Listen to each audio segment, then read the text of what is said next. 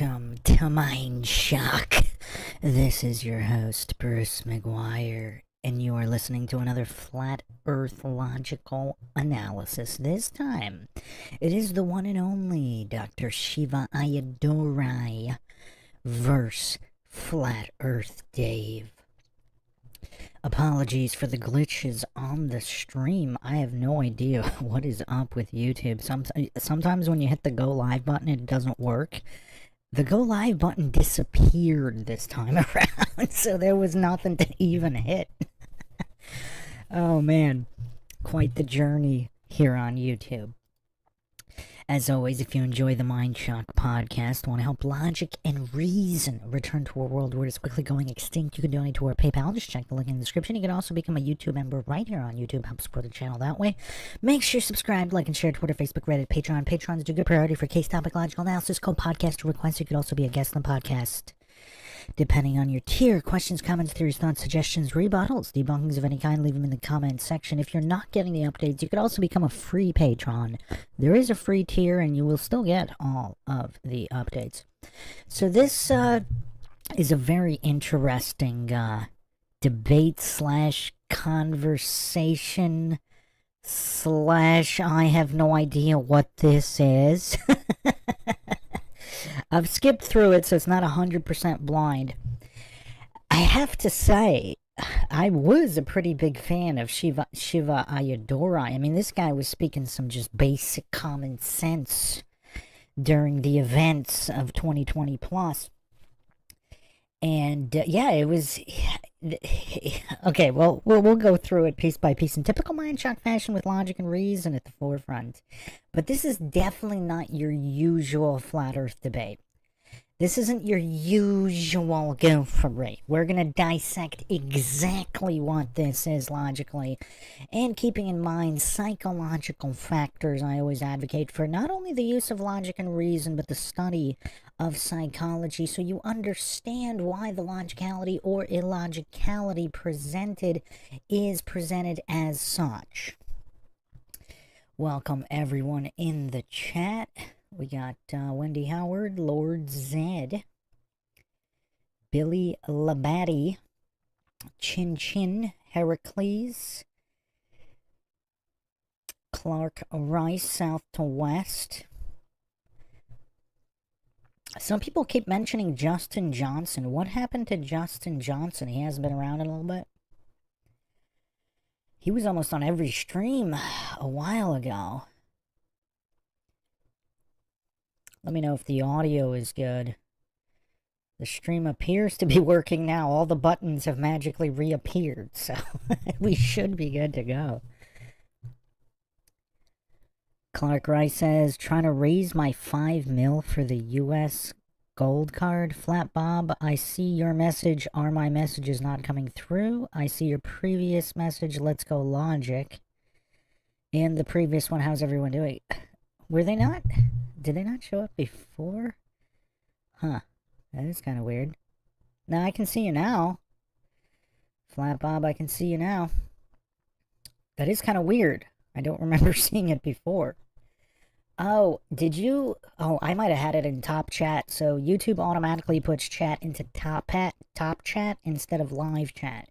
You have to manually switch it to live chat to get all messages. So sometimes people's messages are not going to appear in top chat, but everybody should be appearing in live chat.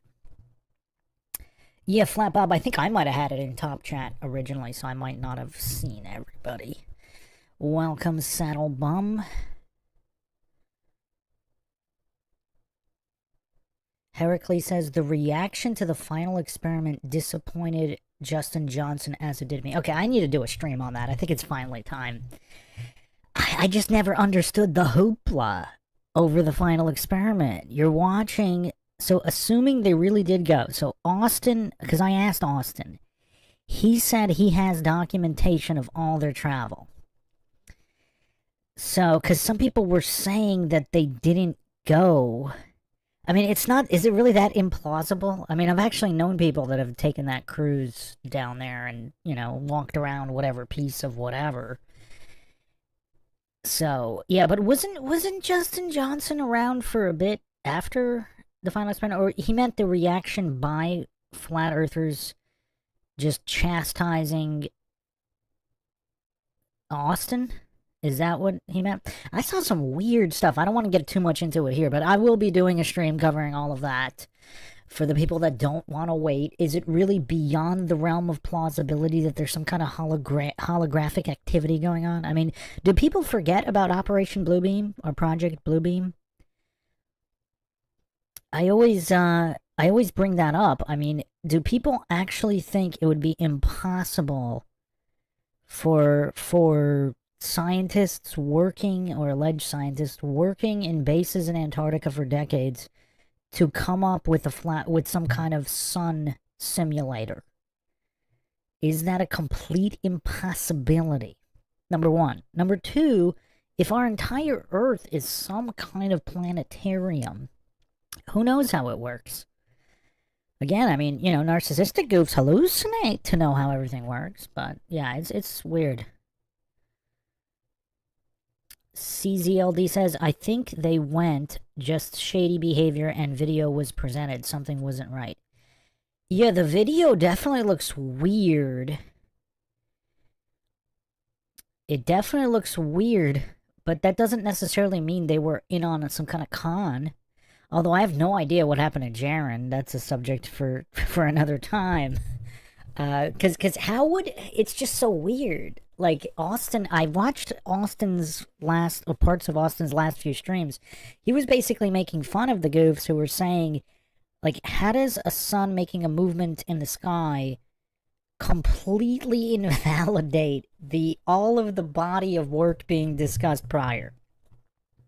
Like, just the basic math of curvature or anything. Literally, the other 99% of everything being discussed in flat Earth cosmology, that all goes out the window because something happened in the sky. I mean, just the level of goofery regarding the final experiment in the first place. Like, why would people put blind faith? And it wasn't even an experiment, right? Like, where are the controls? Where are the manipulated variables? I mean, it's not an experiment. You're going there to make an observation. So even the title kind of gives it away, the level of goofery. The level of goofery. Christopher Allen, welcome. Bill Labadie says, they got the Rogan suitcase deal. Boys. There was definitely a noticeable change with Rogan when he was the moon landing crusader, and then after the fact. All right. So if does anybody have any other questions specifically about Shiva or Flat Earth Dave here as we discuss this? Because we're gonna dive in a minute here. Any other questions? But yeah, I'll be doing a video on the final experiment, which isn't even an experiment, on what it does or doesn't prove, and the shadiness around it, and the behavior after the fact. I mean, so who's familiar with Flat Earth Jake? He was doing a lot of football videos. He's been attacking Jaren for a long time within the Flat Earth sphere. The flatosphere, you know, I'm talking about personalities within Flat Earth. Heracles says, I don't think Jaren was a plant, but I think he wanted to be a popular YouTuber more than he was a flat earther. Yeah, but it doesn't even make any sense, because he threw his own logic out the window, because even if the sun, even if it wasn't some kind of hologram, like, let's say the sun really did do that in Antarctica. If you haven't verified where is Antarctica in relation to all the other continents, like, you haven't actually verified any of the variables. So what would that prove? I mean, it's just weird. It's just weird. I mean, Jaren, see, I call a lot of people dumb. I've never called Jaren dumb. Like, one of the first debates I've seen was Jaren against Sartain, that goof Sartain, the current reigning defending Dunning-Kruger champ, based on the old Mindshock logical analysis system. Based on the old system, he's still the champ. Jaren was in there with some really, really logical points. I mean, there's no way he's that level of dummy as to think a movie, like, let's assume it was real. Like, let's, just for the sake of argument, let's say there was no hologram and they weren't in on some kind of con. Let's assume it was all organic and it happened the way they claimed. How would that have anything to do with Jaren's countless thousands of hours of discussing flat Earth and all the observations and mathematical... Like, how does that go out the window just because something in the sky did something? So there is an issue with Jaren. I don't know what the issue is, but there's definitely some kind of an issue there. Like, he's not that dumb. So, if, who said the suitcase, who made the comment about the suitcase? Billy Labadie, is that the correct pronunciation? Is it Labadie or Labadie? Labadie. Labadie? Labadie. Or we'll just call him Billy. So if he just got the suitcase deal, that makes sense. But for him to just magically go full retard, that doesn't make any sense. All right, so let's get started here.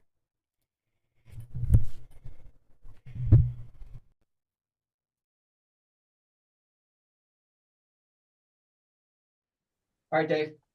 So what's the goal of this discussion? The goal of this discussion is to open your mind to some questions that you may have never known that you had, and to point out some things that you assume to be true that are clearly not true. I mean, we're taught that we live on a ball. Have you ever questioned it? Have you ever?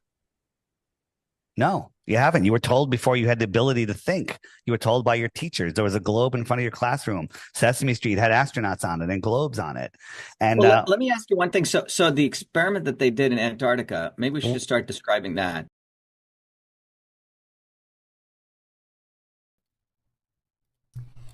Okay, cool. So the sound appears to be working well. Like I said, YouTube's just been acting up like crazy. But okay, so apparently everything works. So I also forgot to mention, Shiva Ayyadurai invented email. So this is no dummy. This is no dummy. This isn't like just a random scientism priest goof who just, followed orders from above. Shiva Ayyadurai is no dummy. Not to mention he's pretty anti-establishment in a lot of areas. Now, there is some debate. I forgot which episode I went over this on. But I did talk about... So he was one of two people who invented email. So there was another guy who supposedly... I mean, they were kind of in competition with each other. But anyway... This is no dummy. And this is not, a random scientism cultist bootlicker. And, yeah, South to West, I'm going to address that in a second. So, South to West said, notice how he jumps right away to the Antarctica experiment. And you are correct in putting experiment in quotations because you would think he would know what an experiment is. But, and this is another fascinating aspect we're going to get into. Shiva Ayyadurai is obviously a very intelligent individual. And he's not a scientism cultist bootlicker. He's not. So that's what makes... Like, I was so interested in listening to this discussion, debate, conversation, whatever you want to call it, just because of who he is. I mean, this guy's an anti-establishment powerhouse. Like, he's not a go-along-with-the-crowd bootlicker, like the typical, quackademics or, non-quackademics that Flat Earth Dave usually talks to. Oh, Big Pine Sailing. Yeah, you didn't know that he invented email? So he was one of two guys who supposedly invented email in parallel. Now, obviously, the military probably had something similar before him, but... Again, he was smart enough to develop his own version of email. Oh, you never heard of him? Oh, wow. Okay, yeah, he's like anti-GMO, anti-certain medical treatments. Leave it at that. Seabass516 says, I think Shiva is a plant. And anyone else think it's funny Flat Earth Dave makes FED as an acronym?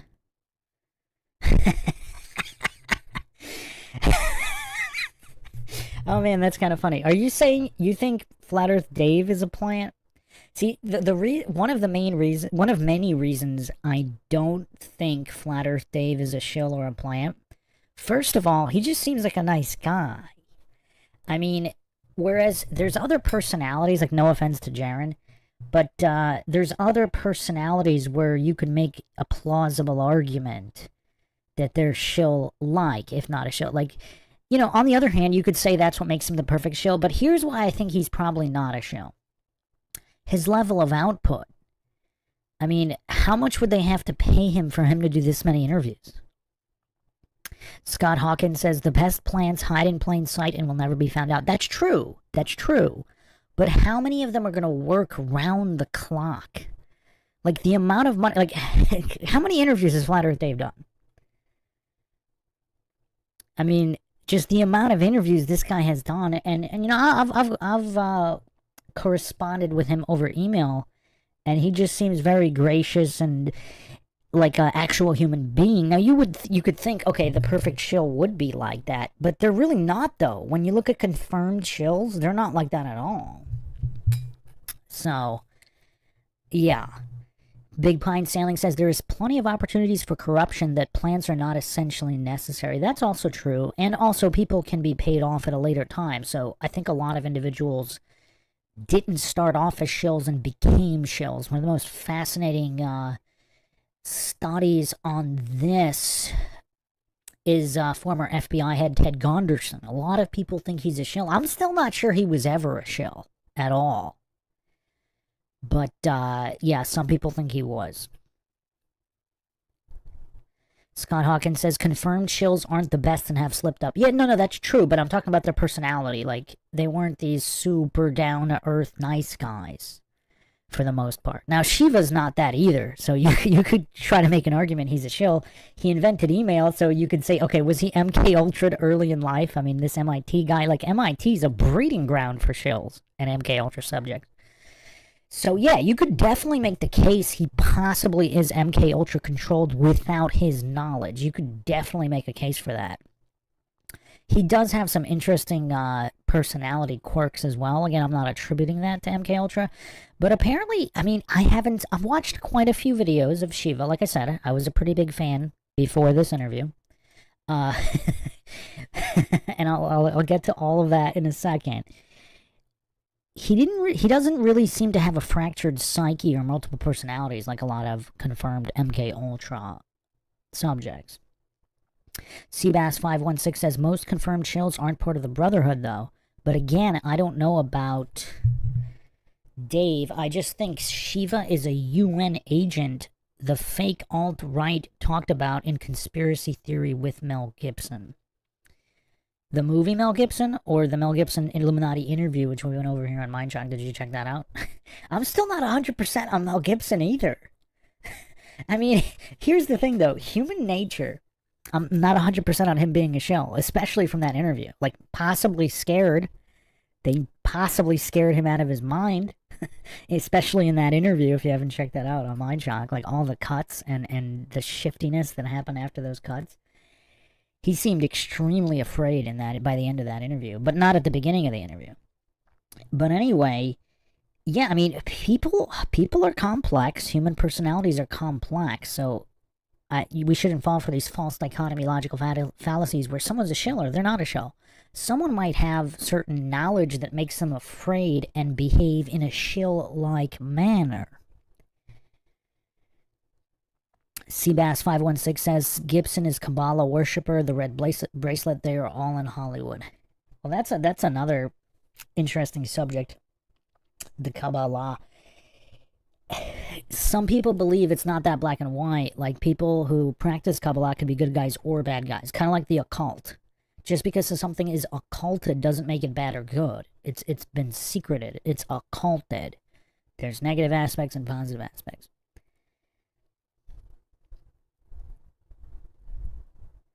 Welcome, Nominal Matari Sensei. Are you ever going to finish the Professor Dave and Witsit debate? Yeah, I'll do that next. It's just this one, like, I took a break from that, and then I had to get the whole archive up, and then someone emailed me this and put the urgency on it. The other one was already broken up. But yeah, no, I'm going to finish that one next. So that'll be the next flat Earth debate. So I just wanted to get this one in because it had a lot of attention and it was more recent. So, okay, let's address who mentioned how he starts off. South to West mentioned this. Yes. Is Shiva actually interested in a logical, intellectual, an intellectually honest discussion, a science-based, intellectually honest discussion here? And for him to come right off the bat with that and incorrectly call it an experiment, unless he's just that lazy. I mean, okay, let's give him an out here. If he's that lazy and he just saw the title of that come up, perhaps he just assumed it was an actual experiment because it's called experiment. And he's just, either he's lazy or he's so busy he didn't have time to verify. Is that possible? Let's not burn him at the stake right off the bat. Let's give him, let's play devil's advocate here. Maybe he's still going to be intellectually honest, but why would, that is a good point. Why would he automatically want to start with that unless he's seen some anti-flat earth grifter videos on how supposedly the flat earth experiment destroys flat earth?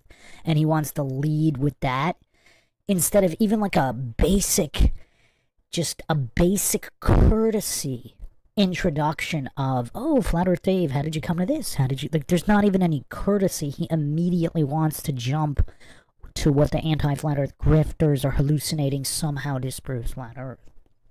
And again, I'm not claiming anything is true or untrue. It's just the goofs always directly jump to that.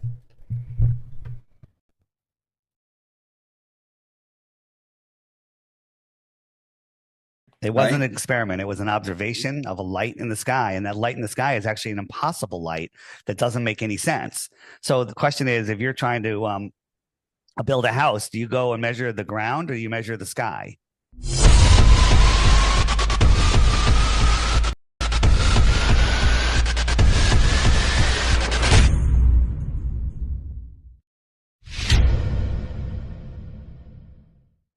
Right? You measure the ground.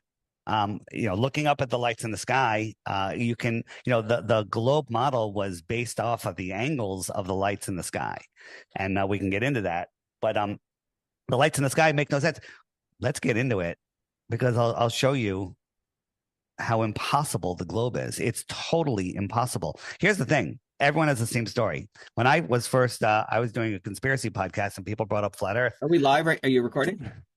We're recording, sure, and I'll start wherever. So, welcome, Dr. Shiva, or I'm on your show. I'm not sure which one it is, but we're having two conversations, two grown men having a conversation about the realm that we live in. And Dave, what do you put it up on? What, YouTube or YouTube, Facebook? YouTube. Okay. All right. I normally let you. Excuse me, I'm losing my voice a little bit, so I've done a lot of interviews. I normally you put it up and then I share your version. That way you get all the new views because we have a large audience. Doesn't matter. We're fine. You can put it up. Yeah, That's I don't care. I'm not monetized or anything. I normally just try to put it up. So you're brand new to this topic. I know that people have been hounding you in your chat saying, hey, have you looked into flat Earth? And you agreed to have me on. So that's awesome. Thanks for having an open mind. And well, I think about a year ago, David, just to give you an update. Yeah. So there's two positions I have on this, right? Mm-hmm. One is people should just collectively agree on an experiment, a very detailed experiment. And then people should go do the experiment and they should accept the results of that experiment. So it should be, from a science basis, a verifiable experiment, right? Right.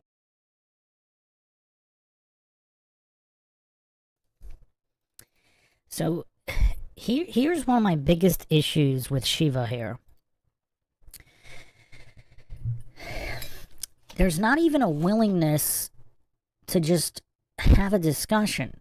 He immediately goes to, not only are people even going to be capable of agreeing on an experiment, but that they all have to accept the results no matter what, as if they can't do multiple different experiments, as if there's only one way to prove something. I mean, it's just so weird. I don't want to call it disingenuous per se, because, I mean, it's definitely a good idea to do that, but if he's this new, maybe he should just let Dave talk for a little bit. Like, what kind of an experiment does he mean? Like the Bedford water experiment?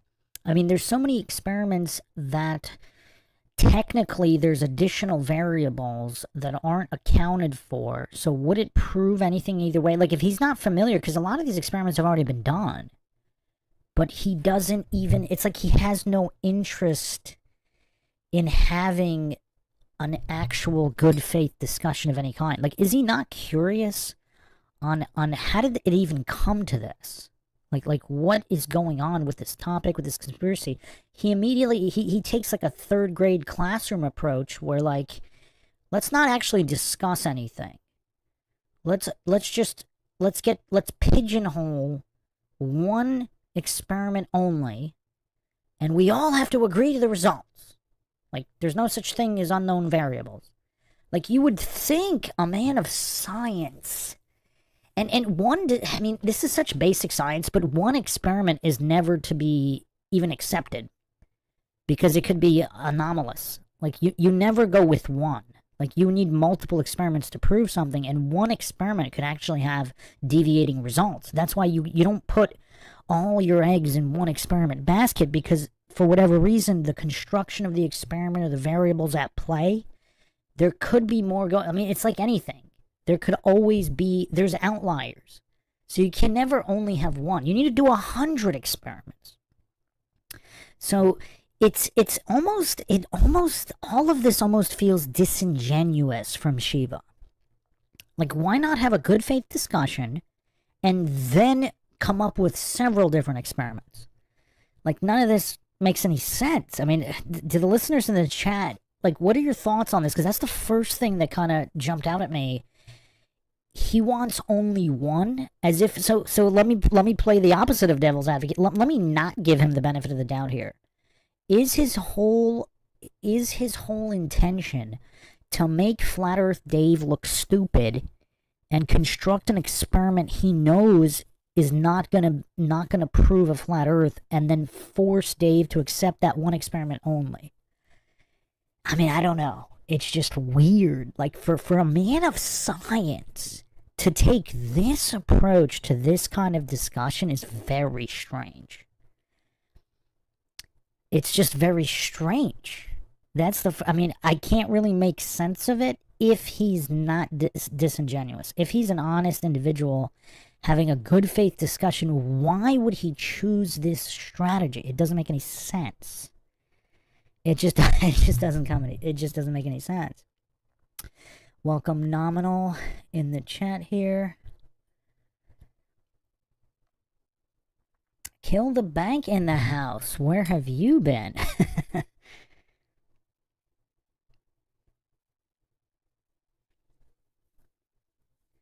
Billy says, feels like he wants to just belittle Dave, cuts him off, and body language seems like he thinks of Dave as a scumbag or something. Yeah, his body language looks, to me, it just looks impatient. It doesn't necessarily look standoffish, but why is he wearing, is that a leather jacket or some kind of light parka? I mean, does he not have heating where he's at? I mean, I would think a man of his accomplishments and stature, like, he's got some kind of money. Like, can he not afford heat? What's going on with Shiva Ayyaduirai's, where he's streaming from? I don't know. Let's continue here.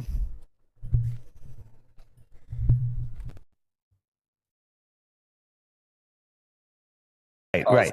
So yeah, you're the other thing. Go ahead. The other thing that I've shared is that, for me, right, we know there are infinite number of things that the swarm lies about. Many things. Mm-hmm. So the issue is, we could talk about this, we could talk about a whole bunch of things. My question also, is, what do people want to do about it? You see? Yeah. So and we're going to get into that. To me, one has to build a bottoms-up movement of working people to address this. Sure. There's a lot of people grift off a whole bunch of stuff, and they have no interest in building any type of movement to get to truth, freedom, health. You see?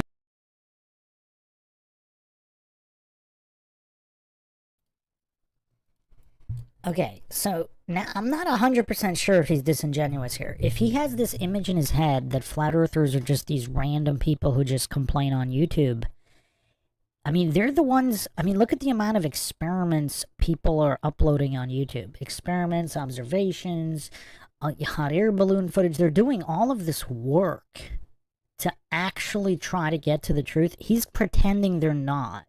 So it looks like he's pissed off because of his assumption that there are no flat earthers that get out there and do experiments, like all these laser tests across large bodies of water, just the countless videos with different cameras, long-range photography. Like, they're out there doing all this work, and he either assumed they're not. I mean, I'm not sure if it's disingenuous. Maybe someone he trusted told him certain things, and he did this whole interview based on those false assumptions, which is actually idiotic. I mean, if he's a smart guy, why would you ever do that? But, yeah.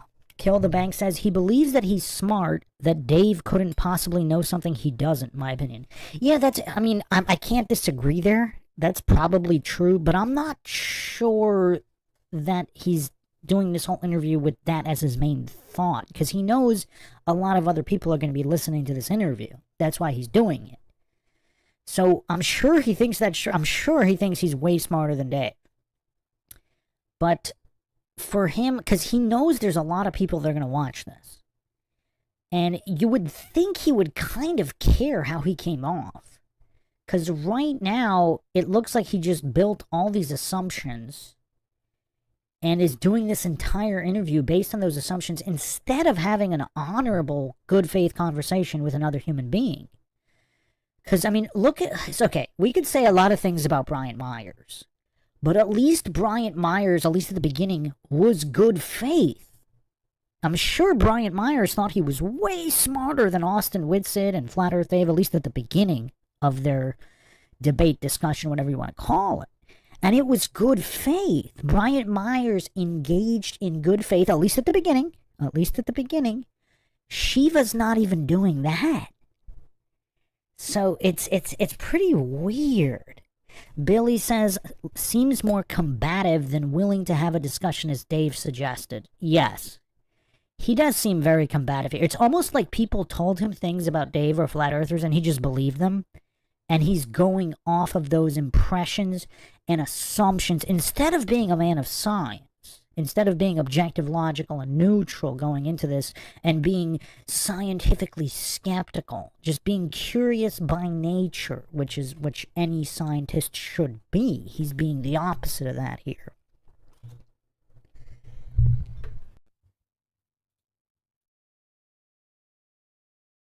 Well, we're trying to do that. We're trying to build that movement, and they're trying everything they can to stop us.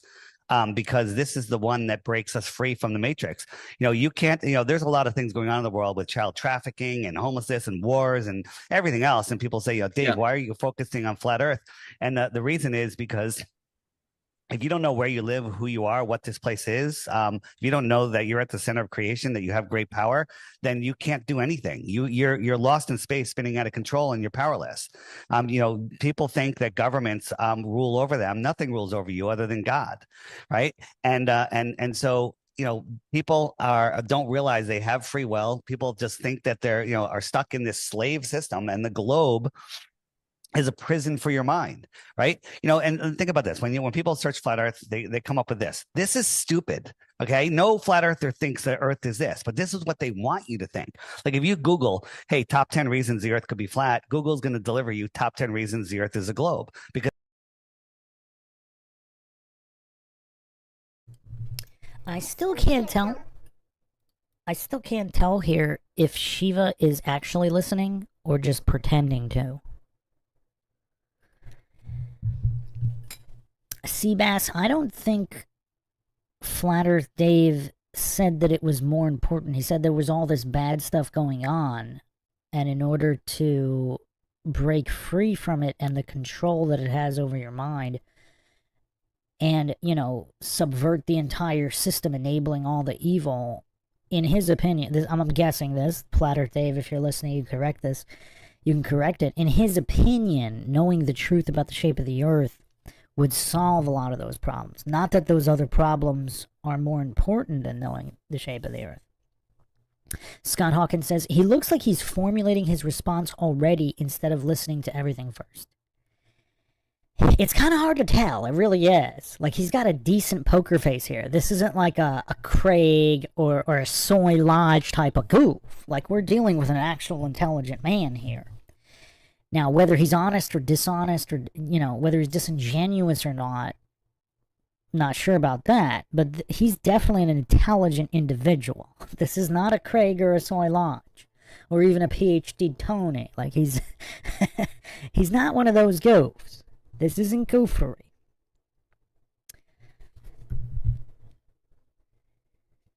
Billy says, has to be uncomfortable for Dave, and applause for Dave for to keep level-headed. Yeah, Dave, Flat Earth Dave actually is pretty good in a lot of these, whether it's heated or not. Has anybody ever seen Flat Earth Dave rage quit or melt down? I don't believe I've ever seen that. Matari Sensei says, LMAO PhD Tony. Let me interject here. No offense to PhD Tony, but I actually made a collage of some of his best arguments. So let me throw that up right now, just for kicks.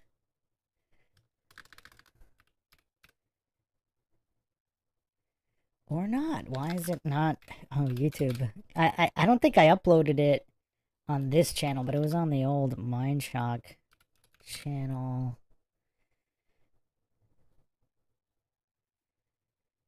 Huh, why is it?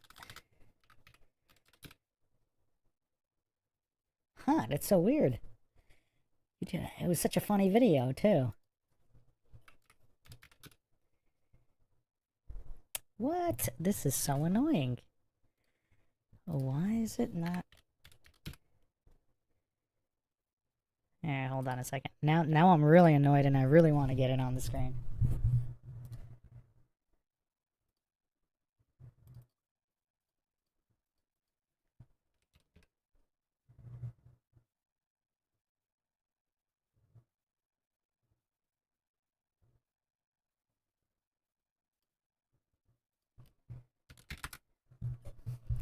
Actually, I think I know how to do it. Just gonna have to redo the metadata. Who here has seen my PhD Tony's best arguments video? I think I can get it. It's gonna take a minute, but YouTube is really annoying me now. The more difficult it makes it, the more I need to put it on the screen. Even if it takes longer. We will not be denied.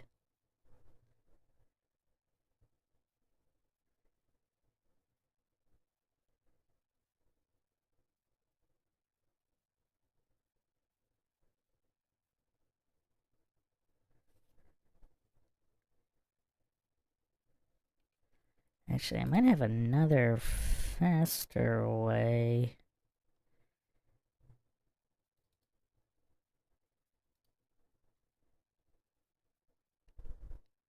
Seabass says, that could be what he's thinking, but I don't really see how knowing whether flat globe, paleo, whatever is needed to stop the situations like Franklin, Boys Town, all this from happening.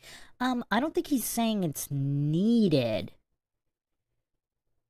It's just, especially for a lot of the coincidence theorist bootlickers who don't even, they don't even think those are real, per se. Whereas, if they knew about flat Earth, even the flat Earth theory, they might know that already. So it's kind of like a conspiracy hierarchy, a conspiracy awareness hierarchy. Give me a second here. We got to get this video up of PhD Tony's best arguments here.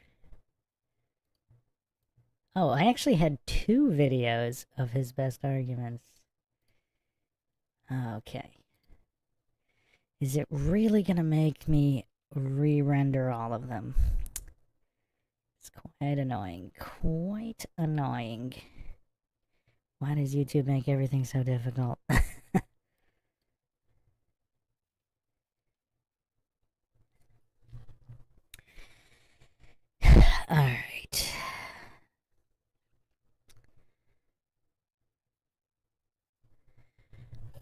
try one more thing.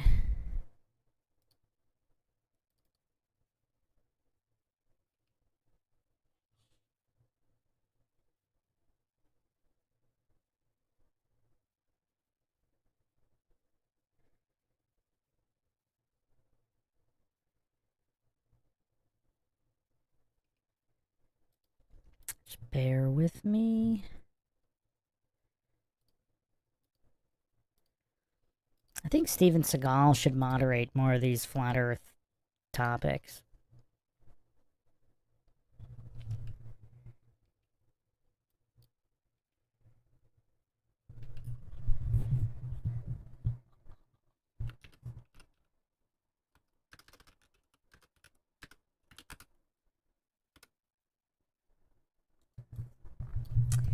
Okay, here we go. I got the first video. This is gonna work. It better work. Why is it not working?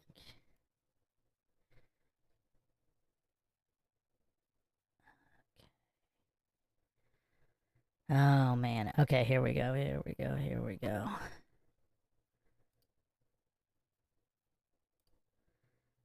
All right. One step at a time here. Okay.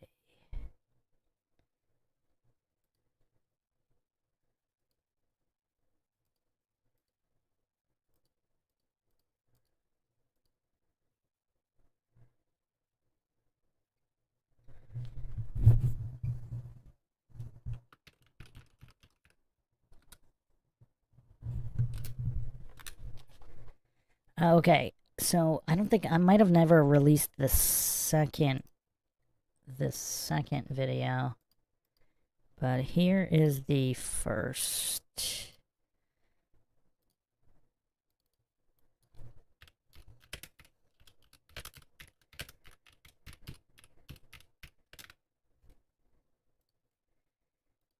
Alright, here we go. So these are the absolute best arguments I could find from PhD Tony.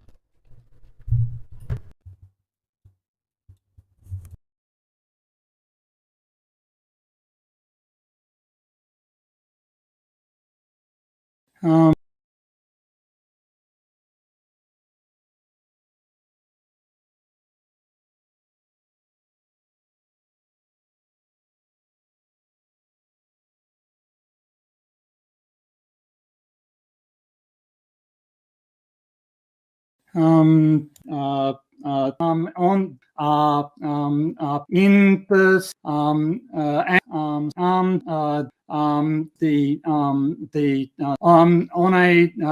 on are a number of and the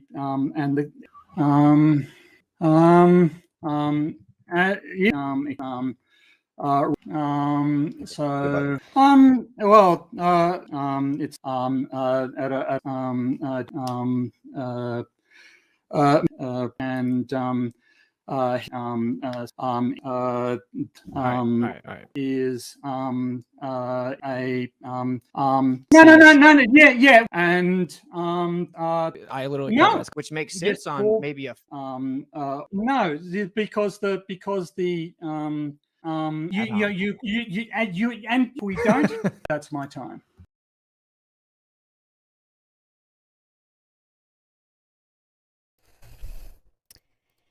So clearly there's a big difference amongst PhDs within Quackademia. Quackademia produces quite the gamut of scientism goofs. Quite the gamut. And PhD Tony sure is on one side of that gamut.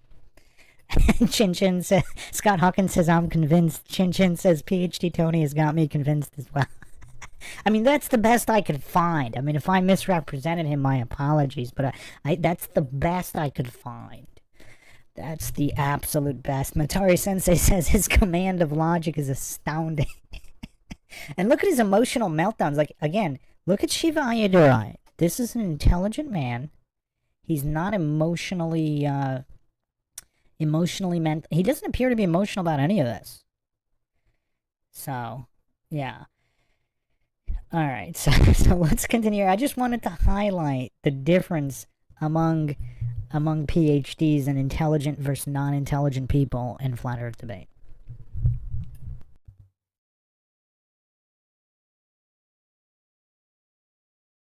Because they don't want you finding the true information of this world. You asked me before when I first got into it. I went into it with a bad attitude. I went in, I'm just going to disprove flat Earth, prove the globe, and I tried for weeks to find proof of the globe, but I couldn't. And the more I looked, the worse it got. And then I realized, oh my God, the Earth is not a globe. And then I was afraid to even talk about it because I'm like, oh my God, all of the other work I've done on all of the other deceptions is going to be discredited. But then I realized this is the truth. I have to do it. Back in 2014, when I was doing that, nobody was really open for a discussion on flat Earth. There's like, you're nuts. But now people like yourself, other people are all doing it. You had an interview with Owen Benjamin. He fought it like tooth and nail. But now he's full on. He knows we don't live on a globe, right? I mean, this is 127,000 feet up, right? Whenever we send a balloon up, the Earth is white. Okay, it's white because of the thickness of the atmosphere, right? But NASA shows us these color graphic pictures of Earth. They're in Technicolor, right? Look at this light here. It's a local light. It's lighting up this area right here, right? It's darker over here because this is a local light. What is it? We don't know, right? But it's a local light for sure. It can be proven that. And we live on this realm. Now, we're going to be talking about where we live in this incredibly large system. And we live on this dielectric plane inside a toroidal field, right? And so we're going to be talking about 1% of what this world is. And that's where we live, on the 1%, the dielectric plane. The Earth is supposedly rotating at 1,000 miles an hour below this balloon, right? 1,000 miles an hour to the east. This balloon is disconnected from the Earth. It's nearly in space, if that's a real thing. And when it came down, it landed east of where it took off. It should have landed. It was up for over 3.5 hours. It should have landed 3,000 miles out west in the ocean. What balloon are you talking about, Dave? This shot right here is just a weather balloon. Went up to 100. Yeah, so let's just go to 20,000 feet. Let's take time out here. Let's just take first principles. Okay. Yep. Let's just go to very simple first principles. Sure. Okay. And let's go to the basic scientific method.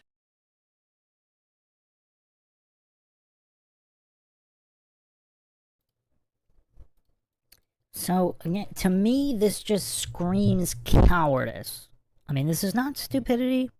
This is not goofery. This isn't PhD Tony or Soy Lodge or Craig of Fight the Flat Earth or Simon Dan or Professor Dave. This isn't, or that Dave McKeegan goof. This isn't vegetative goofery, which we usually see in Flat Earth debate. This is an intelligent man. And this just looks like pure, unadulterated cowardice. It's almost like he's terrified to even engage with anything Flat Earth Dave is saying. Now, the cause of the terror, I'm not sure. I'm not sure if it's he doesn't want to fumble arguing points against a Flat Earther, like Flat Earth Dave. I'm not sure if it's he's terrified of looking bad and fumbling here, or if it's just sheer terror in his own mind of what if some of these basics aren't actually true? Like, what if he was lied to? What if he took that on faith? A man of this stature with this kind of ego, a man who claims he's invented email, I mean, I think he kind of did, at least some version of email. Could he handle not knowing the shape of the Earth? So is this terror not even directed at Flat Earth Dave? But I don't see anything other than cowardice here. Because what does the scientific method have to do with what it looks like, what this footage looks like on a hot air balloon? What is first principles of the scientific method have to do with if there's a claimed curvature and it's not actually there? Now, it's nice, obviously it's nice to know the scientific method. I mean, it's the bedrock of actual real science. But you have to actually get curious before you even use it, right? You have to have some kind of honest curiosity. Otherwise, what is the use for it? The scientific method's a tool. It's like a hammer. I talk about this all the time. You can use it correctly or incorrectly. But if you're not even interested in building a house, like you wouldn't even hold a hammer for any purpose. So where's the honest curiosity to even utilize the scientific method? Like, where is that? So, again, just to make this easy, let me put up the preschool, kindergarten level definitions here so we could all follow. I am kind of curious, is it possible that Shiva gets this wrong in his sheer terror of engaging? So again, scientific method, this is kindergarten level here. So I'm not putting up anything difficult. I don't know if Tsutsaka's here, but hopefully even he can keep up with this scientific method. We all know Craig can't. We all know Craig of Fight the Flat Earth. He can't even keep up with the preschool level here. I mean, this is preschool through kindergarten. So here's the actual chart. This is an actual preschool chart. I know it says kindergarten here. Let me bring up. Let me get the receipts here. I know there's people gonna say this is kindergarten level. Now I want to set the record straight here. We're using a preschool chart here. This is not even kindergarten level. Just give me a second. Let me get the receipt up here. Because I actually got this chart from preschool teaching materials here. Okay, here we go. earlylearningideas.com, the scientific method for preschool kids. This is not even kindergarten level. The one all the way on the right, that's from a kindergarten one. But this one right here is preschool level. So, let's see if Shiva Ayyadurai has this straight. Chin Chin saying, yeah, him avoiding the discussion of the baseline observations while trying to touch base is ironic. Exactly. Is he aware of the irony? Is he just that disingenuous he doesn't care? Oh man. All right. Let's continue here. Let's see, because I'm curious as to what he's gonna say about this. And he's just so cowardly avoiding any real discussion. Like, it's so obvious. Like, he's that terrified of losing argument points to Flat Earth Dave.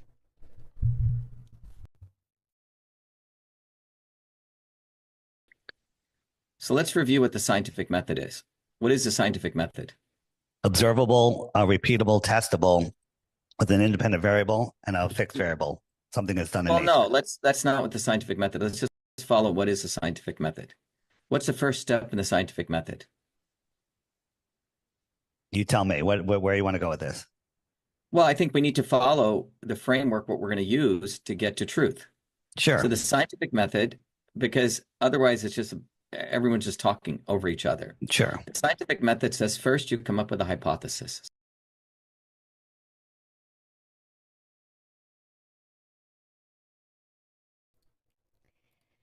Okay. I'm still not going to say he's stupid here.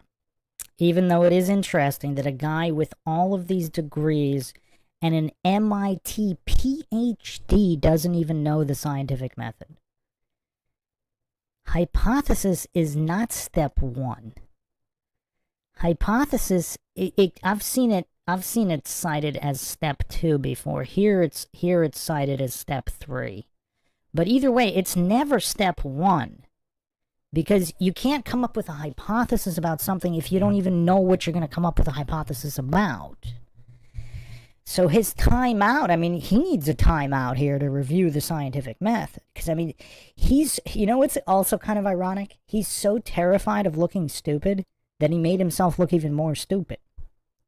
Because he was so terrified of honestly engaging with Dave in any kind of discussion that he wanted to shift the conversation. He wanted to, this is literally a diversion logical fallacy.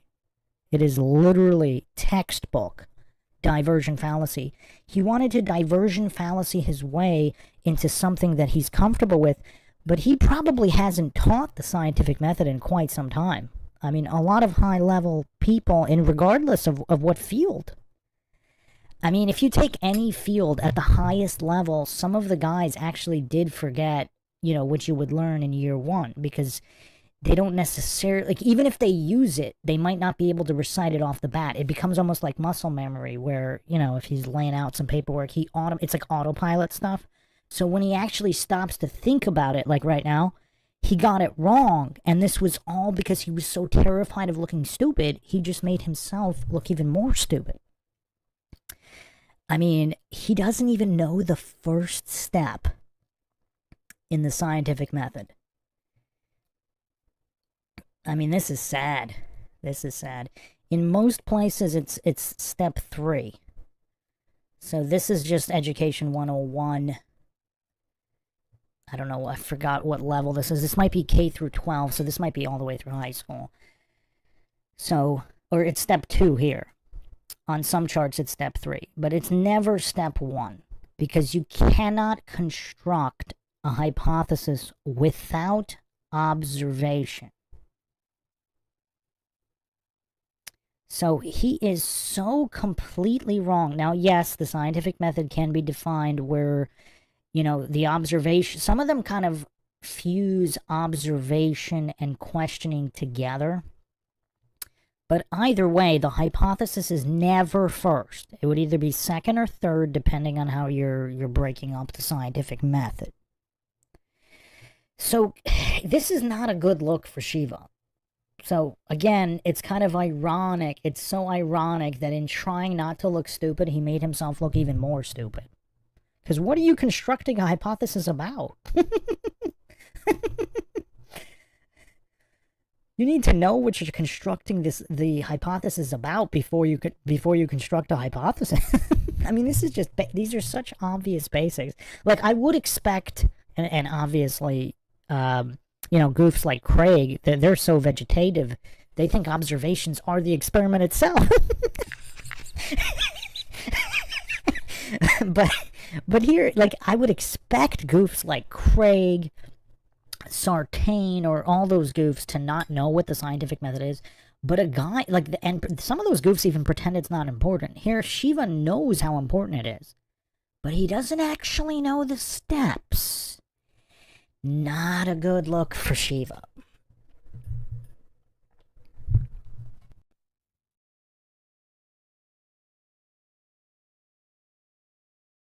Step 1. Sure. You can have a hypothesis that the Earth is round, or the Earth is flat, or the Earth is whatever, multidimensional. Okay.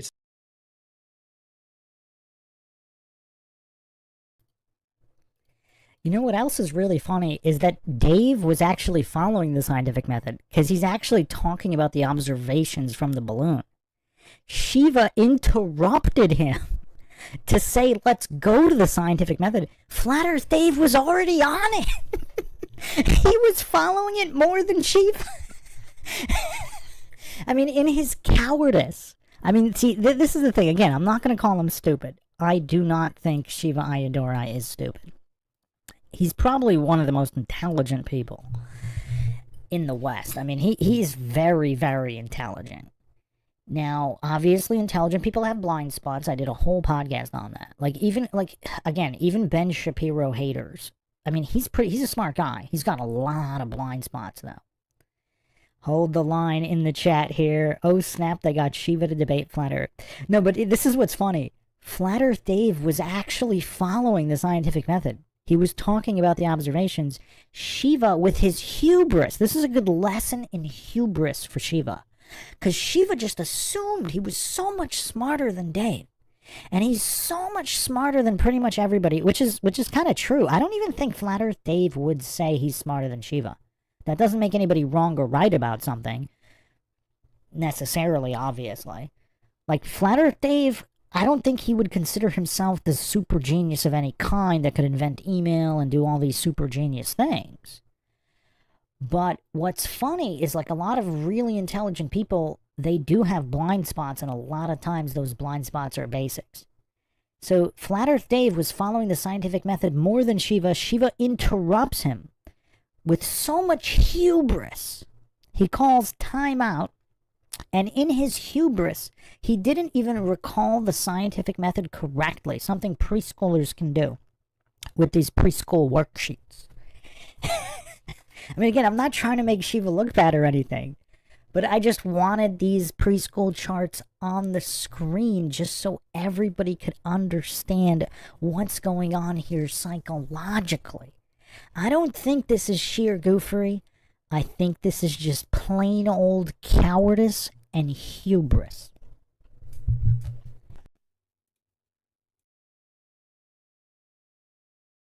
Not Earth, it's maybe 15th dimensional, whatever that is, okay? Then the next thing you do, you agree that you're going to do an experiment. Sure. The methodology of an experiment, step 2.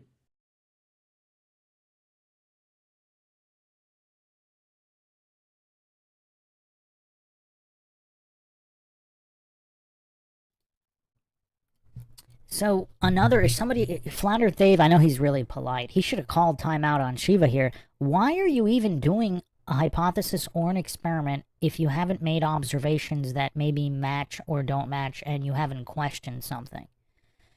Because you need to observe and question in order to even necessitate a hypothesis or experiment. Like, because why would you be even hypothesizing or experimenting if everything matches? So what Shiva was too cowardly to even have a good faith discussion about, what are the observations? Because he's advocating for the scientific method while not following it. Flat Earth Dave here wants to talk about some observations. He wants to engage with the first step of the scientific method. But Shiva presupposed and assumed Flat Earth Dave was so stupid and he was so smart. He presupposed that he's so smart, there's no way he could get the scientific method wrong, so he's just talking really quick and really fast, trying not to make himself look stupid, while making himself look even stupider than if he had just decided to have a good faith discussion. The irony here is just absolutely off the charts. And another issue with the experiment, again, if the variables, if you can't, I also don't hear him talking about the independent and dependent variable. Because is it even possible to construct a conclusive experiment without being a third party? Like, for example, if you want to take a photo of the Earth, how far away do you need to get? Like, you want to take a photo of the Earth and the Moon and Mars, because let's say, you know, if you're trying to prove the heliocentric model correct, how far back do you need to go? Is it even feasible? Is it even regardless of whether it's true or untrue? If you don't even know if it's feasible, like how would this even be done? But again, Shiva is so lost here in his cowardice. He's refusing to do step 1 of the scientific method, the observations. He's refusing to observe and question. He's refusing to engage with what would necessitate a hypothesis in the first place. It looks like he's so concerned with making Flat Earth Dave look stupid and showing off that he doesn't even realize he doesn't have the scientific method correct.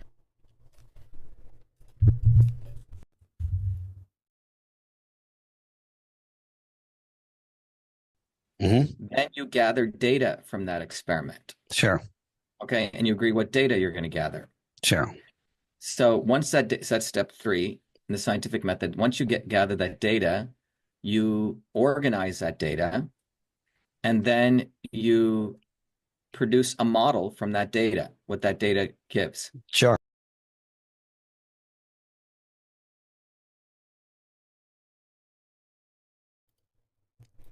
I mean, I just really can't figure out Shiva here.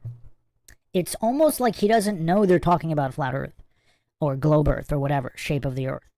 Like, how would a single experiment even produce enough data to have a complete model of any kind. You'd have to do dozens and dozens of experiments. And what?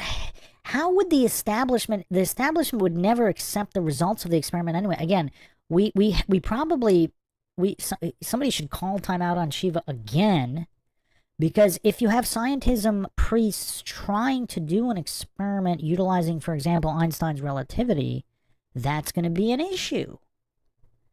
Because if he's not aware of the fraud of Einstein's relativity and the fraud in physics and science over the past century, I mean, he's clearly aware of all the fraud in modern times with like GMOs and all the stuff that he's involved with. He's aware of that. But is he aware of the fraud in physics itself? Einstein, Tesla, all that came before. Is he not aware of all of the countless experiments already done, like, for example, to prove the motion of the Earth? Perhaps Flat Earth Dave should have taken a page out of Austin Witz's book, and even my own book. I think was the first person talking about how geocentrism should be the starting point, not flat Earth. Because if the Earth isn't spinning, that's an issue. And he could have kind of kept Shiva from the cowardice, because there's already been tons of experiments regarding whether the Earth is moving or not. And obviously how feasible and reliable those experiments are in the first place. But then at least Shiva wouldn't be able to cower away like he's doing now.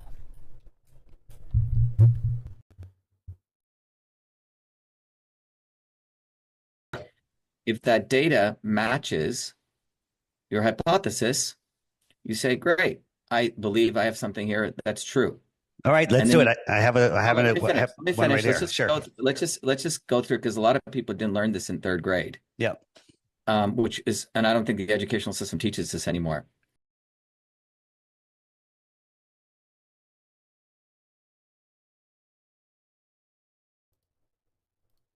Third grade? These are preschool. There's a preschool and a kindergarten chart of the scientific method on the screen right now, and Shiva doesn't even know it. Now, I'm pretty sure Shiva did learn it. And I don't know how much I would say they still teach it. They probably spend less time on it than, gender studies at this point. But I would think they still teach it. I mean, there's definitely teaching resources online, like the ones I have on the screen, that still go over it. And I believe the scientific method breakdown on the top left is a K through 12 breakdown. So I believe that's the same one they used through 12th grade. The one that Shiva got completely wrong. So, yeah, I mean, just the irony here off the chart. And you can see how smug and arrogant Shiva is. It's like Shiva, his hubris is so insane, he didn't even consider the possibility that he could get it wrong, which is why he was so cavalier with the way he just spit it out, with no concern to whether or not it was accurate or not, because in his egotistical mind, he cannot conceive of a reality where he got it wrong, and Flat Earth Dave is on the right track, and he's on the wrong track with it.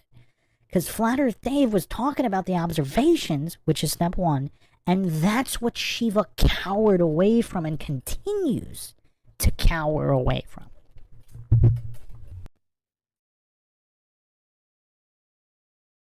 And then if you prove that your data and that model matches your hypothesis, then you would do another experiment.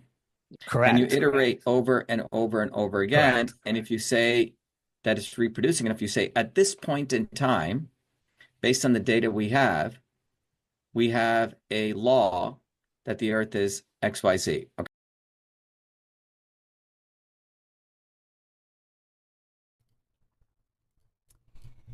Wait, how would that be a law? I mean, I guess it depends on what, like, how it would be defined.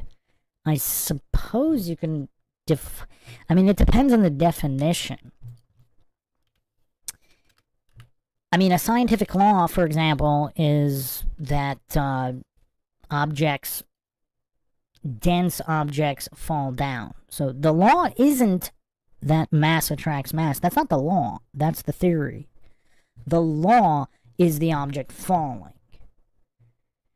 A lot of people don't understand that difference. They hallucinate that the theory must be true because of the law. The law doesn't give you a reason. A scientific law is simply something that always happens. So it's, I mean, it can be described many different ways, but basically a phenomena that always happens. And that's why it's called the law, because it's definite. Obviously based on, you know, the variables. If you're in a vacuum or, you know, you're doing some kind of electrostatic manipulation. But basically, in whatever environment, in your defined environment, if something always happens, it's a law. That doesn't tell you why it happens. That would be the theories behind it. So, I'm not sure you would use a law to describe the shape of the Earth. Yeah, I don't know. I've never heard that referred to in academia by anybody. For example, you have the geocentric theory or heliocentric theory. So, Eric Emin in the chat. Get him, Bruce. Couldn't believe Shiva in the... Yeah, this is tough. This is really tough to watch. Flatbob says, I didn't know who Shiva was before this podcast. I'll now never see him as anything other than a narcissistic prick. He's actually really smart. How many times have I said that about somebody? Shiva is actually really smart. This just illustrates blind spots and hubris. Like, his hubris is so off the charts. Unlike other goofs, like, look at the hubris of, for example, Craig of Fight the Flat Earth. That's undeserved hubris. Because Craig, I mean, he's practically a vegetable. You know, or a PhD Tony. I mean, these are borderline vegetables with hubris. Shiva actually earned a lot of his hubris because he actually really is smart. I mean, this is a really smart guy. I know it doesn't look like it here because his hubris has consumed him. And this is why the ancient Greeks, if they were ancient, whatever, this is why a lot of their myths and legends, they always had these lessons about hubris. The pride cometh before the fall. And it doesn't matter how smart you are, Shiva obviously very smart, your hubris can be your downfall. Chin Chin says, this one threw me off because when I saw the thumbnail and read the title on Dave's channel, I was like, hell yeah, a good convo finally, yet I was utterly disappointed. Yeah, I mean, I will say this definitely wasn't the usual goofery, though. Like, this was cowardice instead of goofery. We haven't seen it quite done like this before. But, yeah, I mean, let's continue. I mean, this is kind of painful. I mean, I wonder if Shiva watches this with these preschool scientific method charts. Like, how did he get the scientific method wrong? I mean, it's like, this is just such a great lesson in hubris. Like, it's actually mind-shocking that a man, like, see, again, with Craig, a Fight the Flat Earth, or all these other goofs, you're almost expecting them to get it wrong and not know what it is. But it's actually kind of shocking that Shiva got this wrong, isn't it? Chin Chin says, I really hope this clip reaches him. Well, he said he would do a follow-up with Dave, so hopefully Dave shows this to him.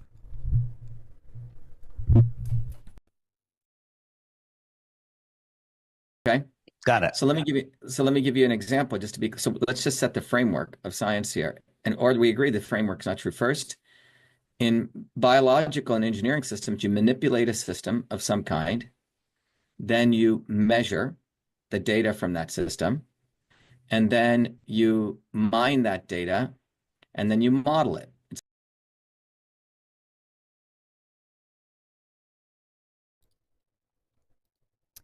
Like shooting a laser across a lake or a frozen lake, like doing all of this long-range photography in different atmospheric conditions. All this stuff which has already been done, like the Michelson-Morley experiment.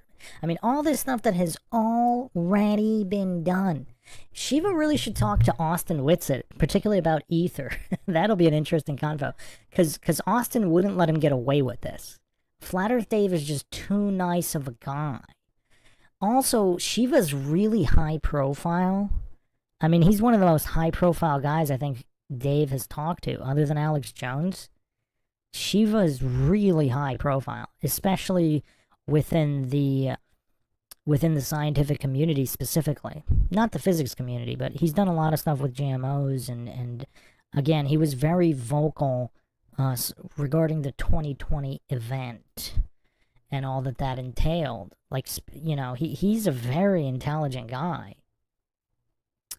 And so yeah, this Dave might just, you know, be giving him extra respect because of how high profile he is. But I don't think Austin would let him get away with any of this. He would have probably... I wonder, how does everybody think this conversation would go? As soon as Shiva brought up that step one is hypothesis, Austin would have tore him apart. How would Shiva have responded when it was pointed out? I mean, and this whole thing is almost hilarious because there's hot air balloon footage. There's hot air balloon footage right on the screen in front of him, and he's just refusing to address the observation. Step one in the scientific method. Now, obviously, it doesn't necessarily prove anything, but he's refusing to even address step one. He's so enamored with the construction of an experiment, which he didn't even go into the dependent, independent variable, and control. He didn't even go into that. So he's not even being that accurate. Bubs in the chat says, Shiva's work absolutely amazing, and yet, once again, the shape of the Earth derails and triggers even the best of... I don't think he's emotionally triggered, though. Like, he's relatively calm. I think this is cowardice. Because he's so afraid to look bad. I mean, he's just so terrified to look bad.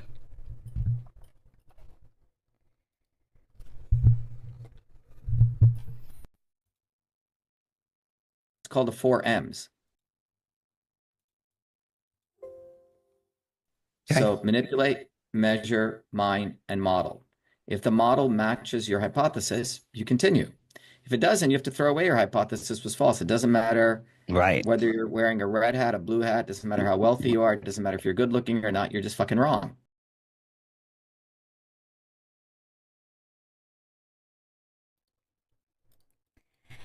Oh man, this is painful. I might have to walk back my statement on how smart Shiva is.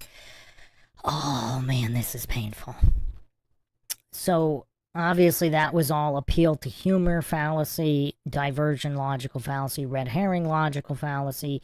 It doesn't mean you're wrong, and you don't have to throw away your hypothesis. It could mean the experiment was incorrectly constructed, and you could still be right. So, it's the same thing with logical fallacies. You can commit a fallacy and still be right. It doesn't mean you're wrong. Same thing with experiments. Unless you've truly accurately defined... I mean, the other main issue, I talk about this all the time, you're doing an experiment with fallible human technology. Whether it's even laser... I mean, I know they're pretty accurate, and, you know, you can kind of calculate the accuracy within the percent error, but you might be wrong about that calculation, right? According to Shiva, no. According to Shiva, it means you're expletive wrong. I mean, now we've moved into goofery. Now we have moved into goofery. I thought he could be contained to just pure cowardice. But we have moved into goofery.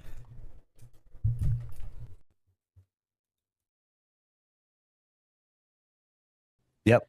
So, I got one for you. I have one for you. An example. No, but wait. Do you agree this is a scientific? Yeah, 100%. Yep. Okay. So now if someone says the Earth is round, okay, yep, or someone says the Earth is flat, they have to propose an experiment. Let's do it. That everyone agrees to. Okay.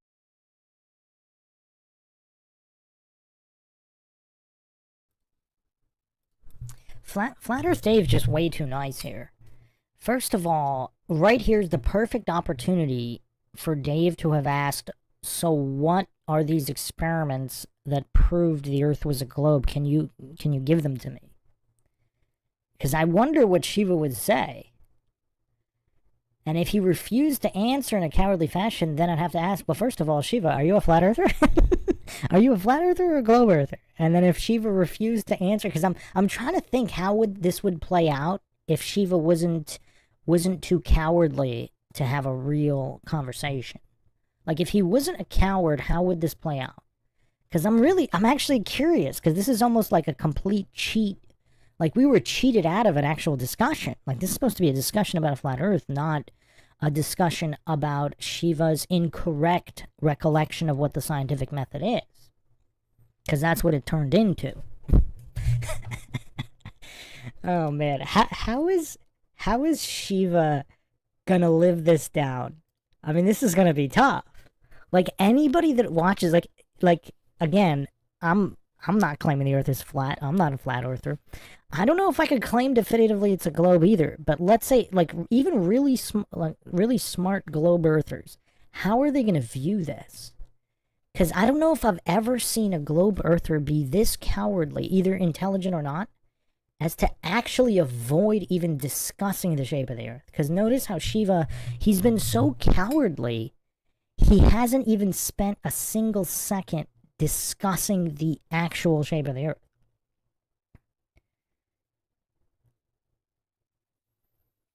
Seabass516 says, he might be nice, but he also did challenge him to any experiment anytime would prove flat earth. Let's do it. It's almost like Shiva didn't hear him. I mean, I don't know. This is weird. This is so weird. Hold the Line says, so when they found out gravity didn't match the amount of mass in the universe question. Yeah, they didn't throw out the theory. I would have thrown that in his face as well. I mean, we really needed Austin on this one. We really needed Austin here. Because instead of throwing out the theory, they just made up dark matter and all this other stuff to make it fit.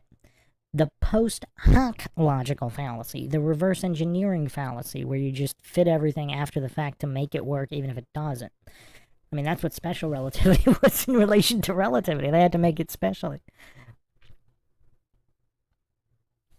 Scott Hawkins says, goofery.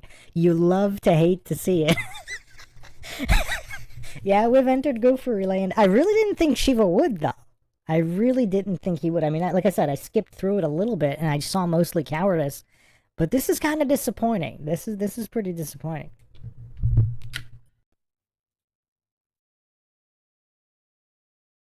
Okay. I got it.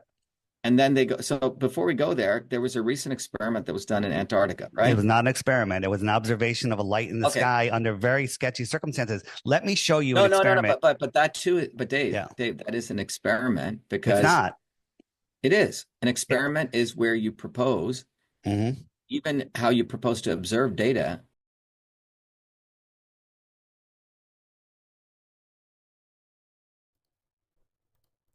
What? Now Shiva's just making a fool of himself. An experiment is not how you propose to observe data. What is he smoking? Does he look high to anybody? I don't know. Would that explain it? I mean, this guy's mentally gone at this point. It looks like he was checked out before he even started. Like, how is he going to live this down? An experiment is not how you propose to observe data. The observation comes first.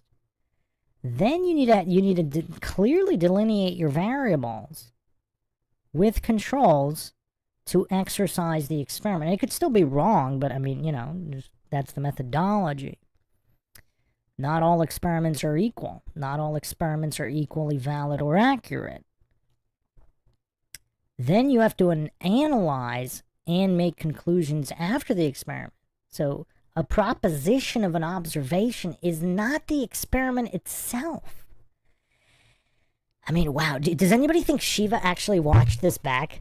Oh man, I would love to see a video of Shiva's face watching not only, well, ideally I'd like to see it watching just the original interview back with Dave, just to see his reaction, and then also watching this. Because I really want to see the reaction here. Heracles says, isn't he a mathematician? He's a lot of doctors. I mean, this guy's highly intelligent in many different areas. Engineering, is it engineering, medicine, and math? And possibly, let me get all of his credentials here. I mean, it's a lot. Like, this is one of the few smart guys Quackademia has actually produced. There's not many of them. There's not many of them.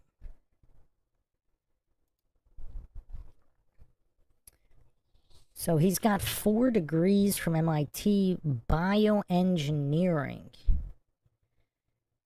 Let's see, what are all of them? And he also was one of the guys, he also supposedly invented email. I think he actually did. Even though there was another guy who also invented it independently around the same time. So, computer science, systems biology. Wait, you guys are not going to believe this.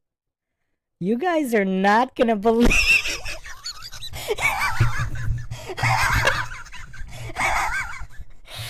Oh, man.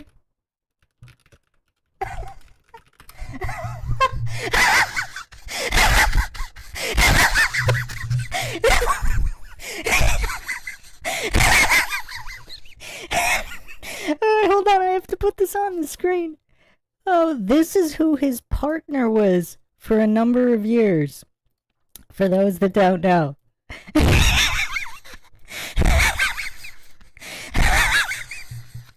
I don't know why I find this so funny. Who recognizes this woman here?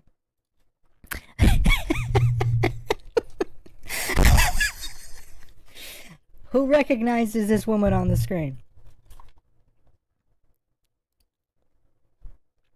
Oh, some people who don't know who this is. Come on, we got no 90s people in the house?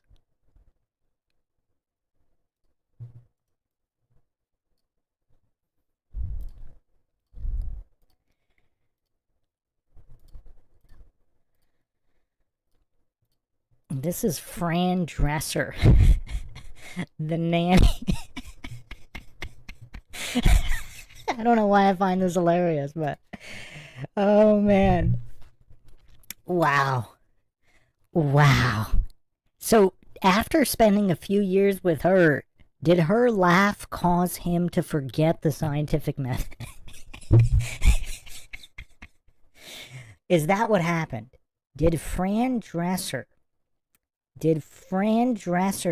cause Shiva Ayyadurai, a once brilliant man, to forget what the scientific method was? Oh man, only on Mindshock, people, where we uncover it all. Hold the Line says that was another red flag for me. Pinto Sack said she really lowered the bar there. Chin Chin says, yes, that's exactly it, Bruce. Flat Bob says, keywords, once brilliant man. Yeah. Yeah, Hold the Line says, I think he actually holds the copyright to email, won it in a court battle. Now, let me confirm that. Yeah, there was something with that. Ayyadurai also sued Gawker and TechDirt for defamation for disputing his account for inventing email. Both those lawsuits were settled.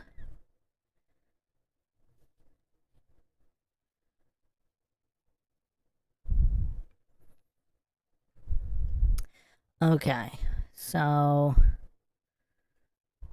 he's from New Jersey, like Daniel LaRusso. Yeah, in 1982, he registered the copyright for the source code and user documentation for email. So his undergrad in MIT was electrical engineering and computer science. Masters in visual studies from MIT Media Laboratory on scientific visualization. Then he has another master's in mechanical engineering from MIT. Then he also has a PhD in biological engineering in systems biology. Okay. He also got the Fulbright U.S. Student Program grant to study the integration of Siddha, a system of traditional medicine developed in South India. Yeah, I mean, he was definitely a brilliant man at one point. Now, so okay, was there some kind of mass MK Ultra op where they incepted Fran Dresser into his mind and then through some kind of she was his handler. She was his MK Ultra handler. And she psyoped the brilliance out of his mind. Is that what happened? Hold the Line says, allegedly wrote the code when he was 13. Yeah. Pinto Sack says, isn't Shiva one of the Hindu gods? Yeah, I think it's a pretty popular name in India, though. But yeah, Shiva the Destroyer. Ivan Mecton says he hides it well. Man, this is crazy. This is literally the last person, because I've watched the TV show. Can you imagine? Like, think back, who's ever watched the Nanny TV show? Just imagine, like, this actress, she ends up with Shiva Ayyadurai. I mean, I don't know, it's just crazy. It's just absolutely crazy. Also, for those that haven't seen was it on the Christmas episodes? We went over my favorite Christmas movie, which is Santa's Sleigh with Bill Goldberg, and she's in that as well. Just another coincidence. All right, well, let's get back to business here.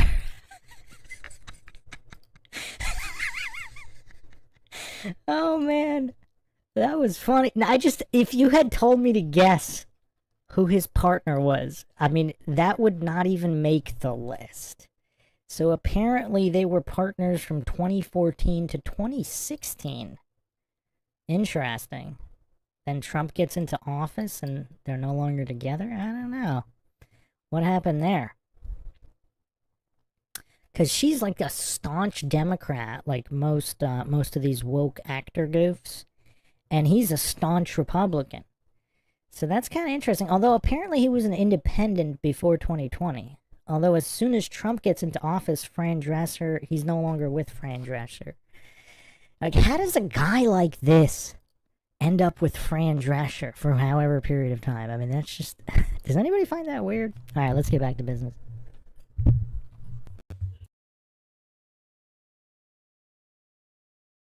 Is an experiment, okay? You're saying, I'm going to do this, this, and this. I'm going to collect this data, and then I'm going to do this, this, and this to mine that data to model it. Right. So I haven't even looked into the math of this or any of this. You know, I have 4 engineering degrees, right? And this is what we do. Engineers can't lie like scientists can.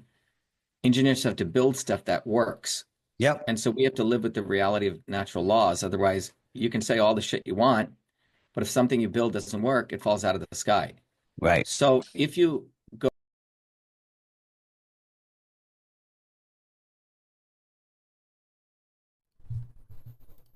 I think that was another dig at Flat Earth Dave attempting to say that an airplane would fall out of the sky if you didn't know the shape of the Earth. Because obviously the shape of the Earth has really nothing to do with the aerodynamics of an airplane. I mean, even according to the official narrative, like, let's say hot air balloons were around in a time where some people thought the Earth was, I mean, depending on which historical narrative you're going by, but various airships, Vimana of ancient India, I mean, you even had the Mayans allegedly had, like, aircraft or whatever. I mean, do you really need to know the shape? I mean, they all had flat Earth cosmologies, but regardless of what the shape of the Earth is, do you need to know that to build an airplane? And why would it fall out of the sky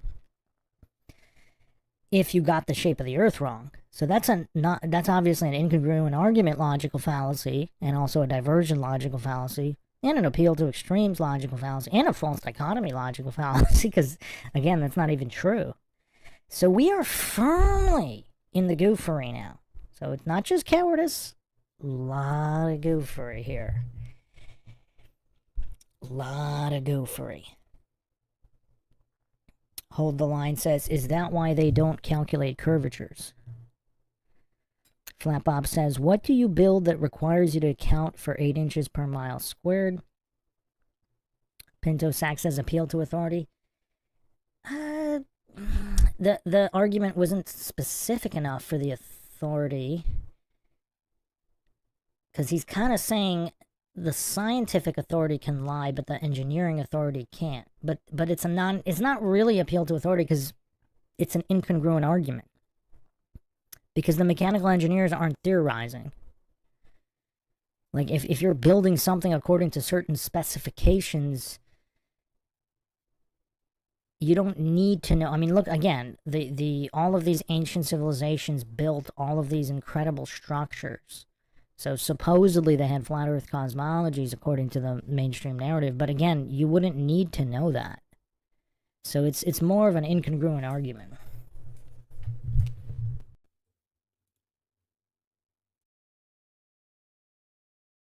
Go to the experiment that was done, and I believe some non-flat earther and a flat earther was involved in that. Can you describe what they agreed to do? Well, I'd rather talk about the shape of the Earth than the lights in the sky that nobody knows what they are or how far they are. No, but so, just to educate people, some guy agreed to do this experiment with this guy, right? No, they did not. No one agreed to do an experiment. They agreed to go make an observation of the sky and see what it told us. Right, but that's an experiment, Dave. Well, it's not, because the lights in the sky do not dictate the shape of the floor. Like, look up at the lights in your ceiling and tell me if they tell you what shape your floor is. Here's an experiment. Let me show you an experiment. Let's not talk, Dave. Let's not talk analogies, because analogies in science don't work. Let's talk.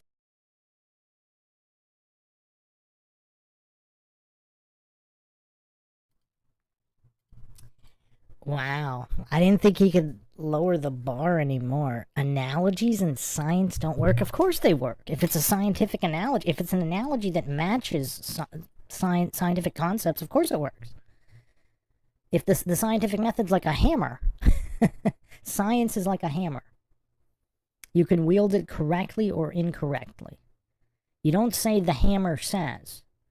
The hammer can nail a nail into wood, or it can hit somebody head and kill them. Like, you could wield it in different ways. Of course analogies can work with science. So does he not know what an analogy is? So now he's stacking false premise logical fallacies, false dichotomy logical fallacies, hasty generalization logical fallacies. I mean, he's firmly in goofland now. And so he was trying to divert. What did they agree upon? What does their agreement have to do with anything? Does the experiment have an independent variable, a dependent variable, and a control? What people agree with these are objective aspects. These are the objective variables that need to be defined for the objective definitions of the scientific method, which he doesn't even know. He got all that wrong. I mean, wow. I mean, this is terrible. I mean, this is really terrible. Pinto Sack says, is Shiva wearing Michael J. Fox's jacket from Back to the Future too? Christopher Allen, Craig's logic? Nah, he's not anywhere near as dumb as Craig. Craig, I mean, we had to coin the Bigfoot mailbox fallacy for Craig. At least Shiva seems to be obsessing over what people agreed upon into the actual definitions of what an experiment is. Because how would the movement of the sun prove anything about anything? I mean, you could have multiple different theories. I mean, how are you going to verify this? Like, what's the control you're measuring against? Eric Eman says, he knew Dave made a great point. Yeah, it could have been damage control spin. And again, ironically, he's so terrified of looking dumb, he's making himself look even dumber.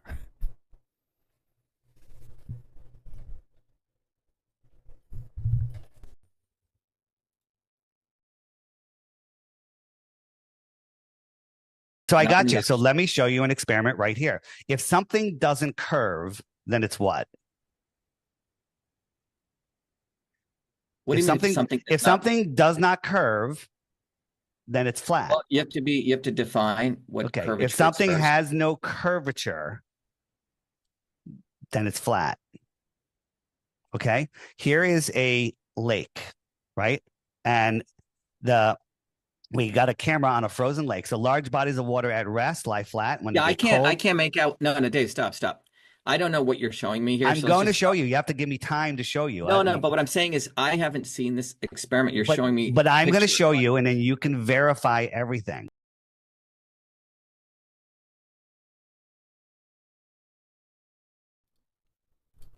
This reminds me of Bryant Myers. I'll look at it later. Well, send it to me. I won't look at it right now. I'll look at it later. Shiva is so cowardly. He can't even engage in a hypothetical. Like, let's assume what Dave is showing him is not accurate. Can he at least be intellectually honest enough to say, okay, let me assume what you're saying is true. What would that mean? So if it's true, does it mean anything? Does it mean something? Does it falsify something? But if he's that intellectually honest, he can't even engage in a hypothetical? Like, some people, like, within the field of psychology, a lot of debaters, I know Andrew Wilson does that. Like, he asks people, well, if you didn't have breakfast this morning, how would you feel? And if they can't really answer that hypothetical, he doesn't even really engage with them. So if Shiva Ayyadurai is not even capable of of just contemplating a hypothetical, I mean, there've been dumb people that have engaged in debates. They were still able to say, okay, well, I didn't verify what you said is true, but if it's true, then yes, that would mean this or that. But if he's not even capable of doing that, I mean, that's just sad. That's just, I mean, that's just sad. Man, I don't know how long I can last here. We're gonna have to split this up in parts. Oh man, Shiva has disappointed.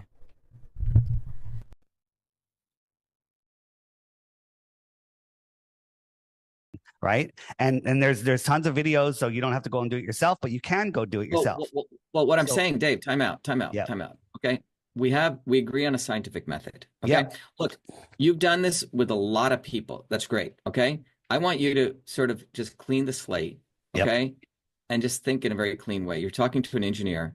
Yep. Who actually has to build stuff and who knows laws. Okay. Right. I do. All right. So let's take a clean sheet of paper. We agree on the scientific method. Okay. Yep. So let me show you my scientific experiment right here. Actual measurements. So first, your hypothesis is what in this?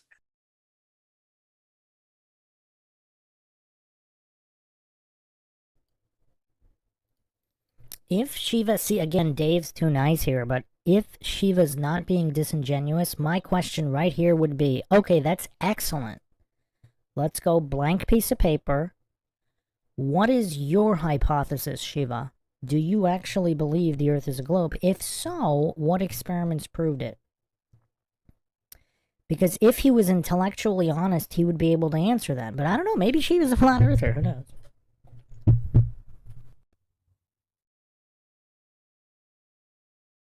The hypothesis is if the Earth is a globe at the size that they tell us, it has a curvature rate. We know what that rate is based on the Pythagorean theorem, and the best formula. But let's just stop right there. Which are you talking about? So there is the center of this circle. There's a radius. Solid. There's mantle and there's a solid mass.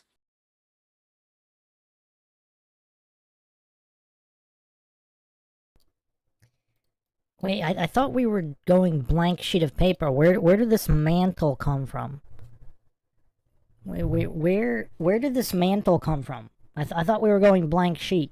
So there's nothing on the sheet, and now there's a mantle? Oh man, this is getting really painful. Like I said, I was a fan of Shiva Ayyadurai. I mean, this was a formerly brilliant man. I mean, pre-Fran Drescher. I mean, even post, because in 2020, I mean, 2019, 2021, I mean, he was saying a lot of really intelligent things. Chin Chin says, Shiva brought a crayon box for the blank sheet. No, I mean, where did the mantle come from, though? He just said, pause, time out. Dave should be calling time out on Shiva. Time out. Where did this magical mantle come from? Where are these scientific experiments with independent, dependent variables and controls demonstrating the mantle?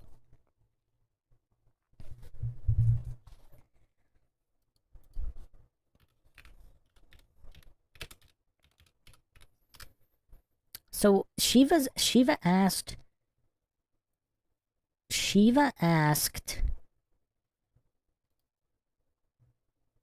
which curve? So what curve does he think?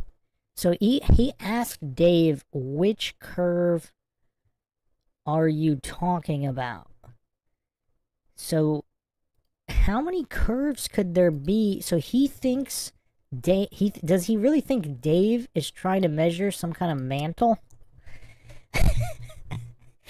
I mean, or because Flat Earth Dave is obviously talking about the surface of the Earth. Why is Shiva asking which curve? And why is he talking about the mantle? Some alleged mantle. Again, I'm not saying it's true or untrue, but he just said he wanted to go blank sheet. And now he's talking about a mantle and multiple curves? Oh, man. This is tough. This is tough. Oh, man. I was not prepared for this level of gophery. Like I said, the cowardice, I wasn't really thinking he was going to be cowardly either, but, I mean, I wasn't as shocked about the cowardice as I am about the gophery here. Pinto Sack asks, Bruce, why did you like this guy before? Do you not know who he is? He was calling out all of the, what should we call them, issues with the medical event of 2020, etc. Oh, okay. Yeah, he also spoke out pretty hardcore against GMOs. Like, he's one of the biggest anti-GMO guys there are, and he published all this scientific literature on how corrupt the scientism establishment is, with all their false studies on GMOs, etc. Like, he actually was using real science to expose the scientism cultists and the corrupt pushing GMOs, as well as many other things. So, I mean, he's been at the forefront of exposing corruption within that area. So he's done a lot of good for mankind. He also invented email. I mean, he's a really smart guy, or was. I mean, I don't know. Fran Drescher must have done a number on this guy. Oh, man. Oh, man. There's only so much gophery I can take. I definitely need a break. This is going to have to be a multi-parter, because I just, honestly, I need a break now. This guy this guy wanted to go blank. So he said, he's so egotistical, he tells Dave, you're talking to an engineer. You're talking to an engineer. The engineer says, oh, let's go blank sheet. Oh, now there's a curve of a mantle. When did that appear on the sheet?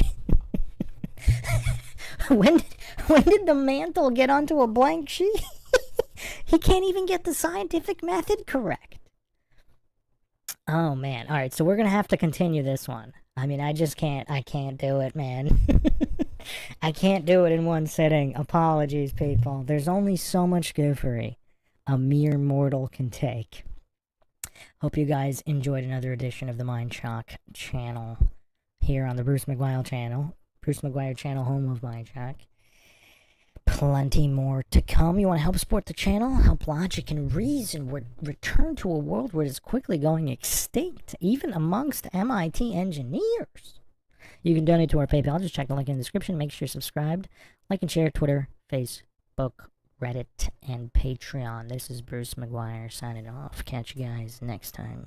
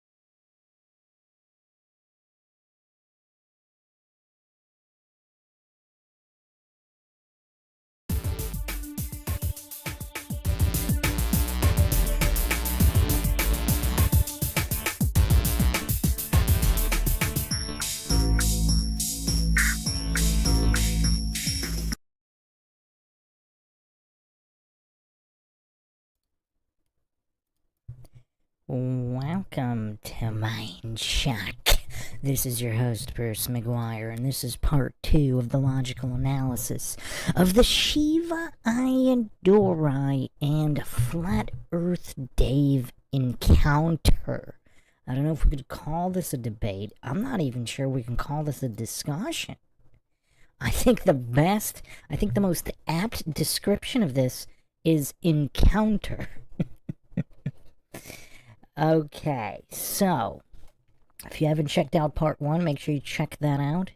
We are continuing what is apparently a train wreck for Shiva Ayyadurai, who appears to have forgotten what the scientific method even is. And the first thing I'm going to go over in a moment is also first principles, because he brought that up and then completely abandoned it, just like the scientific method. And then we'll go over exactly what first principles are and why he was building assumptions on curvature of the Earth's core and mantle and all of these things when he said first principles. He said blank sheet of paper. So who knows why? I mean, he doesn't know what first principles are. He doesn't know what the scientific method is. He's hallucinating all of these assumptions and then trying to educate Flat Earth Dave while not knowing what they are himself. I mean, this was just straight up goofery.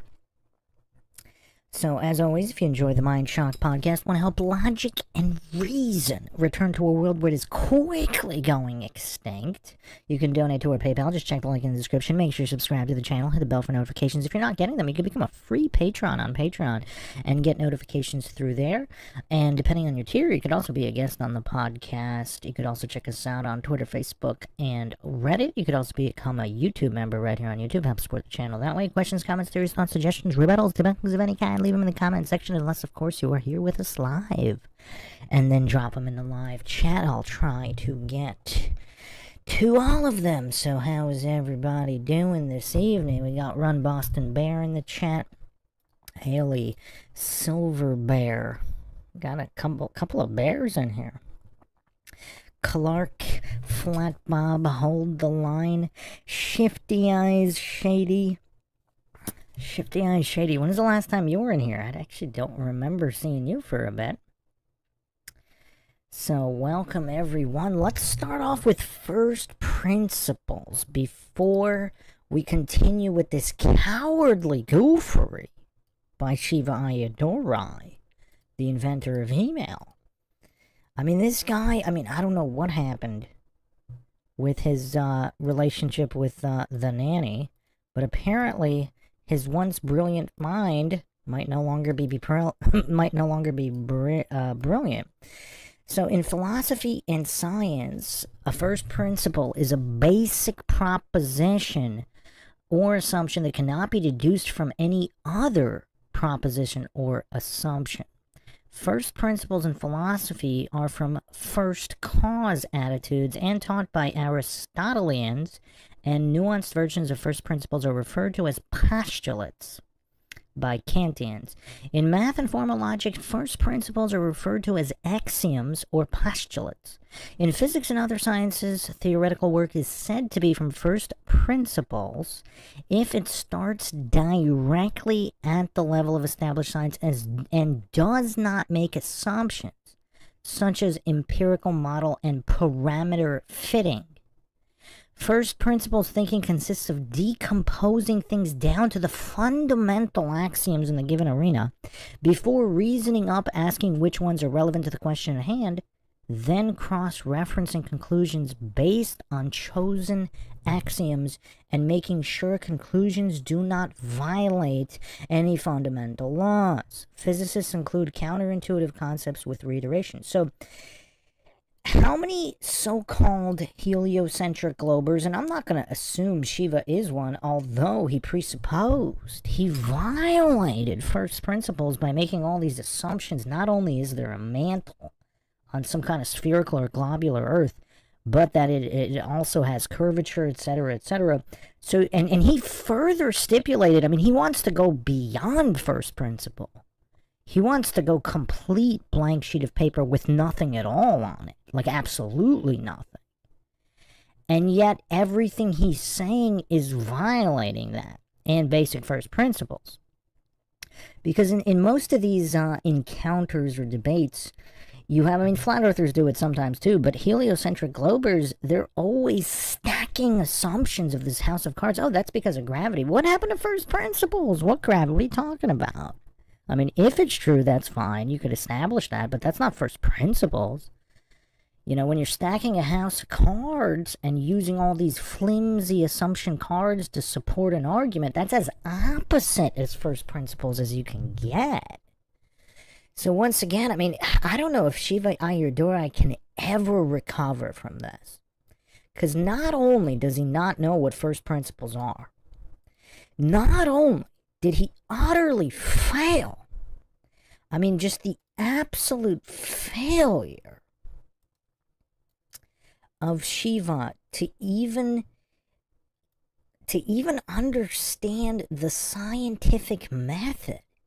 He was saying you start with a hypothesis? I mean, wow. I mean, this is crazy stuff here. I mean, I have these preschool charts here. I mean, you don't start with a hypothesis, because why would you, like, what is the necessitation of the hypothesis in the first place if you haven't made any kind of observations or research or anything? And, you know, obviously you got to have your independent, dependent variables and controls. But it's the level of gophery here on display from Shiva. I thought it was pure cowardice at the beginning. I mean, I just thought it was absolute cowardice because he's refusing to engage in any kind of logical discussion or even good faith. There's just no intellectual honesty because Shiva is so terrified. He is absolutely petrified of Flat Earth Dave, or any Flat Earther, I guess, making him look foolish.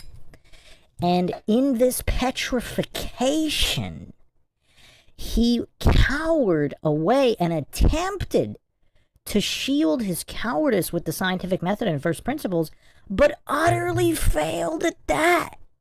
So that's the irony here, is that his hubris, his hubris and narcissism, and so his ego has got him on such short strings, like a puppet. He's like a puppet for his ego. And the irony, if he wasn't this terrified of looking bad, he wouldn't be looking this bad. I mean, maybe he would still look bad if he tried to discuss, you know, have an intellectual discussion with Flat Earth Dave. Who knows? But I don't know if it's possible to look worse than this, because not only has he made himself out to be an absolute coward in being unable to have just a genuine discussion with another human being on a basic topic, like the shape of the earth, you know, just zero intellectual or scientific honesty or curiosity in even examining this topic.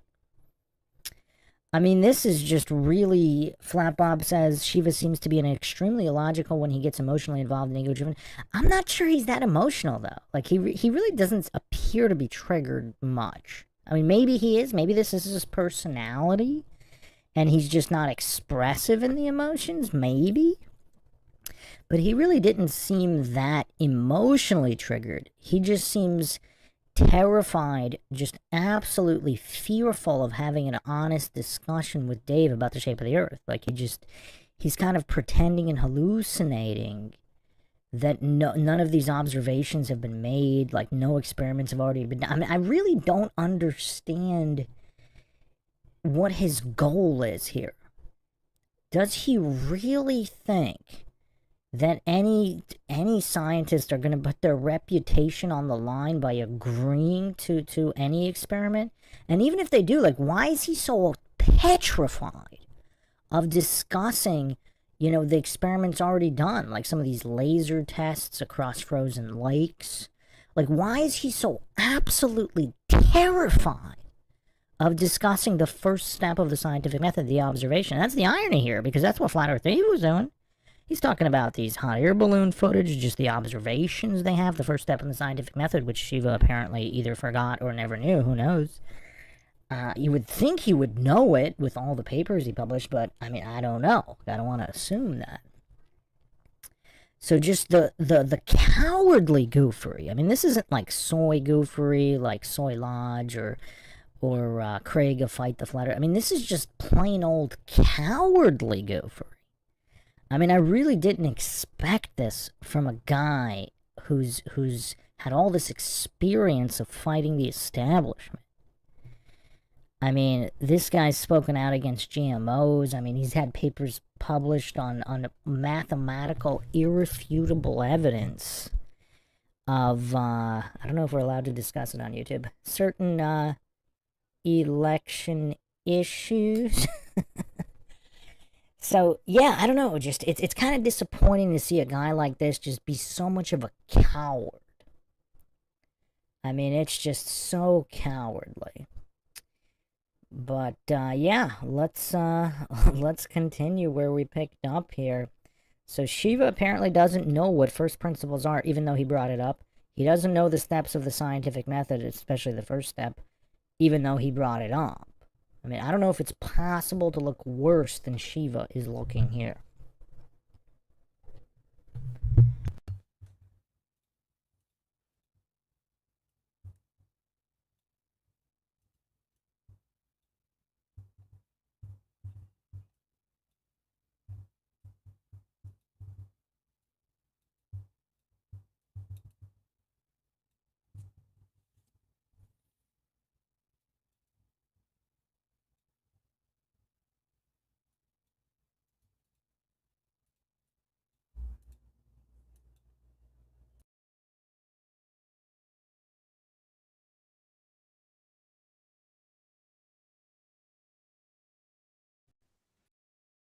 Then you gather data from that experiment. Sure. Okay, and you agree Right. whether you're solid mass. Is if the Earth is a globe at the size that they tell us, it has a curvature rate.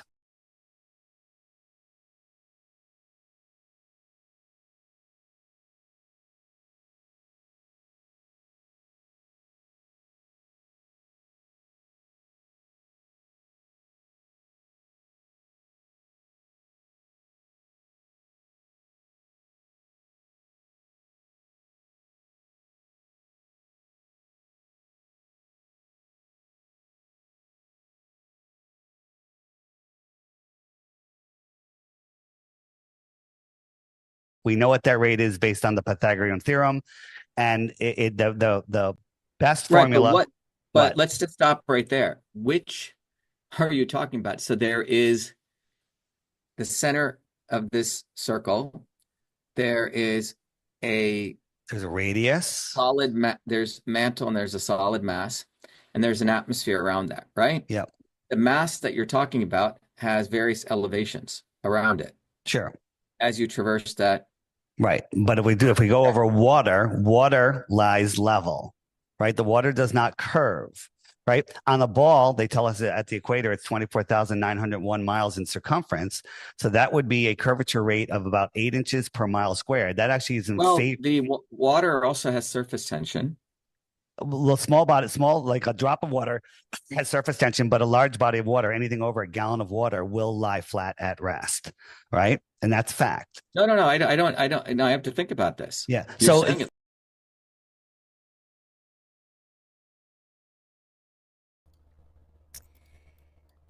Okay, he needs to think about water lying flat at level. Like, he's never heard of a level.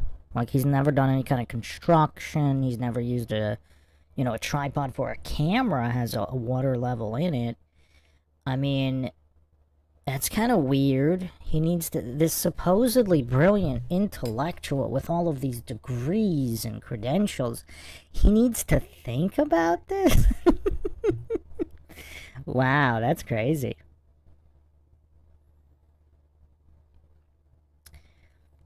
That's crazy. Phil in the chat saying he wasn't up for a Weiss presentation but offered something very valuable. Yeah, I mean, he offered that he doesn't know what the scientific method is, particularly the first step. He offered that he's supposedly advocating for first principles, but doesn't know what they are. So, yeah, I mean, he did offer an excellent presentation in hubris, hypocrisy, and flat-out goofery. This MIT PhD. I mean, it's crazy. He doesn't even understand the first step of the scientific method. And the irony here is that Flat Earth Dave was the one discussing that first step observation, and Shiva is claiming that hypothesis is the first step, not observation. So he's offering a good lesson in what the scientific method isn't, so that people can learn what it is. Phil says he offered a place and his resources for a test. Well, no, he didn't, because I don't think he knows what an experiment is, the difference between an experiment and test.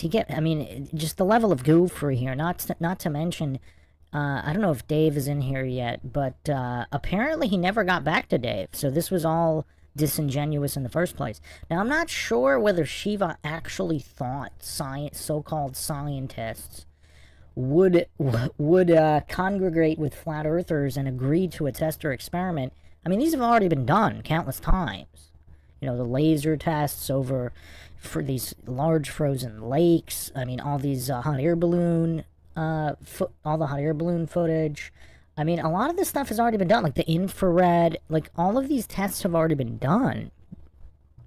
So Shiva just kept interrupting Dave to not allow Dave to. I mean, obviously somebody like Austin Whitsitt or someone less polite would have put him in his place and set the record straight here, because right now Shiva's on his bicycle. Like, he's pedaling away so fast from any kind of honest discussion. I mean, where's his scientific curiosity? I mean, it's crazy. I mean, he's offering nothing here. Thomas Morgan says, I can't say much because I never really thought about water being level. Well, that's why it's called the level. Like, because water, that's why, you also have sea level, because it's always level. Now, obviously, there's waves and stuff, but yeah, there's no magical bulges like Neil deGrasse Tyson alleges, unless they are, and they've just never been observed, but Phil says, yes, he was dismissive and wanted to do it from point zero. But that's the thing, he wasn't doing it from point zero. He's invoking mantle curvature. I don't know if he said gravity yet, but I was skipping around through the interview before. I just couldn't believe the level of goofery here. Phil says they set a date. Did they? Who said in the chat last time that Shiva never actually got back to him? Are they actually going to get together? But why was Shiva so cowardly? He couldn't just have a regular discussion for at least, 10, 15 minutes and then schedule the test and everything. Because all the interrupting and repeating, they could have actually been way more efficient. If Shiva wasn't so cowardly, they could have just had, like, the real 15-minute discussion first and then scheduled the test. Like, you could do both. And you could do it faster than what we got here. Just this countless interruption, etc. And Shiva, spewing how he doesn't understand the scientific method, which is just absolutely insane. Like, he keeps egotistically appealing to spamming the appeal to credentials fallacy. You're talking to a guy with degrees and an engineer, and he doesn't even know the first step of the scientific method. He thinks it's hypothesis. I mean, preschoolers, the preschoolers that do these particular worksheets, obviously not all preschoolers, but these are preschool worksheets on the screen here. These are literal preschool educational material worksheets. And I'm sure in kindergarten they have some as well. So the preschoolers and kindergartners who do these particular worksheets that learn the scientific method, they know that hypothesis is not step one, because why would you even be hypothesizing about something if you have no observation or no kind of purpose or research of any kind to even form the hypothesis in the first place? So that's not starting from scratch. That's not starting from point zero. He's pretending that's what he wants to do, but he's not doing it at all. And he also brought up first principles. We didn't talk about it in episode 1. I was kind of mind shocked at how cowardly he was, and the fact that he forgot the steps of the scientific method, or never knew them. Who knows? But the first principles, we didn't spend any time on that. I really wanted to illustrate that. I mean, that is an excellent starting point. But when you're talking about the curvature of the mantle, That's not first principles. All right, let's continue here. I mean, this is absolute goofery.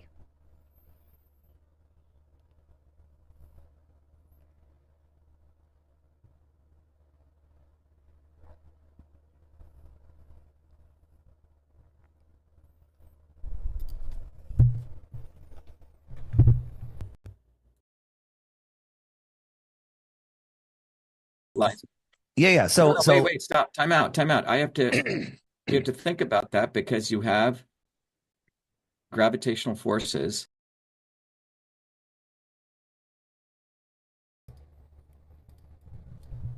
What? We do? Where did that come from? Gravitational forces on Earth?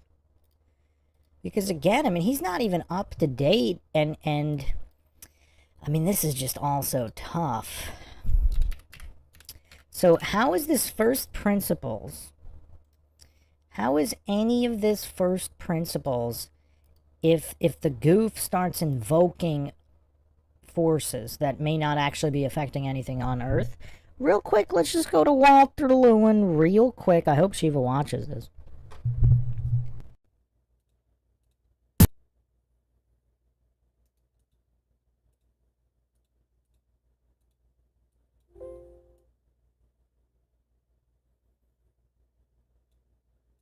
Parallel with gravity. Newton's law of gravity, that the force, which in that case is always attracting, gravity never repels, is the product of two masses. And then you have here the gravitational constant, and again you have the distance square.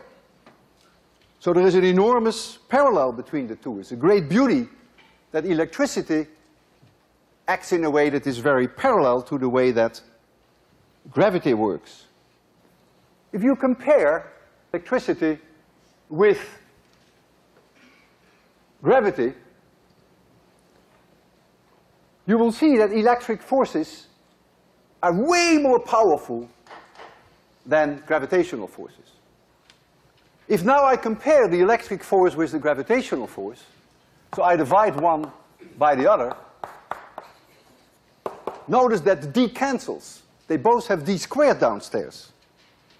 And so you will easily be able to show that this ratio is roughly 10 to the 36.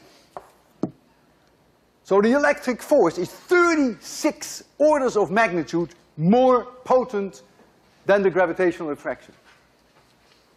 This teaches you some respect, perhaps, for 802.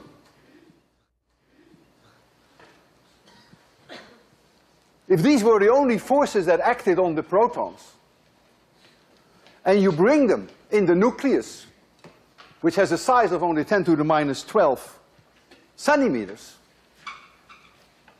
then the acceleration that the proton will experience is the electric force divided by the mass of the proton, F equals ma, basis of 801.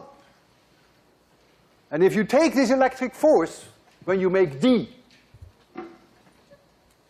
10 to the minus 12 centimeters, which is 10 to the minus 14 meters, and you calculate this ratio, you will find that it is 26 orders of magnitude higher than the gravitational acceleration on Earth. 26 orders of magnitude higher. So you wonder what the hell holds the nucleus together, if there is such a tremendous force on these protons. Well, what is holding them together are the nuclear forces, which we do not fully understand, but thank goodness the nuclear forces are not part of 802, so I'll leave that alone for now. So what holds our world together? Well, on the nuclear scale, 10 to the minus 12 centimeters, very important are the nuclear forces. On an atomic scale, up to thousands of kilometers, on an atomic scale, up to thousands of kilometers,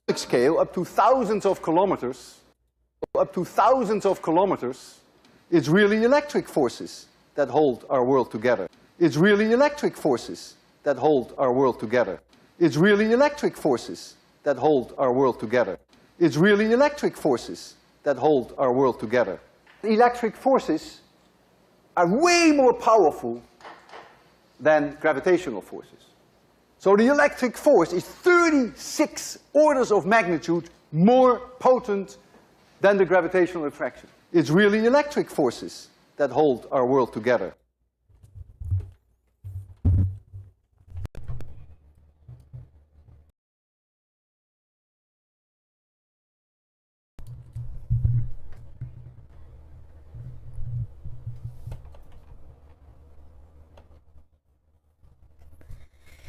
So, yeah, okay. So Shiva Ayyadurai is an MIT student. This is Walter Lewin, one of the most respected physics professors ever. 450 papers, MIT physics professor. So again, I'm not going to appeal to credentials or appeal to authority. This isn't true because he said it's true. This is, again, established physics that you can actually measure. Like, you can measure electric forces. Can you measure a mass attracting another mass? The De Palma experiments showed that you can't in a vacuum. So there's no actual evidence for mass attracting mass by virtue of the mass, where there is evidence of electric forces. So the goofery here by Shiva Ayyadurai. So Shiva claimed he wanted to go first principles. Shiva claimed that he wanted to go blank sheet. How is gravity finding its way onto the sheet? Now, theoretically, you could put electric forces on this blank sheet according to first principle because electric forces are established. They're not simply theorized without evidence. So again, these laws are of forces. They are laws, but the electric forces are they're clearly measured. Nobody disputes their existence as far as I know.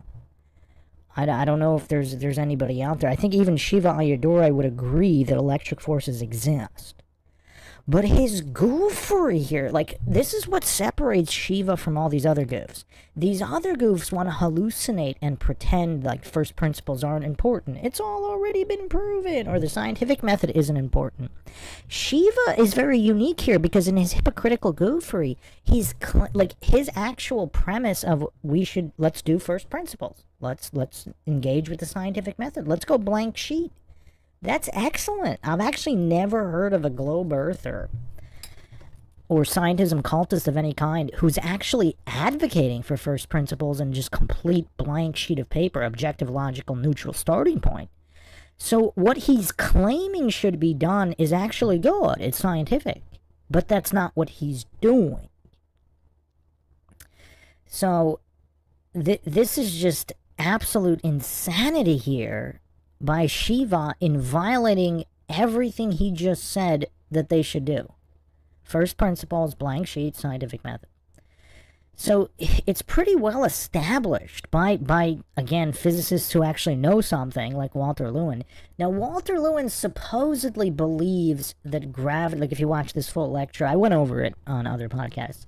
Supposedly he believes that gravity does affect the cosmology, like on a planetary scale. So he believes that there are suns and the planets are orbiting suns via gravity, etc. But he clearly knows that that the electric forces actually control everything on Earth. Because a lot of goofs claim that nothing works without gravity. Like, you can't build anything. You can't build bridges without... I mean, these are electric forces affecting everything. So clearly, you don't even need to know what gravity is. You know, all these ancient civilizations building these incredible structures.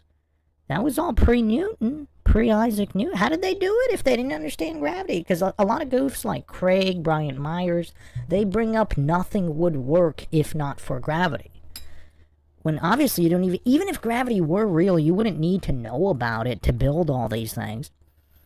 But again, is it mass attracting mass, or are these simply electric forces? If you're going first principles, if you're going blank sheet, why is Shiva bringing up gravity? It's like the religion of the scientific cultists, big G. It's their religion.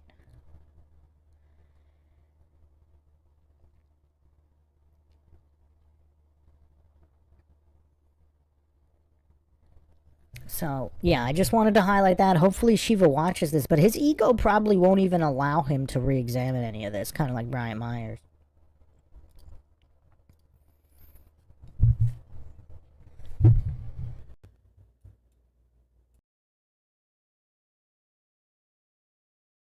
Sure. Okay, which affect bodies of water.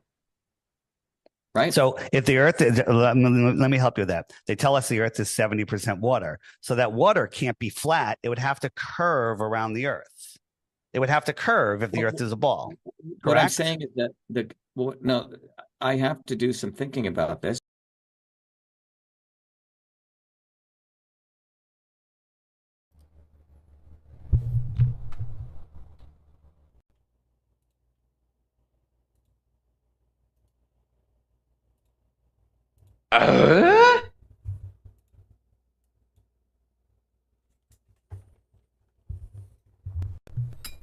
He needs to think to know that if their world were a globe, that the oceans would curve on some kind of a scale.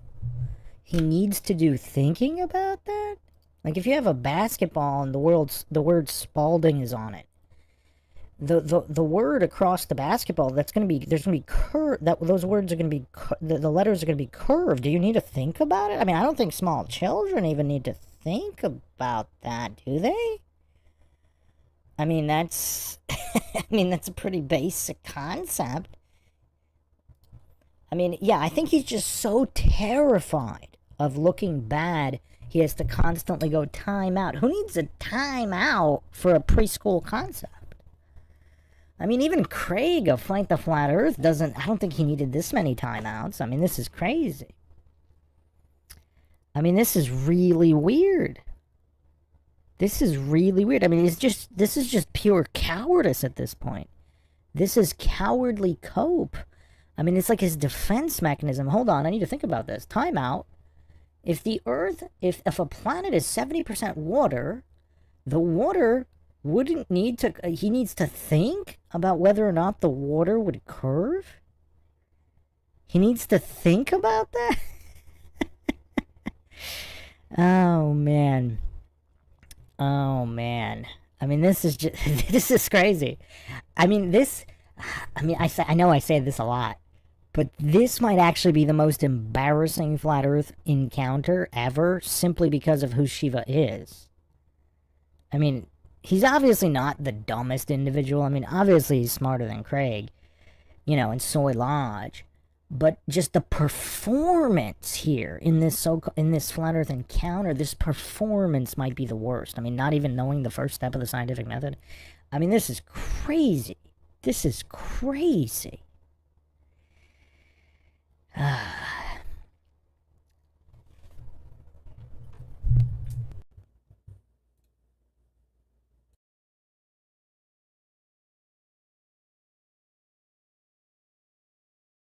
Because when you look at a object it's a deformable liquid, okay? Yeah, but water, calm water at rest lies flat, and it would have to conform to the curve of the Earth. Otherwise, it will be a sheet that shoots off into space. No, but what I'm saying is the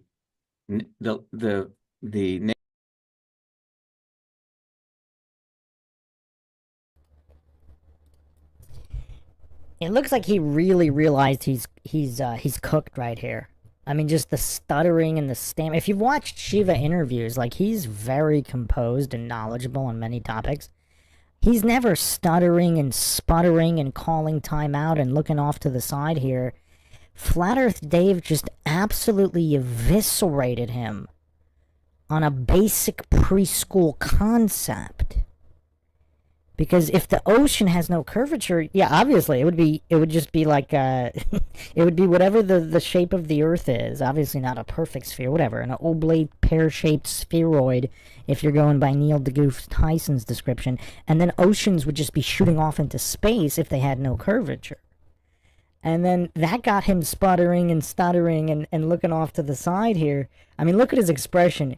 He knows he's cooked. This was his worst nightmare coming true.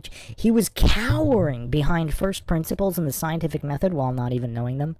because he didn't want to look stupid. He didn't want this to happen right here. And now it's happened. Flat Bob says he's stuttering because he knows it's the main point he cannot refute. I think part of it is his ego is so massive. I mean, again, who knows what the nanny did to him and Hollyweird, all those Hollyweird connections. But it's just, you could tell by the expression on his face here, the micro expression here. This is his worst nightmare coming true. He was just made to look like an absolute goof by a flat earther, especially on this particular point. Now, there are some counter arguments to, again, horizon versus true horizon. I mean, you can use rarefaction, refraction. There's a lot of arguments he could use. Again, I'm not claiming any of them are true or untrue. I'm not claiming they're scientific.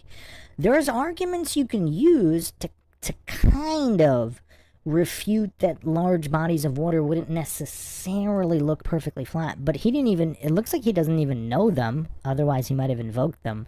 But this expression on his face tells the whole story. This is what he wanted to avoid. This is why he was cowering behind the scientific method and first principles.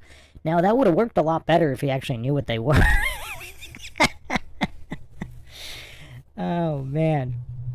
Flat Bob says, a globe necessarily has to curve. Objectively, it has to. And he can't defend his position because no curvature has ever been recorded or measured.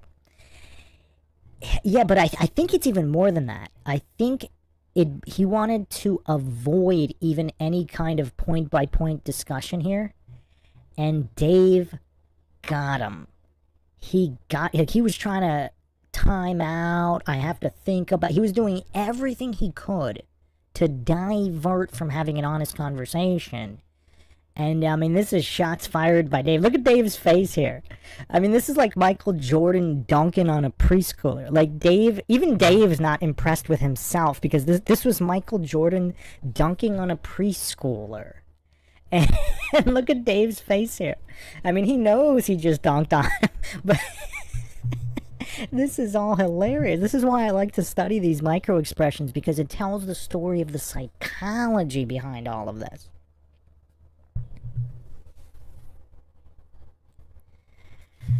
Flat Bob says Shiva pulled the blank piece of paper fallacy, and even with the blank sheet, he still can't defend his position. But it wasn't even a blank sheet, though. He pulled out a sheet with a bunch of writing on it. Mantle, gravity, and claimed it was blank.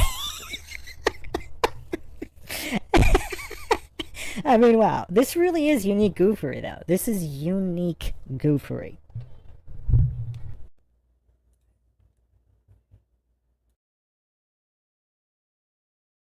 Nature of that curvature that shoots off into space. No, but what I'm saying is the nature that shoots off into space. Saying is the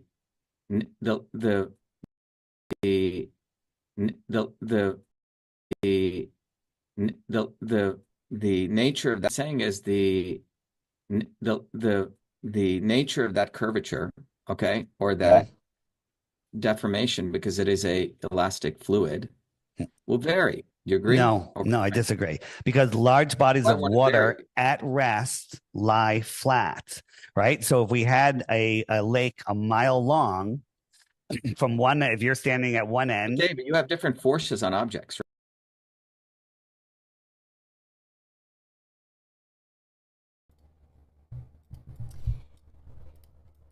right? Notice how he interrupts Dave almost to kind of try to steamroll with his diversion and red herring logical fallacies. Yes, there are forces on the water. What does that have anything to do with anything?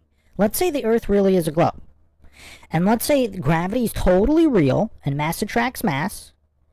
So then the gravity would be sticking the water to the globe and it would be curved. So what does this have anything to do with what Dave is talking about? Because the forces, if a mass attracting mass force was real, or even if it's all electric, even if these are non-gravitational forces, but the Earth really is a globe, I'm not claiming it is or it isn't, this is of course Mindshock, where the only thing we know for sure is that we don't know anything for sure. I do not claim anything is true or untrue. But even those forces existing prove that there would be an observable curvature. So what is Shiva doing here?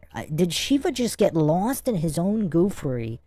He forgot what he was talking about. He forgot what the point Dave made was, and he's just interrupting Dave for damage control to try to look less stupid.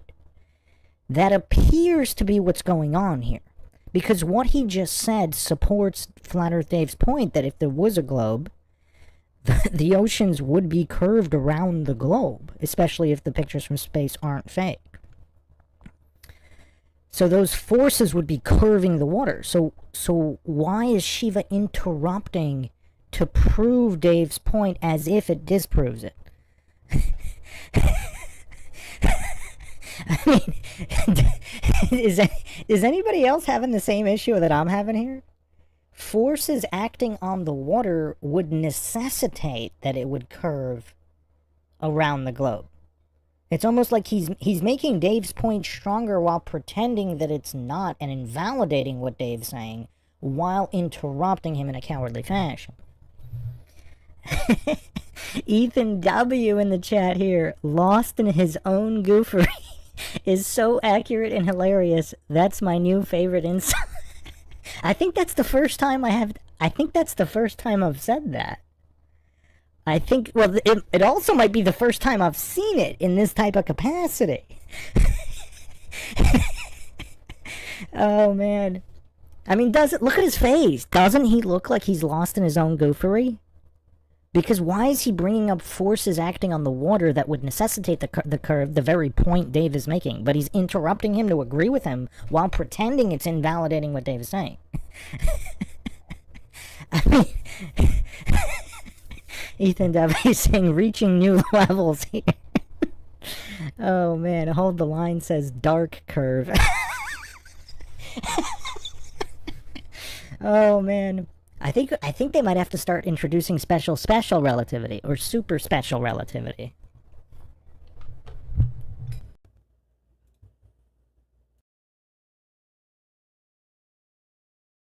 Right? Well, you're just talking about the alleged force of gravity, but when water is at rest, it lies flat. That's how engineers measure the level is Right, with but water so you're level. assuming there's no other forces.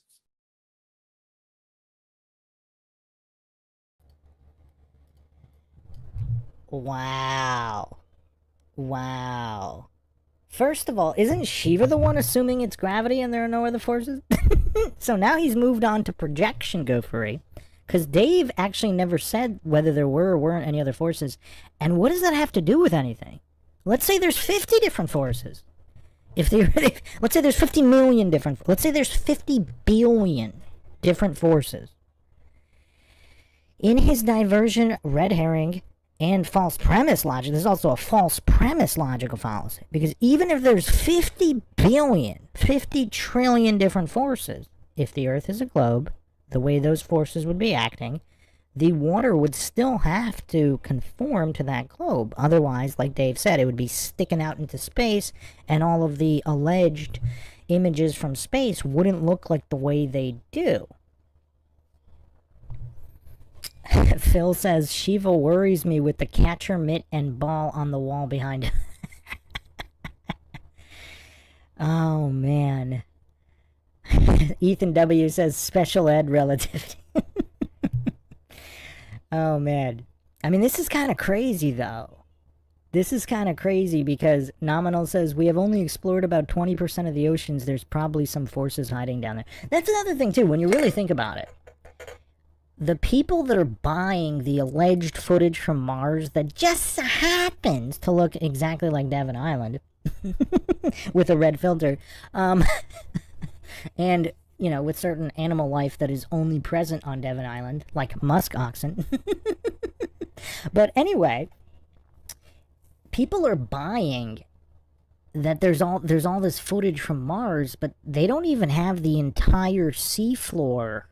They don't even have footage of the entire seafloor, or even half of the seafloor, or even a third of the seafloor.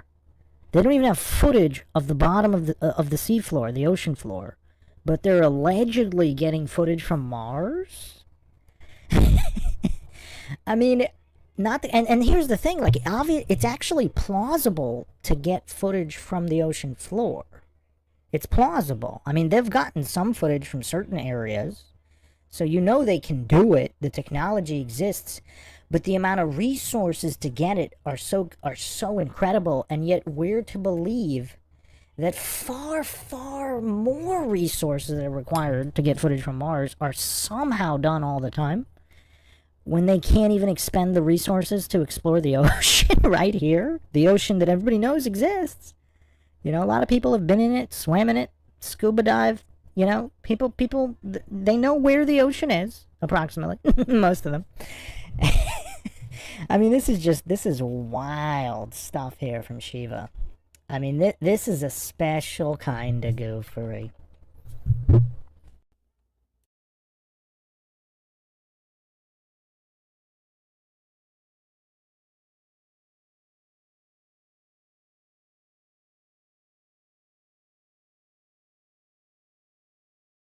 At all. Well, when you're looking at a lake or a reservoir or something where the water is calm, it's lying flat. In this model, in your hypothesis, it's more than just a hypothesis. You're excluding gravity. You're excluding any other forces. I certainly am. Let me ask you a question. If something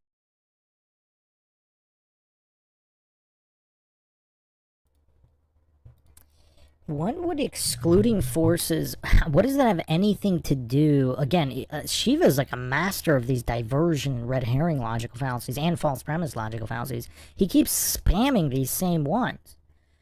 Because what does that have to do with anything? Whether you exclude or not exclude forces, does that change the way, like, let's say the images from space are real, like, just for sake of argument, does that change the fact that the water would conform to the globe? Regardless of whether somebody is excluding or not excluding forces. What about all the as of yet to be discovered forces? Like, let's say there's undiscovered force X. Do you need to know it to understand the very basic children's level concept that water would be curving around a globe if the Earth were a globe? I mean, these are children's level concepts, and Shiva can only spam these diversion, red herring, and false premise logical fallacies. I mean, does he even know what a fallacy is? And he's not the one excluding forces. Shiva seems to be the one excluding these electric forces while pretending that gravity does everything. Which isn't even, again, even within the so-called establishment science, that's not even the theories they're going with. Because again, Walter Lewin is pretty well established. I don't know, I mean, I've never seen that challenged, that electric forces don't exist or aren't responsible for what's going on on Earth. So I've never seen anybody, maybe people have, I just haven't seen it. I haven't seen people deny the existence of electric forces. So yeah, I mean, this is really weird. I mean, I don't know how many parts this is going to have to be, because this is just tough to dissect here. It looks like Shiva really realized he's cooked here, even though he's not really expressive with the emotions. It looks like he's actually building up some anger and frustration here with Dave, because Dave's making him look like an utter goof. And it looks like he kind of knows it, and he's trying to do damage control with these timeouts, because he knows that his fanboys will you know, gobble up whatever he's spewing. So he knows that his fanboys and fangirls will probably think that he's superior here, regardless of what he actually says.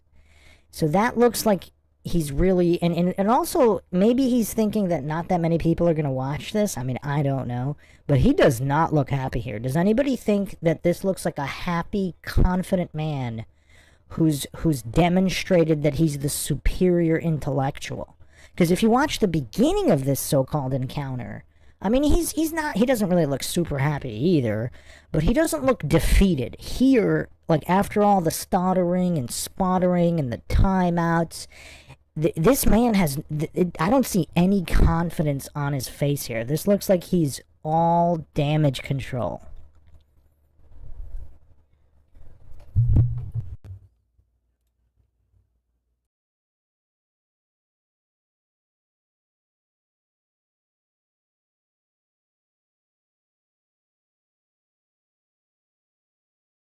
Thing is moving at a constant speed. Forget whether the speed is changing or not, but it's turning. It's not going on a linear path. That curve, that turn is equal to acceleration. Do you agree with that? What I'm saying is that you have to lay out the problem very clearly. You're being I'm trying to lay it out, but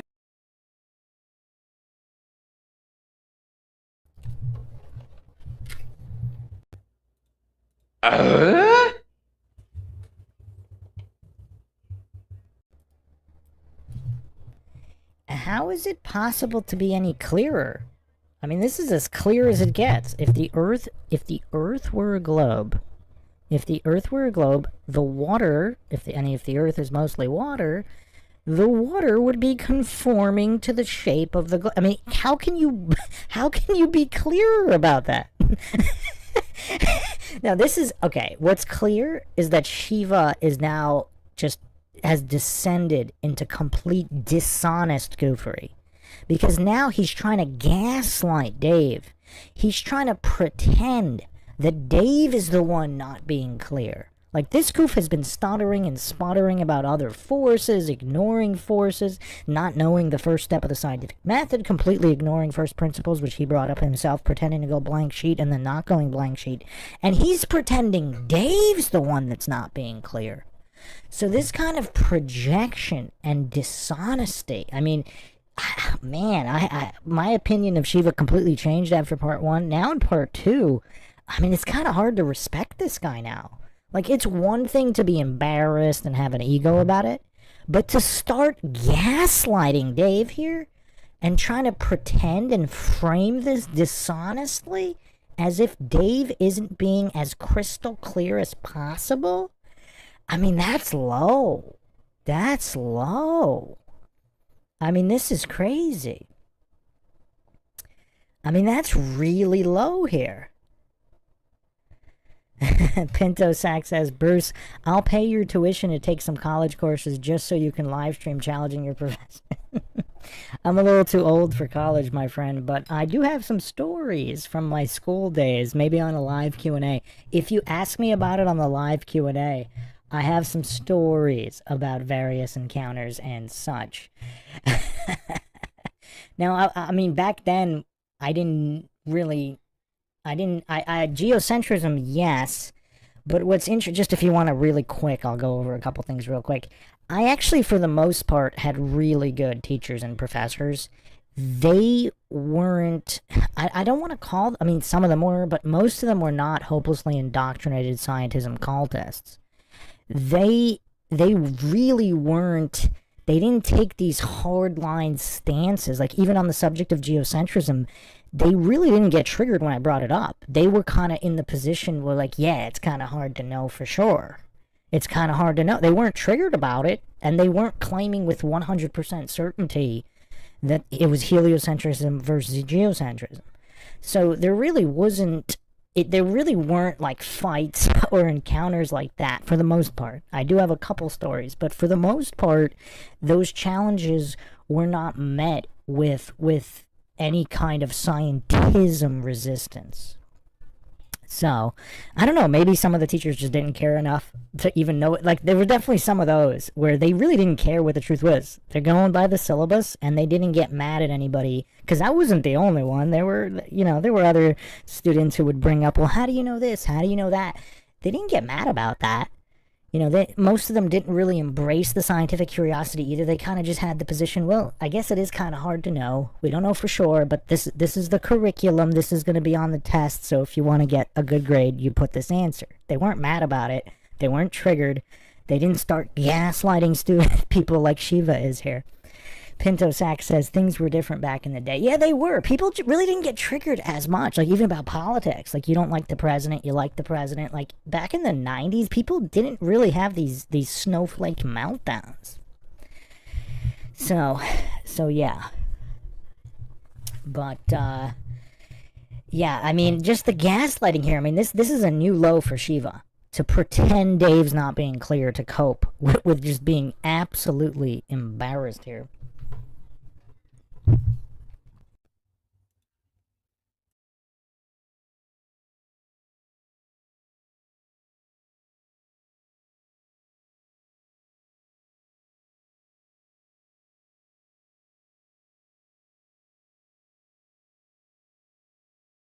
You haven't allowed me to show you yet. No, so but I'm trying to say, Dave, you have to lay it out very clearly, because all the stuff out there, I'm willing to look at it in a very clean way. Sure. But I don't really care for all the shit out there. What I'm trying to say is, let's define the problem. Yep. In a very precise way.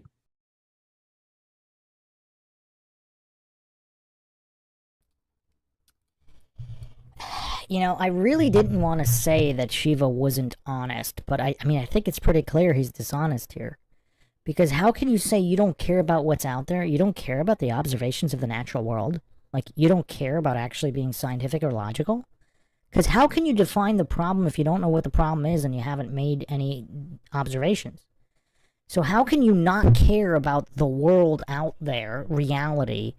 How can you clearly even define a problem if you're not even aware that a problem exists? And this is the sheer cowardice of Shiva here. Because, again, in his denial of the scientific method by wanting to jump straight to hypothesis and experiment, he doesn't want to do any actual observation or research of any kind. He doesn't want to do the step one of the scientific method. He literally just said he doesn't care about step one of the scientific method. How can you clearly define any hypothesis or any, which Dave actually did because he did step one, but Shiva is in sheer denial of step one. Because how can he, and forget the scientific method, like, just as a genuinely curious individual. Like, if you're not a brain dead goof, like, aren't you curious about what is out there? Like, what the world is, how it looks like? Like, how is there zero scientific curiosity if you're supposedly a man of science?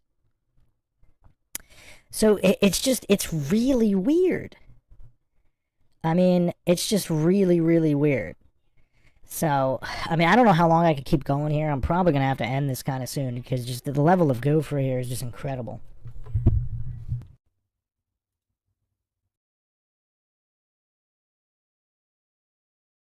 Okay. And the definition of the problem definition is very hard to do. Yeah. So the problem definition needs to be done very accurately. You have to lay it out saying, these are my assumptions, or these are my initial variables.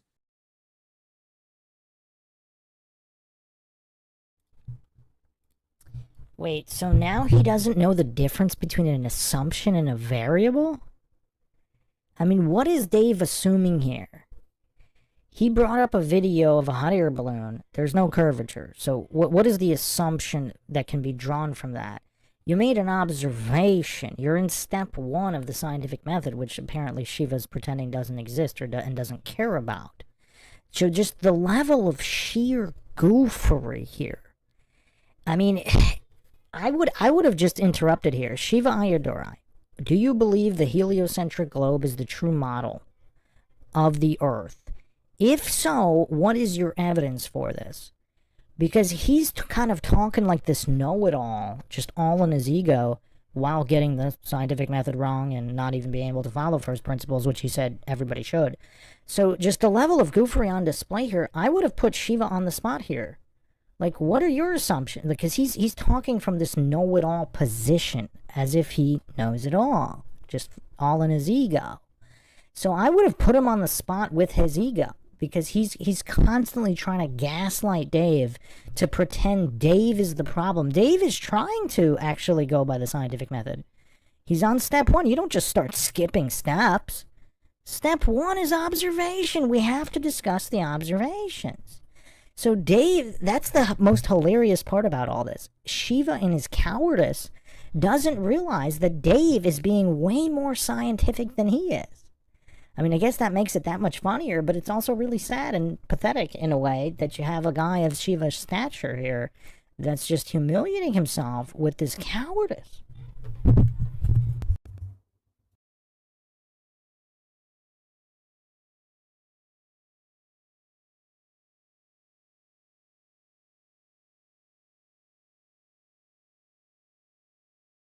Yeah. And based on these initial variables, I'm making this hypothesis. So what are your initial variables? There is no gravity. That's one of the things you're just bringing up now.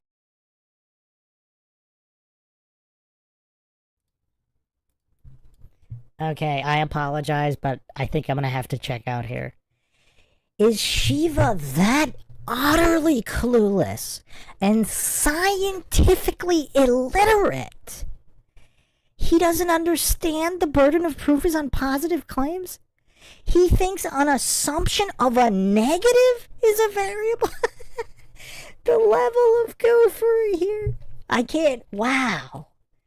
I mean, Shiva just dropped the floor out on his own gophery. I've definitely used that phrase before. I mean, Craig is like the king of dropping the floor out on his own gophery, but Shiva's giving him a run for his money. I never thought I would say this.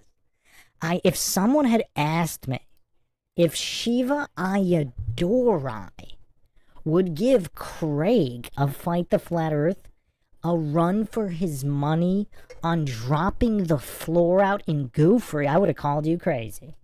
I mean, you would think it wouldn't be possible for a man who created email and exposed GMOs and has been fighting the establishment, because Craig's like a brain-dead goof. I mean, this vegetable's an authority-worshipping cultist bootlicker, Craig is.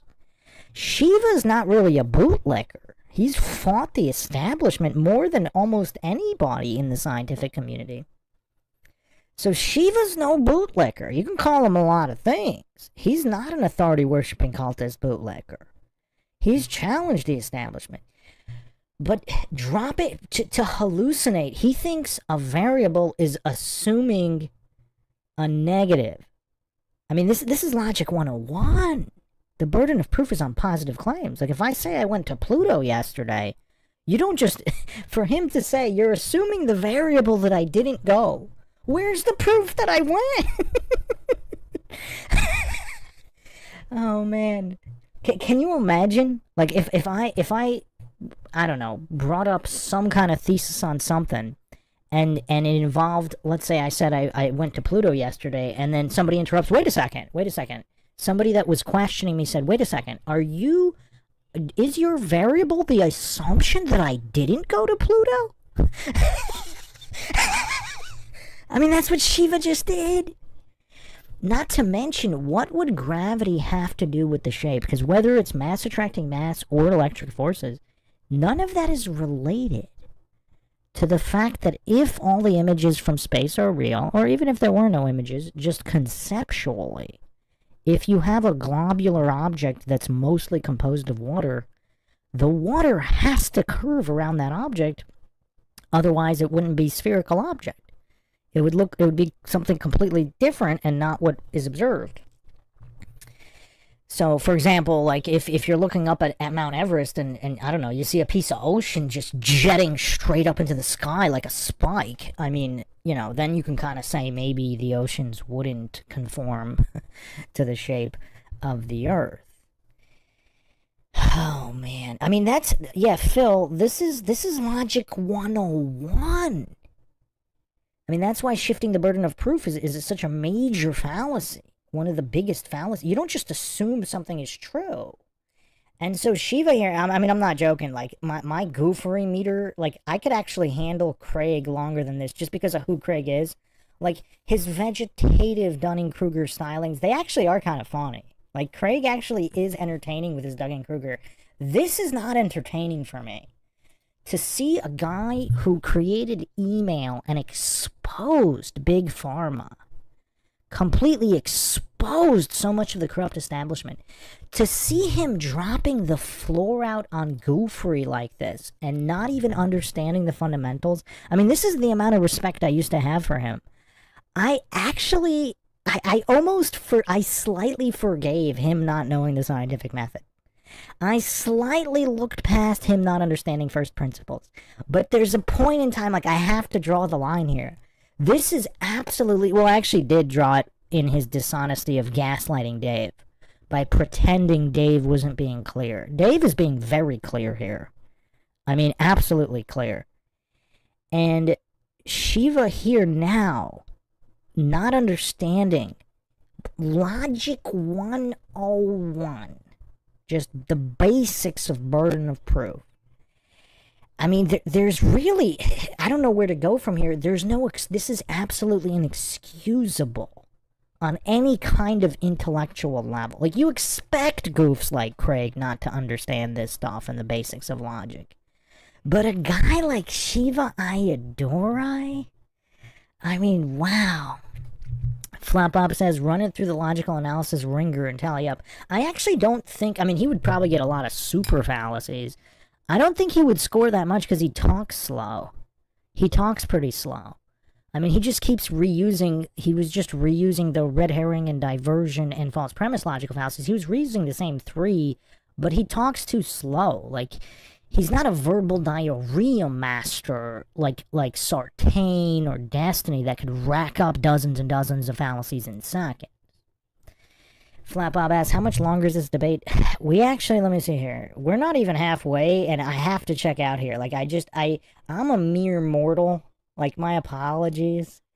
But I want to be very thorough here, so I don't want to just let it run and let them talk for 20 minutes at a time without giving the logical analysis, because this is Mindshock. I have the most comprehensive and exhaustive analyses here. So I want to do it justice, but at the same time, I have to split it up because there's only so much goofery I can take. I'm just one man. I'm just one mortal. Like, the level of goofery, for Shiva Ayyadurai to not understand Logic 101. This is elementary school logic. I learned this in 3rd grade, if I remember. It might have been second. It might have been 2nd grade. The first I recall, maybe it was first, but the first I recall of it, it was 2nd or 3rd grade. I remember it was on a test. That was roughly the last time it was taught. I don't remember ever seeing it in high school. But burden of proof was on a logic test in elementary school. And so for Shiva not to comprehend the literally the elementary basics. I mean, he's got the scientific method wrong. He's got first principles wrong. He doesn't understand Logic 101 or basic fallacies here. I mean, this is bonkers. This is flat out bonkers. He's lost in his own goofery, and I mean, this has just reached a point where, because I guess it's also because I did have quite a bit of respect for this man. But, I mean, finding out that he was in a relationship with a nanny, I mean, that explains a few things. That explains a lot of things about this so-called encounter. Oh, man. And Lord Zed, it's not about people lying. Like, who cares if they're lying or not? Let's just stick to the scientific method. It doesn't, like, appeal to motive is pretty silly. Like, who cares about why or if they're lying or if they're none of that matters. Let's stick to the basic science and basic logic here. And for whatever reason, that seems to be quite difficult in any of these flat earth discussions. Elaine in the chat says, couldn't it be that he's just an actor, controlled opposition? He seems way too dumb to have invented anything. Like Elon, who invented nothing. Well, no, there's a huge difference between Shiva and Elon. Shiva supposedly was really smart. Have you seen any of his older videos? Like, I know he's appearing like he's a vegetable here, but he's actually really intelligent, or at least he was. Elon has never said anything smart. Like, Elon has never demonstrated any kind of intellectual command of any subject. He bought his way into every company, whether it was SpaceX, Tesla, etc. He never founded anything. He never invented anything. And that's all on record, so that this isn't, like, controversial. Shiva actually holds patents. You could read his actual papers. I mean, this is a smart guy, or at least was. I have no idea what's going on with this conversation. So, yeah, I mean, it's crazy. It's crazy. Pinto Sack says, you should bring out the goofery scorecard. Yeah, I really should, but I mean, oh man, that would be so painful. It also glitches out. I mean, I'm still kind of working on getting that streamlined. Heracles says Fran caused his ears to permanently close. Well, not just his ears. I mean, what happened to brain activity? Like, even if he heard nothing, how did he get the scientific method wrong? How did he get first principles? Like, let's say he didn't hear, let's say he's actually deaf and he didn't hear a word that Dave said. That still doesn't explain him not understanding anything. I mean, just to not understand what the burden of proof is, whether he heard Dave or not, uttering the phrase, you're assuming something doesn't exist. I mean, that's crazy. If there's an invisible flying spaghetti monster, we're not, and he's going to say, well, you're assuming it doesn't exist. Well, why would you assume it does? I mean, this is logic 101. This is absolute bonkers. Elaine says something is wrong with his mind. Maybe the powers that be actually fried his mind. Like, after he successfully exposed Big Pharma, maybe their revenge, maybe he was, like, poisoned or something, and his brain got fried. I mean, I don't know. That's a viable theory at this point. At this point, it's viable. between the nanny and other possibilities here. Run Boston Bear says, Bruce, thank you for hanging in there. Yeah, it was tough. I mean, this is tough, because like I said, this is a guy that exposed the establishment. This is not some random goof like Craig. Craig's actually funny with his goofery, though. Like the Bigfoot mailbox fallacy, over time things happen, like... Craig is a hilarious goof. Shiva's not funny here. This is just embarrassing. I mean, this isn't funny at all. But yeah, I mean, I definitely need to finish this up. This might be multiple more parts, because again, like I said, I'm just a mere mortal here. You know, to have a supposedly functioning adult, let alone an MIT PhD who invented email and exposed GMOs and Big Pharma and mathematically exposed voting issues, to have him completely flatline like this, it's hard to watch, my friends. It is hard to watch, but I'll catch you guys next time. Thanks for joining us. If you want to help support the Mindshock podcast, help logic and reason return to a world where it is quickly going extinct, where even people like Shiva Ayyadurai are proving this. You can donate to our PayPal. Just check the link in the description. Make sure you subscribe to the channel, like and share, Twitter, Facebook, Reddit, Patreon. This is Bruce McGuire signing off. Catch you guys next time.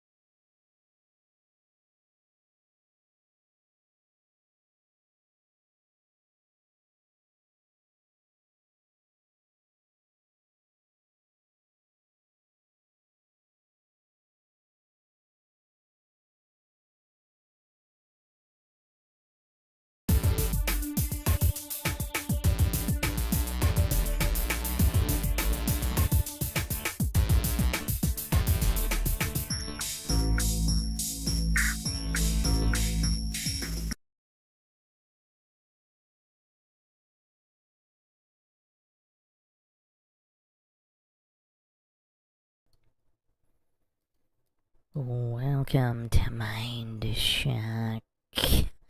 This is your host, Bruce McGuire, and we are continuing our Shiva Ayyaduirai versus Flat Earth Dave logical analysis. This is part 4. And we've seen a lot of goofery so far. We've seen a lot of pure, unadulterated cowardice from Shiva, unlike anything we've ever seen in any so-called flat earth encounter before. This is truly, truly painful. We are missing the entertainment value that is found in most of the goofs that engage in these so-called debates. Shiva's just pure, it looks like pure anger and cowardice combined. This goof is lost in his own goofery. But we will see how much longer it takes us to get through the this is one of the shortest Flat Earth encounters, and it's taken the longest to get through, because almost everything Shiva says is complete inaccurate nonsense. He doesn't even know the steps of the scientific method. As always, if you want to help support the podcast, help logic and reason return to a world where it is quickly going extinct, you can donate to our PayPal. Just check the link in the description. You can also become a YouTube member right here on YouTube. Help support the channel that way. Make sure you subscribe, like, and share. Twitter, Facebook, Reddit, Patreon. Questions, comments, theories, thoughts, suggestions, rebuttals, debunkings of any kind, leave them in the comment section. Unless you are with us live, then drop them in live chat. I'll try to get to each and every one of them. Welcome, Run Boston Bear, Lord Zed, South to West, Flat Bob, Matt, and Kelly.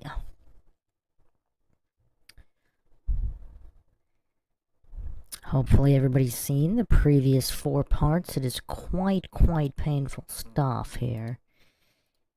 I think, are we on the flat earth calculation here? Oops. For those that don't know, Shiva Ayyadurai was in a relationship with a nanny.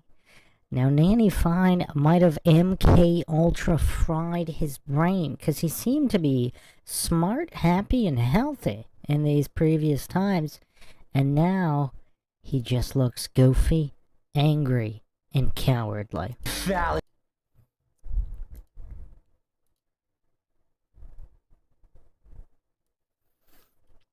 So we have the steps of the scientific method, which he doesn't appear to know. He keeps skipping over step 1 observation, which leads the way to the hypothesis. You don't just start with the hypothesis like he's been hallucinating this whole time. And then, of course, first principles.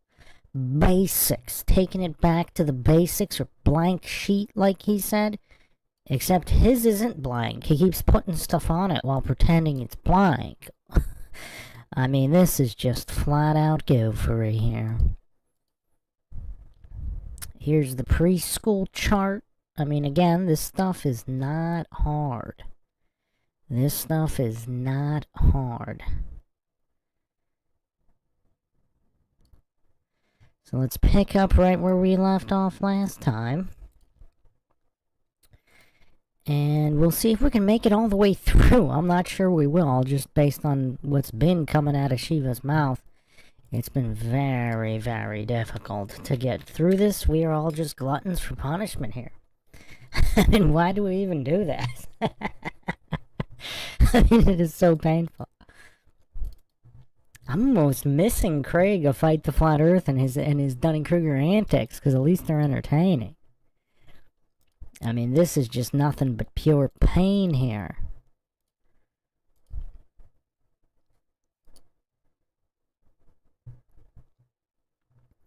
Welcome, Aaron. So yeah, let's pick up right where we left off. Fallacy. Oops, that's not it. That's the fallacy song.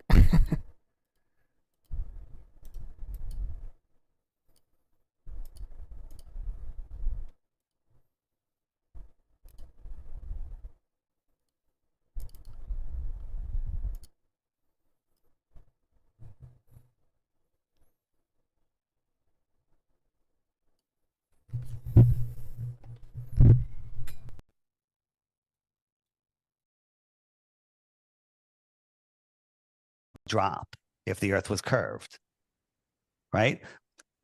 Let me look. So you have, go back. Just go back. Okay, so hold on. You're saying the radius is 3,963 miles. You go 100 miles. And at that point, if the Earth was flat, right? If the Earth was curved, we'd have the difference of the radius. Yeah, but from before you here go, to here. no, but that's a flat Earth model. No, that's the globe model. I'm calculating the drop on a globe. No. If you were at that point and you were flat and you came out, you want to try to find out if you were going from the. I'm saying that is if the Earth is flat, right? No, this is if the Earth was a globe. If I went out straight and on a straight line from the tangent of my feet and I didn't follow the curve, after 100 miles, I would be 1.2615 miles high, which is 6,600 feet. Right? That's how much curve there is. At 10 miles, there's 66 feet of curvature. If you just flew a plane straight. If I flew a plane straight and didn't follow the curve, right? It didn't follow the curve. Right, yeah, so let's just say you just draw, you should be at, so 3964, is that 0.26 minus 3963? Yeah, you should be from that point. Again, you have to be careful where you're measuring that point. I'm measuring from here straight down towards the center of the Earth. Well, no. I'm saying that distance is from the surface to the point that you're at, the 1.2615 miles. See here? Yeah. Right, because I went out straight. I didn't follow the curve, so now I'm up in the air. That's what I'm saying. If an airplane didn't curve, it would fly out into space. Right, but what I'm saying is,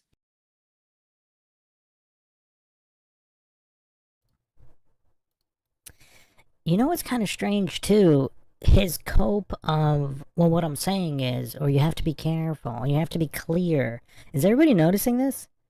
Like his copes to try to police the language, to divert away from his incomprehension and cowardice.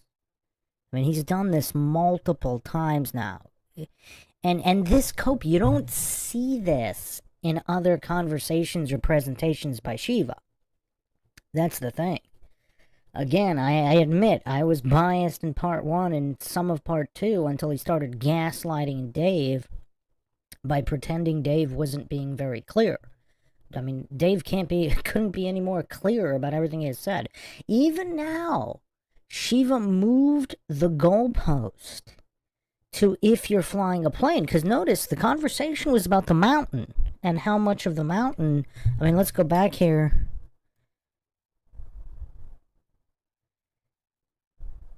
So it was about the mountain. And then as soon as it, now I don't know if Shiva's being dishonest here. Is Shiva being dishonest to where as soon as he understood what Dave was getting at, he immediately moved the goalpost to airplane? Instead of, because the topic here was how much should you be seeing of a mountain? Is it supposed to be below the curvature? And he immediately moved the goalpost to flying. Did everybody see that? So, Chin Chin says, I hope your chakra has been restored to banish Shiva. No, but I mean, we're examining his psychological copes here. He completely moved the goalpost and diverted, I mean, this would also be a red herring logic fallacy, to, oh, well, if you're flying an airplane, this and that. The subject was how much of a mountain should be below the curvature. So then Dave starts talking about the curvature formula, and now Shiva thought he was talking about the flat Earth model, as if these why would you need calculations of curvature if the Earth is flat? I mean, this is just... I mean, it's kind of difficult to believe Shiva's being for real right now. I mean, he doesn't know the first step of the scientific method. He seems to have forgotten everything about first principles. And, I mean, and now he thought Dave was talking about the formula for the flat Earth model? Why would you need a formula to calculate curvature on a flat Earth, where there wouldn't be curvature beyond whatever natural features. So over water, there wouldn't be any. So, I mean, I don't know if he's faking. I mean, I really don't know what's going on here. This is kind of difficult to get through. But now it appears he kind of got the point of what Dave was getting at, and he immediately moved the goalpost to flying a plane instead of how much of the mountain should be below the curvature. So what is going on here? But at least we have to give him credit. At least he's not cowardly saying, oh, I don't care. I don't care about reality. Time out. Let's just go to the hypothesis. Because that's what he was doing for the first part of this encounter. Now it at least appears like he's engaging. He's not being a pure coward like he was for the first half of the interview. Aaron in the chat says, I think Shiva has realized that he can't mess with Dave and so is struggling to try and meet Dave's arguments. I mean, the fallacy spamming is incredible right here. I mean, absolutely incredible.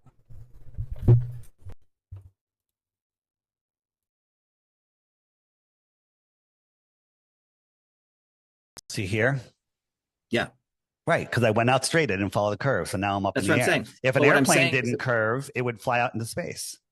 Right, but what I'm saying is you have to be very careful on the measurements. When you write your research methodology out, you have to write this very precisely, because in science, an experiment can be reproduced by anyone. You publish this, someone else should be able to go reproduce it. Everyone can. It's been done 1,000 times. We have thousands of measurements. I don't care about any of that. I want to do this from scratch, okay? Because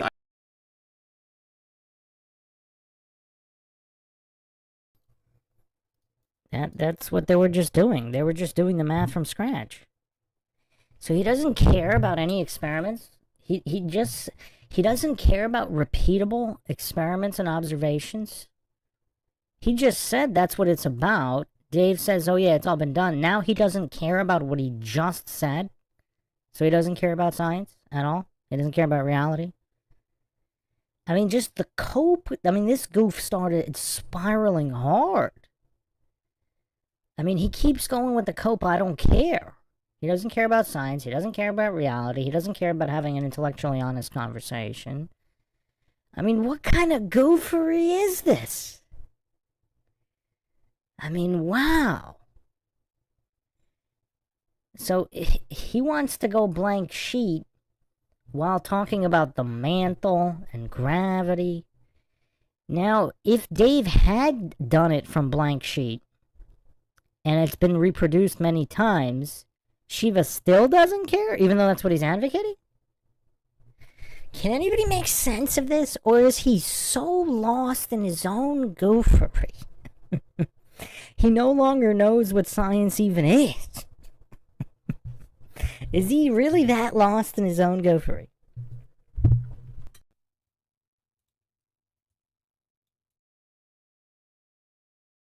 I like going and proving stuff. Just go back. Okay. Go back. What I'm saying is, Dave, if you go back to the previous diagram. I'm going. Go ahead. Right.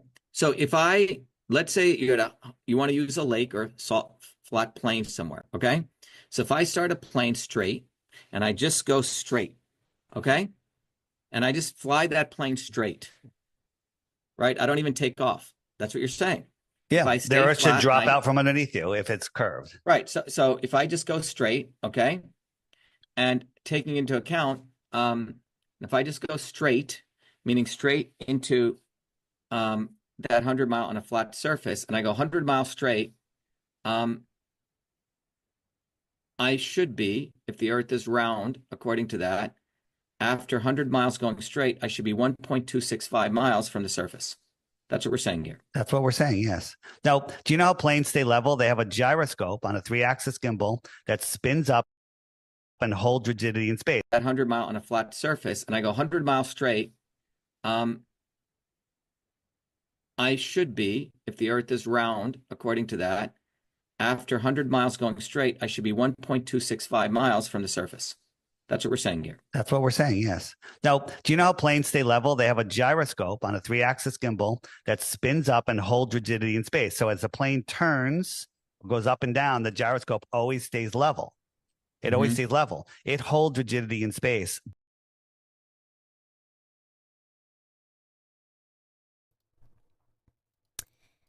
Actually, that doesn't really make any sense.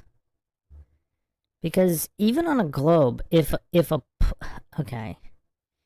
I guess, what is he trying to say here? If it flies, if the plane doesn't fly, if it just rolls 100, yeah. Well, was he talking about over the water? Because, I mean, obviously it would have to be flying. I mean, it's going to sink in the water. But he didn't, he's talking about being precise and clear, and he didn't say relative to the starting point explicitly. Maybe he said where it started. Where it started. Is that what he said? Maybe he said that. From the point of origin, from the starting point. If you kept track of that. Now, how long would it take? So he's at what speed? So how long would it take? Because that's kind of important. Because if it's rolling at 1 mile per hour, yeah, eventually, yes. But that's what, but, because obviously terrain is uneven, regardless of whether it's globe or flat. That's why Dave was bringing up the long-range photography over water. Because then you don't have to worry about the water, you know, water's not mountains. It's not bumping up and down. I mean, I don't know. Is Shiva genuinely struggling with this? Or what's going on here? It's Flat Bob says, Bruce, I don't think he even knows what he's talking about. That would explain what's going on. That actually would explain what's going on here. That would explain it. He is, as he stated, lost in his own go free. Because if he doesn't even know what he's saying, and he just doesn't want to look bad, he's just terrified of me made to look foolish, and he's just talking for the sake of talking, then maybe this kind of makes sense. Yes. Then yes. Alright, well, let's continue here.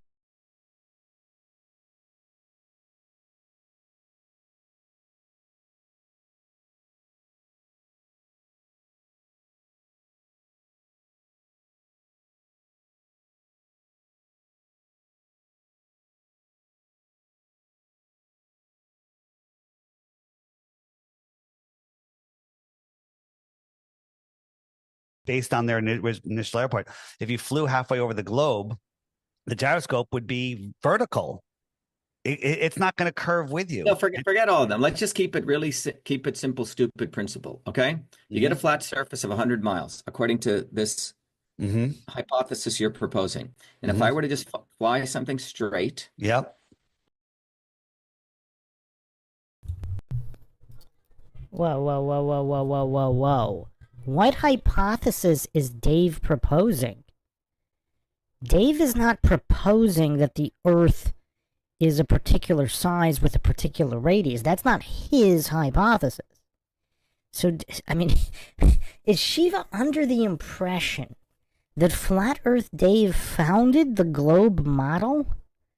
And Flat Earth Dave was the one who announced the radius of the Earth, the radius, circumference, I mean, all of these things, the size of the globe. Is he under the impression that this is Dave's hypothesis?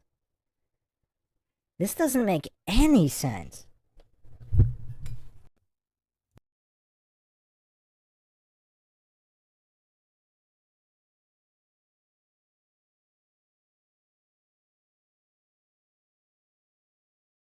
If the Earth is round, you'd end up in space. You'd be 80,000 feet in the air in 1 hour. Well, I should be 1.2615, which is 5,000. Oh, for just 100 miles, sure. Sorry. Yeah. So let's just get that number right, which is 1.2615, 1.2615 times 5280, which is the number of feet in a mile. So you should be at, that's interesting, 666. Yeah.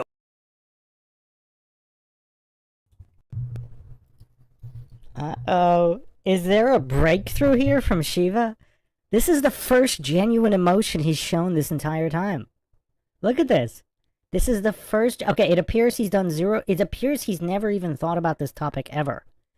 I think I have to retract my statement. I'm not sure he's watched a single Flat Earth video. He appears genuinely bemused here. Is this breaking through to Shiva? Is Shiva gonna write that off as coincidence? I mean, this is genuine emotion. Maybe he still has a soul left. This is genuine emotion for the first time on Shiva's face. Lord Zed says, this guy believes in Globe because the nanny left him and all he can think of is massive blue balls now.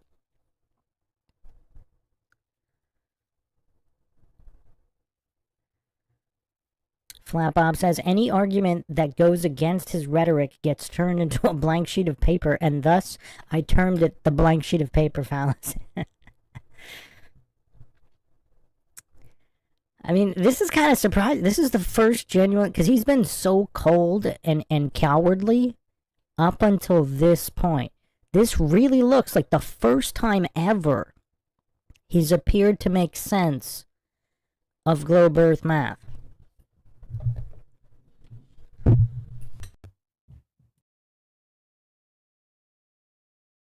Well, that's another thing, dude. Okay, anyway, well, in this model, you should be at 6,660 feet above the ground. Okay, that's what we're saying. Can I just show you a little side note? 6 times 6 times 600 is the circumference of the Earth. It curves at 0.666 inches per mile, 66.6 thousand miles per hour around the sun. 6 times 6 times 60 is it's just, and there's hundreds more of these. Okay, it's kind of weird. I don't care about all that.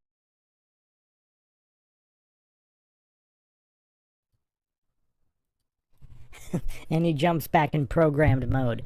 So he doesn't care about a level of coincidence that's like winning the lottery multiple times.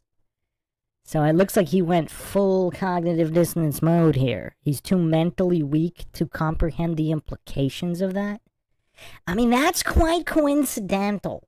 That's quite coincidental that the number of the beast, the satanic father of lies. Satan, of course, is the father of lies. It just so happens to add up to the number of the beast.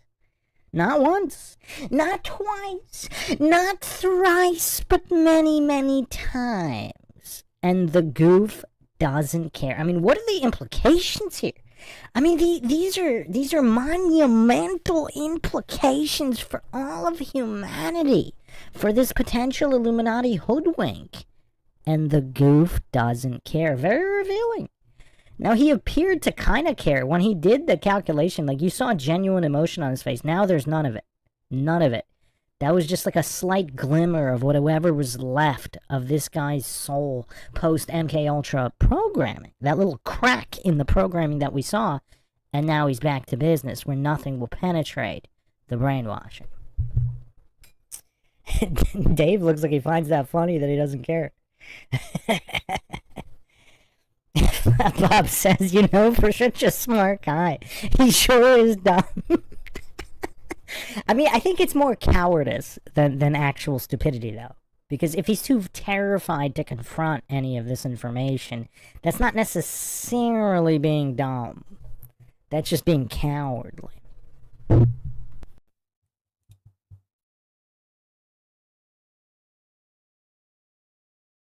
Go ahead. I care about actually doing an independent experiment. Go back. Got it.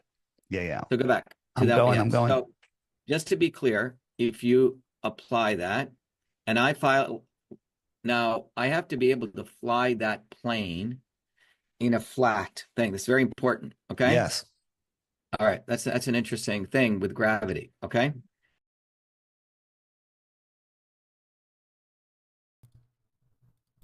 Gravity? I thought we were going blank sheet. I thought we were doing first principles. Now all of a sudden we're assuming gravity? We're assuming gravity all of a sudden on a blank sheet that has nothing on it except gravity? Where did gravity come from if he wants to go blank sheet first principle? Now, what Dave actually didn't have on that graph is that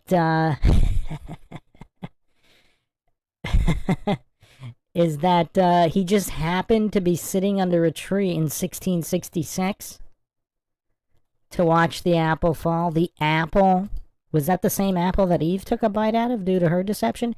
But anyway, in the year 1666, Isaac Newton, this satanic occultist, just so happened to watch an apple fall, and then all of a sudden gravity's a thing?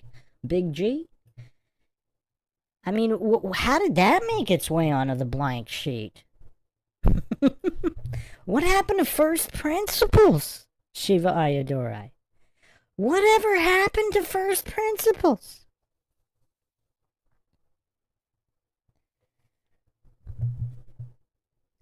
I guess Shiva's no longer wants to go first principle. He no longer wants to go blank sheet. I mean, this is just beyond cowardice. I mean, this is pure hypocrisy at this point. Hypocrisy, projection. I mean, just, I mean, this is tough. Anybody want to take any bets if we're going to make it through the interview this time? I mean, I don't know.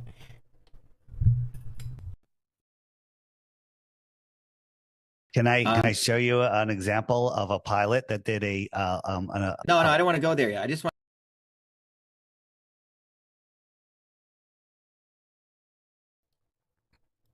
He doesn't want to go there, even though he just brought it up. Because he's the one that brought up the airplane. Dave did not bring up flying the airplane.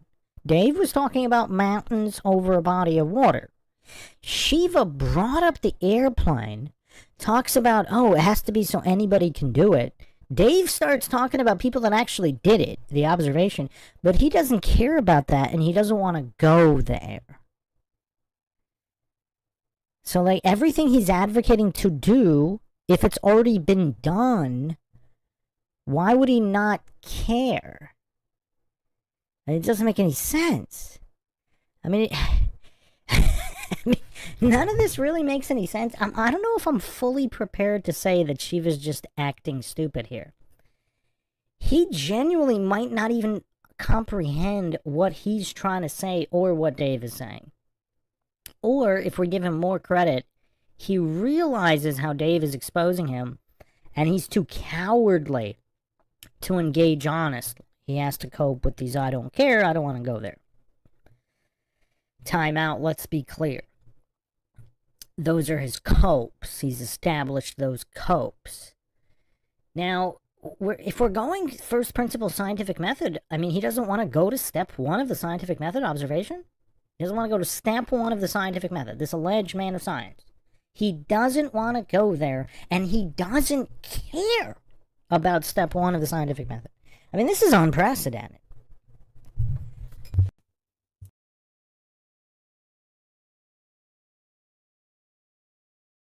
I just want to intellectually understand this in my own. I don't want to see any other data. I'm looking at it. Clean sheet of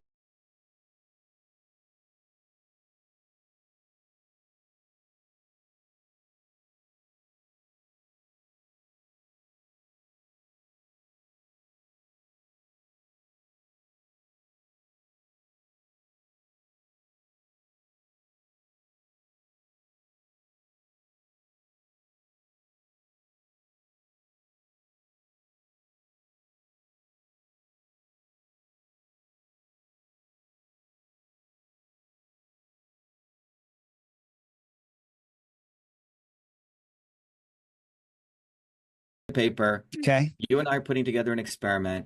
The hypothesis is if I file 100 miles, are you all set? Okay. If you just file something very flat on a flat surface, and you're proposing after 100 miles of flight, and we should figure out how fast you should fly, right? We should write all this down. Okay. Yeah, we've done it. Yeah. But it should be a very simple experiment that anyone can execute, and it can be reproduced. Reproducibility, reproducible predictions, Dave, is the definition of evidence in science. We've done it. We have pilots that all done it, but I'm saying, wait, stop. Because, I come from this institution on the street. If we were to lay out an experiment, I would say, let's go do this at this location, do this, this, and this, and this, like a formula. Let's do And it. any MIT nerd, any physicist should be able to do that experiment independent of you or I, and they should get the same result. So according to this, they should get a result of 6,660 feet. Correct. They should be above this flat area. Agreed? Correct. Okay, so let's just stop right there. Just stop right there, okay? Where is a place, we don't even need to go 6,660 feet. You can go much shorter than that, you know? Where is a place that you propose that this experiment should be done? What, flying an airplane straight and level? They do it every day. Every single flight flies straight and level.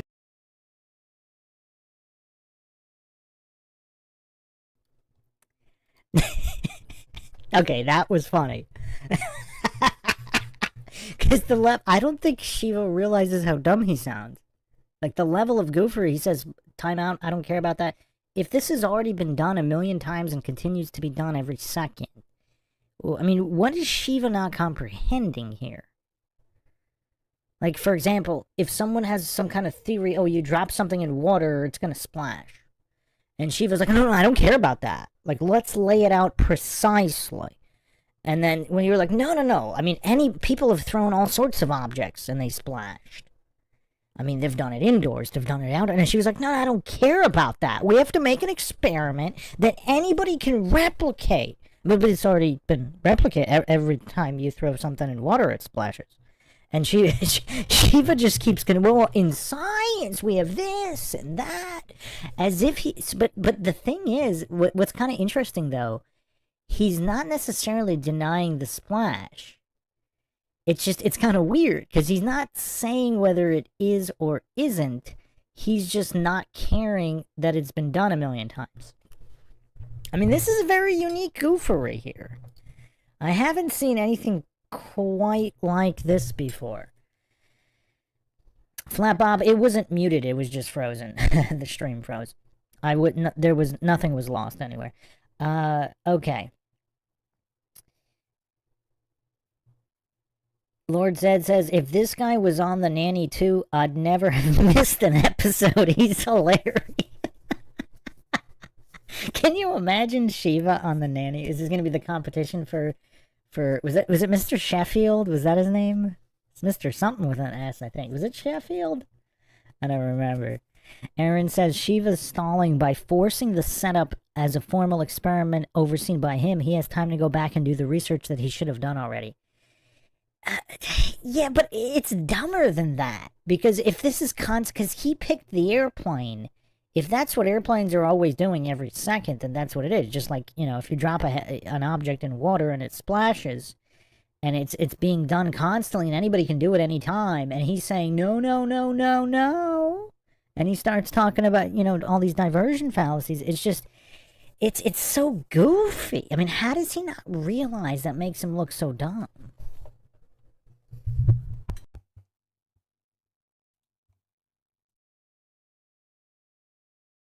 You look at all the flight data. No, not they. I'm saying you and I, and we get. So we get a private jet. People. Every single flight flies straight and level. Airplanes fly over the Earth plane. They do not nose. Their nose up 2-3 degrees the whole time. So as you're flying over this ball, how are you going around the ball with the nose always up?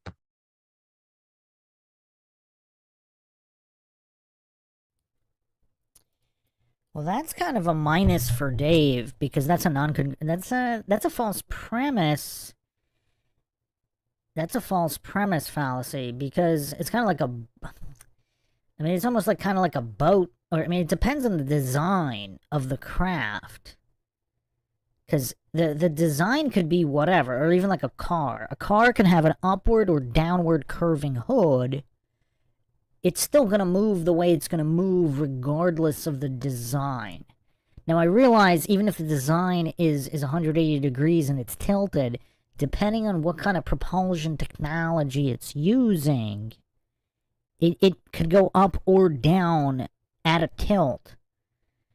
Kind of like a drone. I mean, some drones kind of sort of do that. Like those some of those performance drones that do the flips and stuff, the design could be like they could be tilted but still moving forward and down while tilted up, etc. So yeah, that's not really that might be this non-congruent argument. Is it non-congruent? False premise. It's mostly false premise. Could also be a hasty generalization logical fallacy by assuming that craft can't be tilted in a certain position while directionally moving in another direction.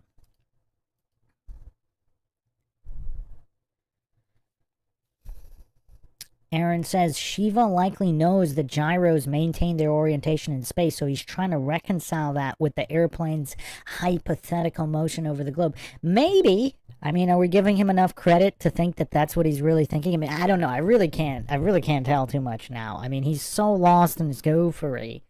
Is he really just trying to save face and stall?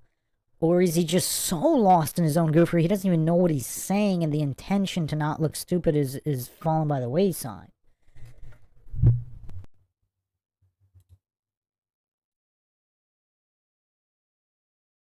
Right, but David, I don't care about all that. I'm just talking about an experiment that can be reproducible, that any idiot can do.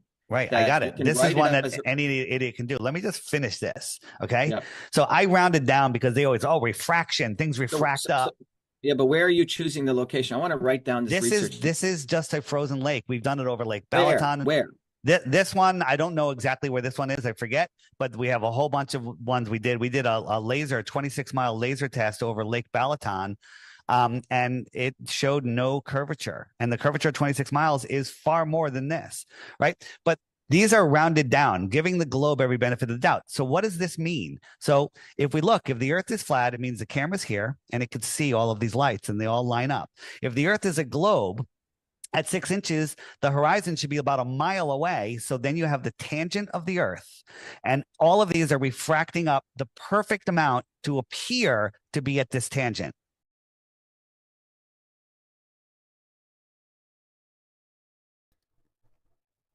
That's actually a really great graphic here. Let's make it a little bigger. This graphic is excellent here.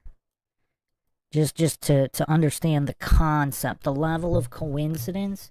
So this would be the post hoc logical fallacy that a lot of scientism goofs cling to desperately to explain away why no matter what the distance or no matter what the alleged curvature should be, regardless, everything always comes up magically. Like the refraction has some kind of magical built-in intelligence to always refract at the exact height that it would be on a flat Earth.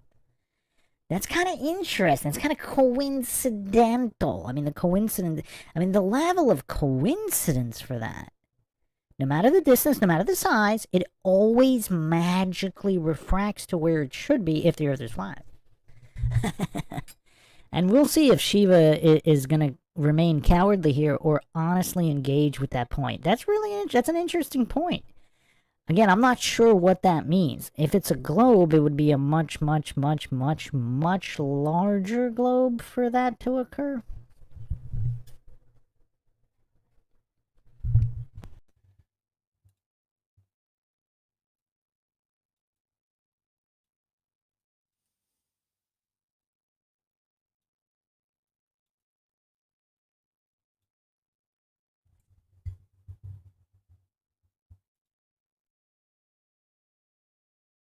That's what you have to believe if you believe the Earth is curved, that they're refracting up and they're tricking you. They don't refract higher.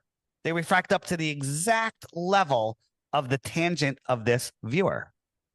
That's what you have to believe. That's crazy. The reason you can't figure it out is not because you're stupid. It's because it's stupid, right? The globe is the dumbest thing ever. Once you understand what you've been believing your whole life and have never questioned. Yeah, what I'm saying, Dave, is there needs to be an actual specific location.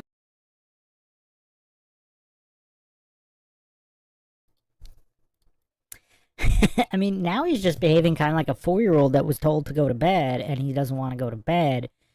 So he just completely ignored everything Dave just said. It's like he's too cowardly to even spend an honest moment thinking about what Dave just said.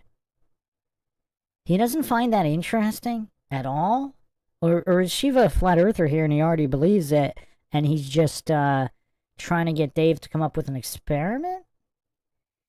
And to appear credible to the other scientism globers, he's just acting this way? I floated this theory in the previous episode, but...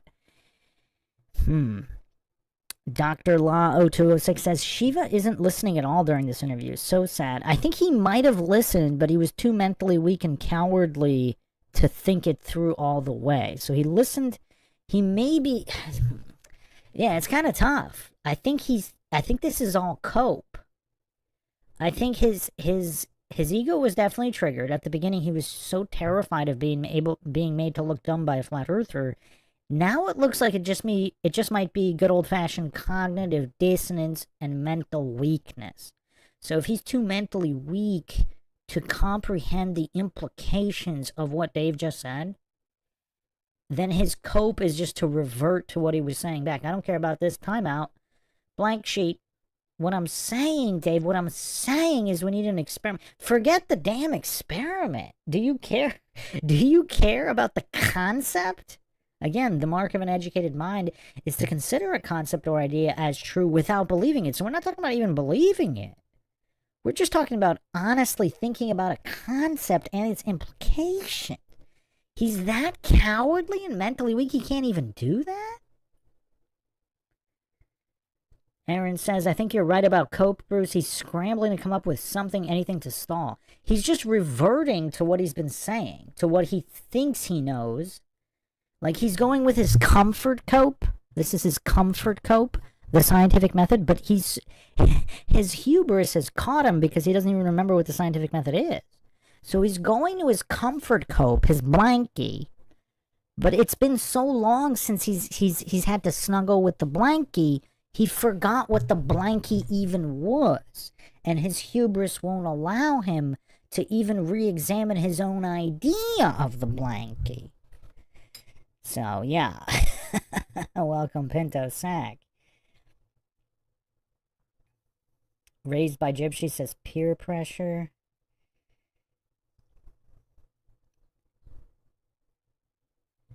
Yeah, I mean, let's see how far we can get. I'm already getting... I mean, Shiva's been exhausting me more than anybody. Like, I don't know if anybody has exhausted me to this level. I mean, even Destiny, with his verbal diarrhea stream of fallacies and his, his school of vegetative debate isn't as bad as this.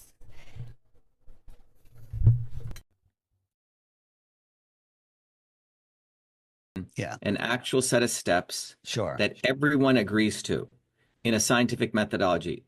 You're saying, if you go back, you say, we are going to move an object 100 miles in this direction. And after it moves the object 100 miles in this direction, we are saying that its distance from the surface of the Earth needs to be 6,660 feet. Which it That's won't your be. simple experiment. But they never, no, but here's the problem. They won't be. And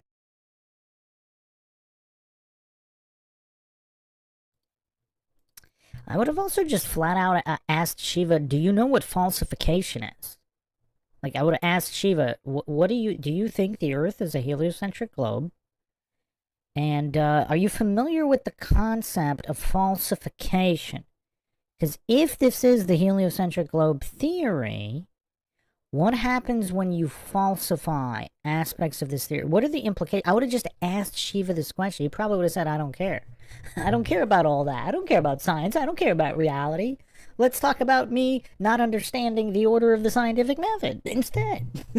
And blank sheets.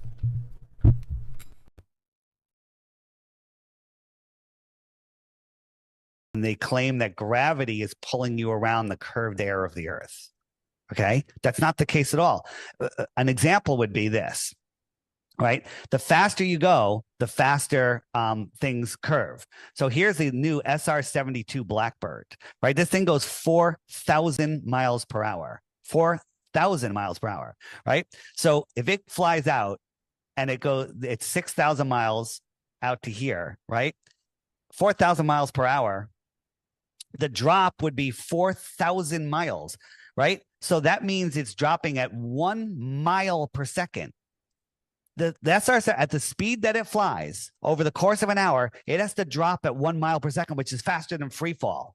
What would happen to anyone on this plane if it's curving faster than free fall?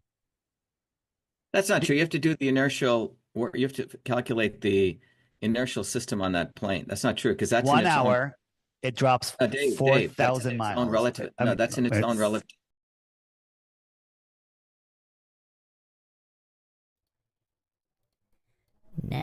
Now we're getting to the usual copes. It's all relative. Relativity. So he's never seen Run Z Cow's debunk of relativity. So, but ironically, this is the relative. Dave is talking about the SR-71 relative to the Earth's surface. So, and notice these coping goofs, when they get triggered and start coping, they never actually explain what relative, what exactly is relative in this example. And how would it differ? See, this is why dependent variables, independent variables, and controls are important. Because by invoking the magic of relativity, you don't have to explain anything. You don't show the dependent, independent variable, and control. Because without the control, how do you know that it's relativity itself that's causing whatever discrepancy he's hallucinating is making up for this difference in the first step of the scientific method, or the falsification of a particular theory? Like, does he even know what the word falsification means? Because he hasn't shown anything here that he does. But I did notice that. And was it Einstein himself who said if you can't explain it simply, you don't understand it well enough? So crying it's all relative when goofery is exposed is an example of what not to do by Mr. Relativity himself. Because if you can't simply explain how relativity and it's all relative explains this kind of discrepancy or falsification, then you shouldn't be invoking the magic word relativity, should you?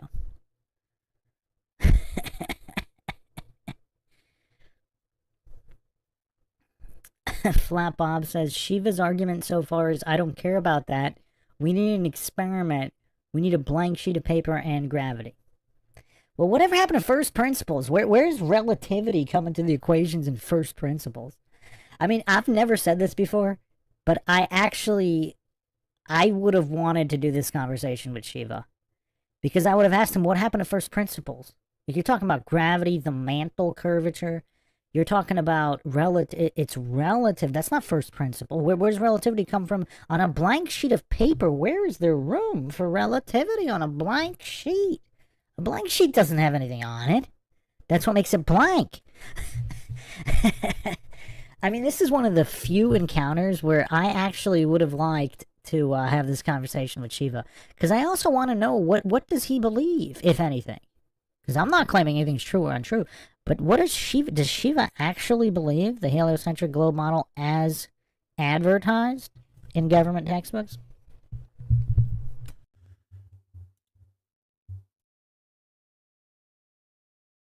No, that's in its own relativistic frame. Okay. Right. Sure. So you can't go there because you're gonna screw yourself.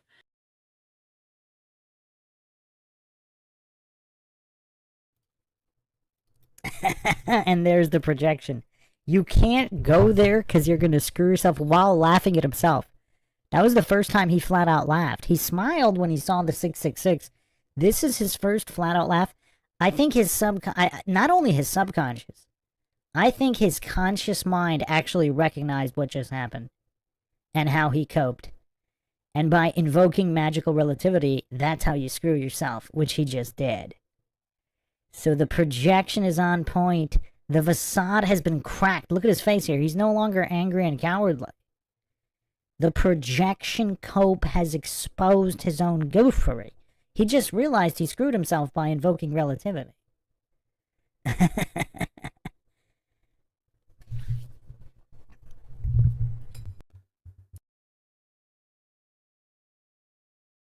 I'm just saying you need to make this experiment, if you want to do this, so simple that anyone can do it, any school kid can do it, and they all should get the same data. So that would be my recommendation. Well, how is a school kid going to do this? I don't have a skin in the game. I don't have any skin in the game here. Well, but here's the thing. The thing is, there's so much evidence that the Earth is not curved. There's so much evidence that you can't have high pressure next to no pressure without a container, right? When pilots are coming into an airport, they say, okay, we're about 125 miles out. They figure out how much they have to drop per minute to get to the airport, right? Yeah, Dave, I've heard all this. What I'm saying is, you've heard this stuff. No, what I'm saying is I've heard all of this stuff. My point is that still missing among this community is a proposed experiment that everyone agrees to.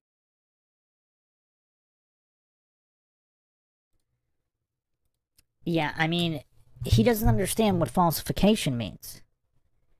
Because if somebody's advocating that the invisible flying spaghetti monster needs to be paid taxes, and a community comes out and says, wait a second, they say the invisible flying spaghetti monster is here, but we had some hot air balloons, you know, this helicopter went up, and it didn't, and you know, they were shooting something, and it didn't hit the invisible flying spaghetti monster. Like, there was no actual evidence of it.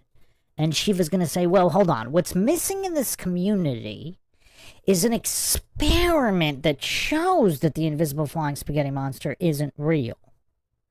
Like, it's like he doesn't understand the concept of falsification.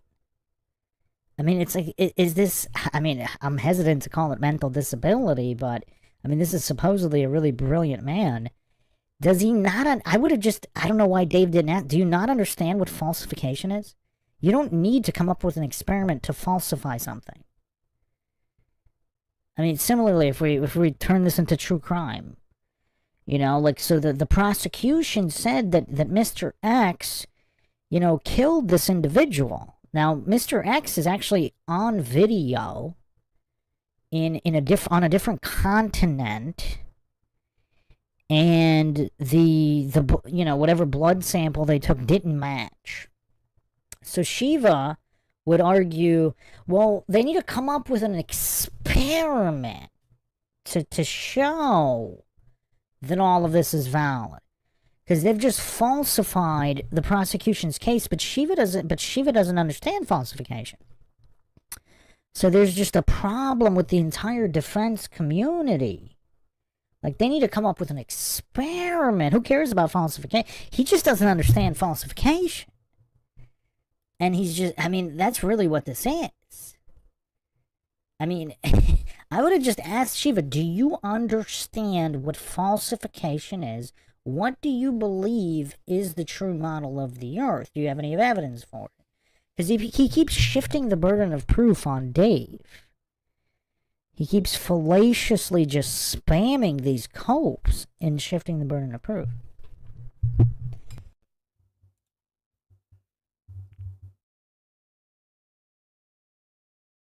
I have write one. it up like a scientific paper. No, go back to the one you just said. That's which one? The one you just said. You fly for 100 miles, and then after that, you check the distance. It should be 6,660 feet. But what happens when it's not? Well, if the experiment works, that means you're wrong. So no. If you fly 100 miles and you're not 6,600 feet, does that mean the Earth is flat? If you're proposing that you make a hypothesis, let's follow the science. That's why I started this conversation. Yeah. Let's follow a rubric that we all agree to, whether you're on this side or that side. This is how science gets done. Right. Okay. So if you followed that, so you would write hypothesis. It's like third grade. Sure. 2. This is the methodology I'm.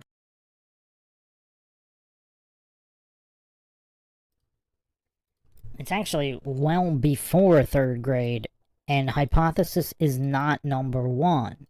You have to observe first, something Shiva's too cowardly to do. And he keeps interrupting whenever Dave tries to do step 1.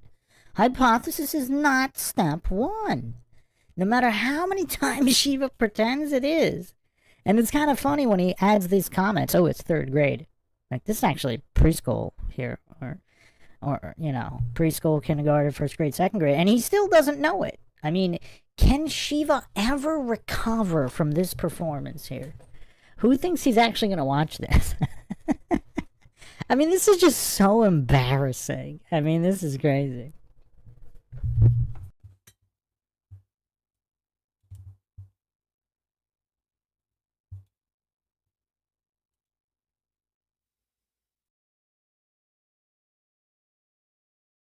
Proposing. And the methodology, as Mr. Gerald Walker, my 9th grade teacher, said, has to be written very explicitly. Great teacher. Sure. Okay. Sure. Step 1, step 2, step 3. This is where we go. This is what you do. This is the machinery we use. You have to. This is the beaker we use. Everything. You have to write it down very explicitly, so everyone can reproduce it. And you have to write it down very. Okay, if we're going to fly a drone, it has to be this drone. Can I run it by you? Can I run by your methodology here? Here's my hypothesis. We start a plane out here, and we're on the salt flats or wherever. You know, we have 100 miles of. No, but what I'm saying, Dave, is my hypothesis is that I fly 100 miles, and if the Earth is a globe, I should be 6,600 feet in the air. If I fly straight and level, okay. Yeah. But when I'm not, that matches the flat Earth model. So now what do we do? Well, now you have an experimental piece supporting your hypothesis.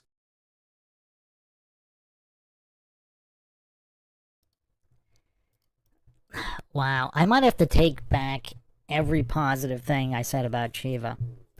He doesn't understand that the burden of proof is on positive claims. He doesn't understand falsification.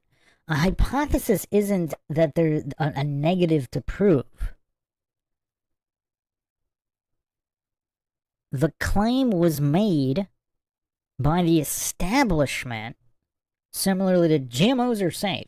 There's a claim made here. The burden of proof, now obviously you can prove a negative. It's not that you can't, but that's not where the burden of proof is. He doesn't understand the concept of falsification. You know what would have been hilarious? If Dave had like a team and they actually, if his 9th grade teacher was still alive, if they just got him on the phone then and there, they patched him through. And so he could send Shiva straight on what step 1 is. How hilarious would that be?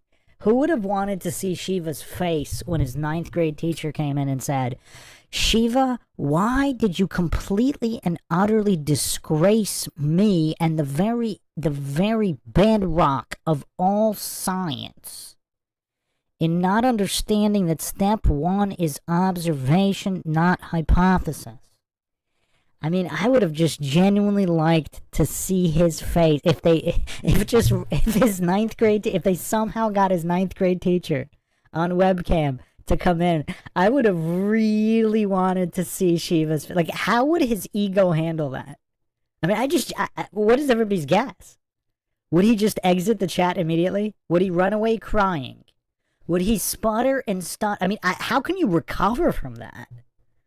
Like, would he genuinely remain on this call? Like, what is what are the options to recover from that? He just spent an hour humiliating himself, not understanding step 1. Like, how does he recover from it? Does he even try to recover? Or does he just run away? Let's do a poll. What does everybody think?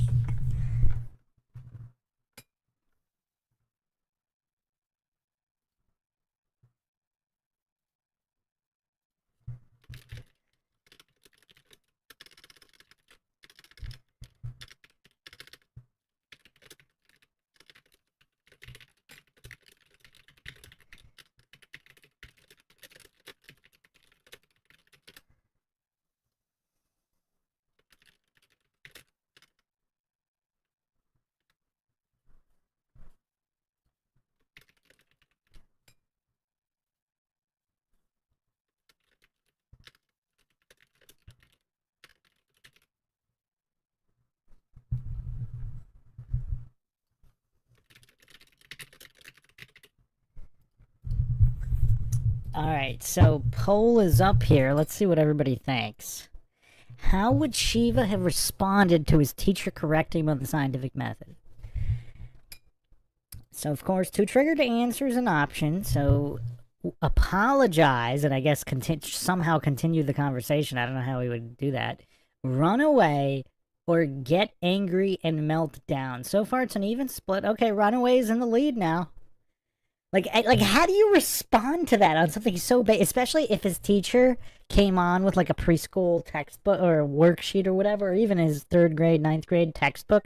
If the teacher showed up with a textbook open to the scientific method showing step 1 observation, like, what recovery is possible after he spent this whole time talking about how he's this MIT engineer, etc., etc.? Yeah, Runaway is in the lead, or Get Angry and Melt Down is 2nd place. I mean, I really don't see him humbly apologizing. I mean, I just don't see it. I also don't really see him melting down. I mean, I don't know, but I mean, it seems like I just don't understand how he could recover from that.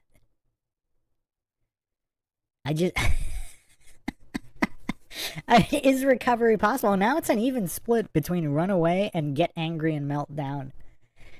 I mean, maybe a melt. For some reason, I think running away is really the only option. Because I mean, how do you recover from that? Heracles says he would say, "I don't have time for that." It would be funny if he says, "I don't care about that," even though that's what he's discussing. Let's go back to the scientific method, and then his teacher would be yelling at him, "This is the scientific method, you idiot!" Oh man, can you imagine how viral that would have been if that happened? That would have made this funny. That would have made this less painful.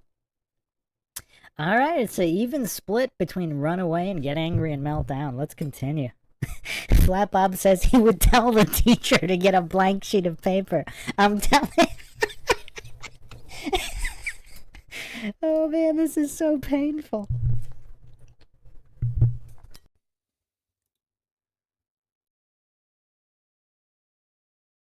Sure. Now, every single flight every day does that. I don't want to hear that. I want what I'm saying is, if you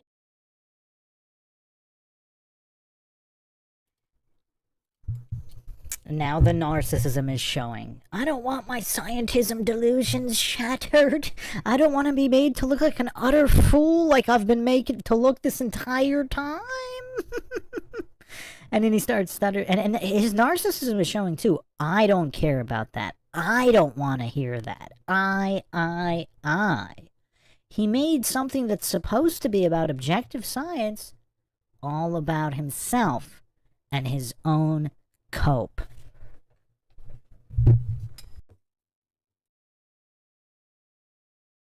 You want me to help facilitate this, I will. That'd be awesome.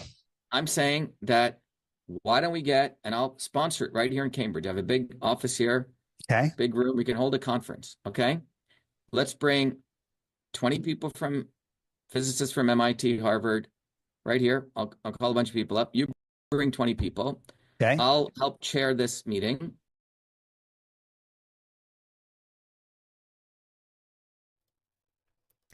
I mean, it's almost astounding, the level of narcissism to make it all about him and his facilitation. Look, maybe items really don't splash when they're thrown into water. Well, let's get some MIT physicists to come up with an experiment that can demonstrate whether or not objects splash when thrown into water. Because clearly, I mean, it doesn't matter that it's been done billions of times. I mean, that doesn't matter. We need to do a conference about this. We need to get 30 people from both sides, and we need to agree to steps to throw an object in water to see if it splashes. I mean, the level of gophery here. I would have just asked him, have you heard of the Michelson-Morley experiment? What do you think about it? Have you heard of the Bedford level water experiment? What do you think about it? Have you heard of Airy's failure? Like, what do you think about all these experiments that have already been done? Like, the level of narcissism here is really getting off the charts. Now, all of a sudden, he has to facilitate all of this? He's too cowardly to honestly have a discussion about anything, and he wants to set up conferences? He doesn't even have the capacity to spend 5 minutes honestly discussing concepts with Dave And he's all of a sudden he's setting up conferences?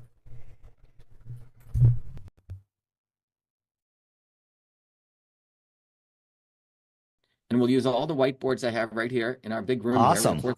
Let's do it. Let's do it. That'd be awesome.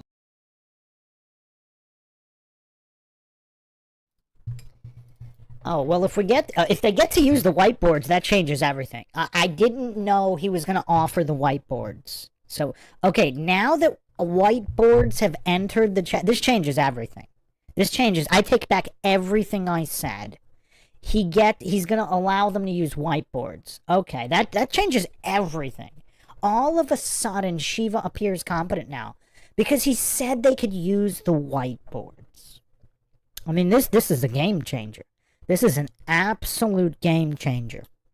I mean, who could have thunk it? I mean, whiteboards? Wow. Wow.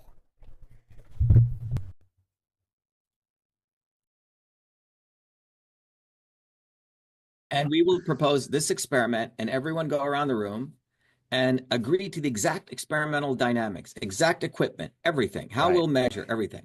Okay? So we have to agree to that experiment. All right. That's one experiment. Let's just start there. Okay. Let's just do one fucking experiment, right? Okay. That everyone agrees to. And then we go do that experiment, and you'll have,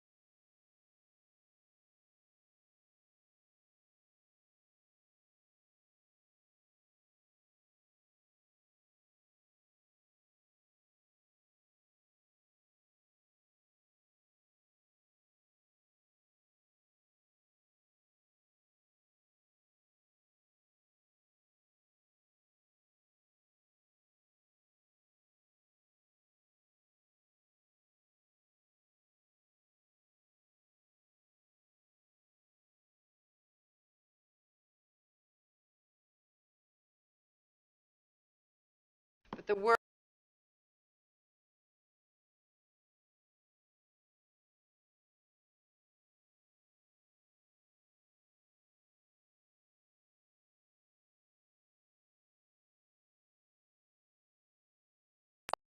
was a different place when I was a girl. Yes, they thought it was flat.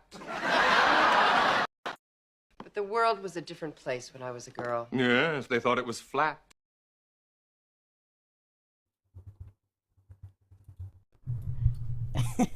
That's the closest I could find to the nanny flat earth joke. Lord Zed, that one was for you, Lord Zed.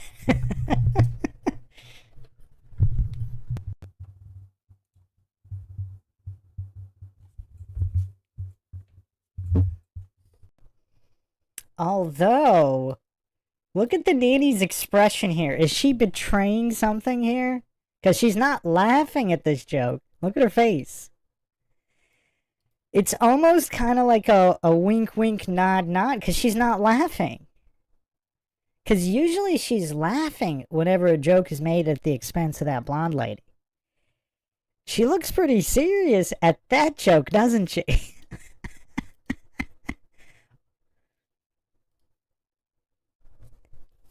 I mean, look at that face, though.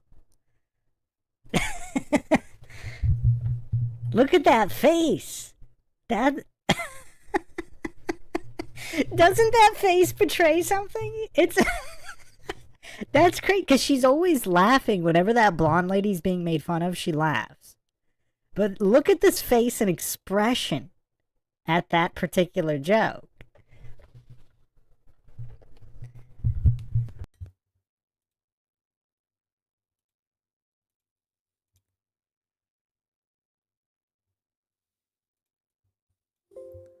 proposing you do 20 iterations of that experiment.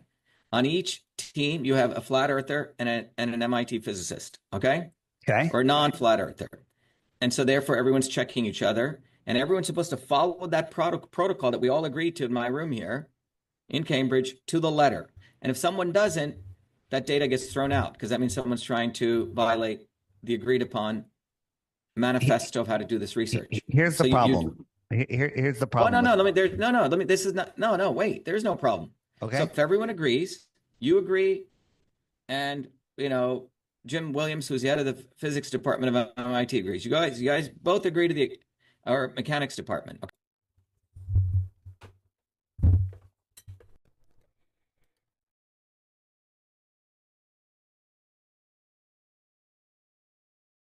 I mean, I'm pretty much done here. I mean, I've had this is about as much as Shiva I could take. Oh man, we're gonna have to be coming back for another part here. But Shiva Ayyadurai here is spamming appeal to popularity. Who cares who agrees to what? Either the experiment has dependent independent variables and controls, or it doesn't. It doesn't matter how many people agree to that. That's the whole point of science. It's an objective methodology. Agreeing has nothing to do with anything.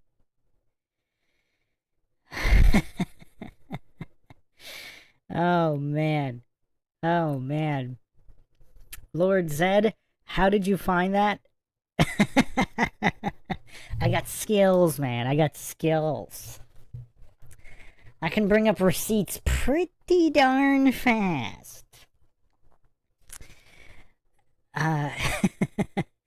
Yeah, I mean, I've about stomached all I can from Shiva Ayyadurai in this sitting.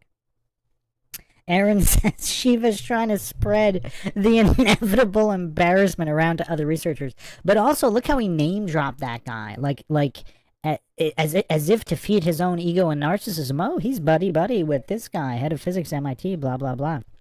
He doesn't even know that gravity is, I mean, Walter Lewis. Does he know Walter Lewis? You would think he would. I mean, that's another MIT physics professor, so you would think he would, but he's just this utterly clueless about electric forces. I mean, wow. Okay. Yeah, I mean, again, my apologies. I am a mere mortal. There is only so much goofery I can take in single sittings, although it is stunning. If somebody had asked me who I could stomach longer, like goofs like Destiny, Craig, McToon, I would have never thought I could stomach their goofery longer than Shiva's. I mean, it's just crazy. It's just crazy. Oh, man. All right. Well, that's a wrap for part 4 here.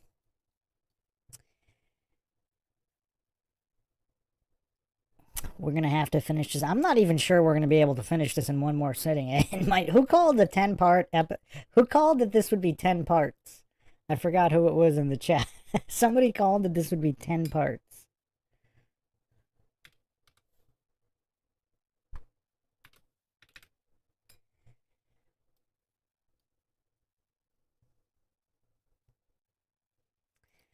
So, yeah, we'll be back for more. I mean, I'm really trying to finish this up. I don't want to really do other podcasts until we get done with this, because now it's like, it's an exercise of glutton for punishment. But I just want to get through this. I just want to get this done. But obviously we have to be comprehensive in typical Mindshock fashion. Flat Bob says he was the one that called the 10-part. Man. Aaron says, I had a cousin who was at MIT in the same general field as Shiva. Too bad he died a few years ago, so I can't nail him about Shiva.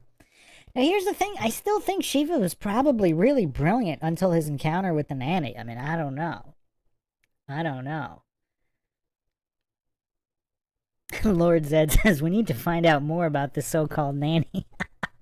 I wonder if that entire TV series was MK Ultra and Illuminati propaganda. We have to do a deep dive into that show. I actually really did not like that show when it was on. My jam was more Fresh Prince of Bel-Air, which was also very, very devious. Very, very devious Illuminati propaganda, which we need to do a deep dive into that show. I liked watching that show at the time. But yeah, no, The Nanny was definitely not one that I watched. I saw it on in the background a couple times. I've maybe seen, I don't think I've seen more than 5 full episodes. Probably not even 5. I think I might have seen the pilot and 1 or 2 random episodes in full duration, maybe. And then mostly just on in the background in various places throughout the 90s. So yeah, I mean, Home Improvement and The Fresh Prince of Bel-Air were pretty much the only sitcoms that I did, I think. I don't think I really watched any other sitcom. I'm trying to think. I really didn't like Full House. Just seemed dumb. I know a lot of people are going to get mad about that one. So, oh, Urkel, Family Matters, little bit. Yeah, that was kind of like a show I didn't mind. Wasn't too crazy about it. Hated Seinfeld at the time that it was on. Watched a lot of it maybe 5-10 years ago and thought it was pretty funny. But then I watched Owen Benjamin break it down, and I mean, it's a lot of Illuminati filth as well. Oh, Boy Meets World. Yeah, I saw a little bit of that. Yeah, that wasn't terrible, but I also think that was some kind of Illuminati propaganda as well. We need to do deep dives on all of these sitcoms. Sitcoms as a whole, I think, are pretty propaganda. Even Home Improvement, I know some people are going to find that blasphemous. Even Home Improvement actually pushed a lot of that Illuminati feminism filth. So anyway, hope everybody enjoyed another edition of the Mindshock podcast.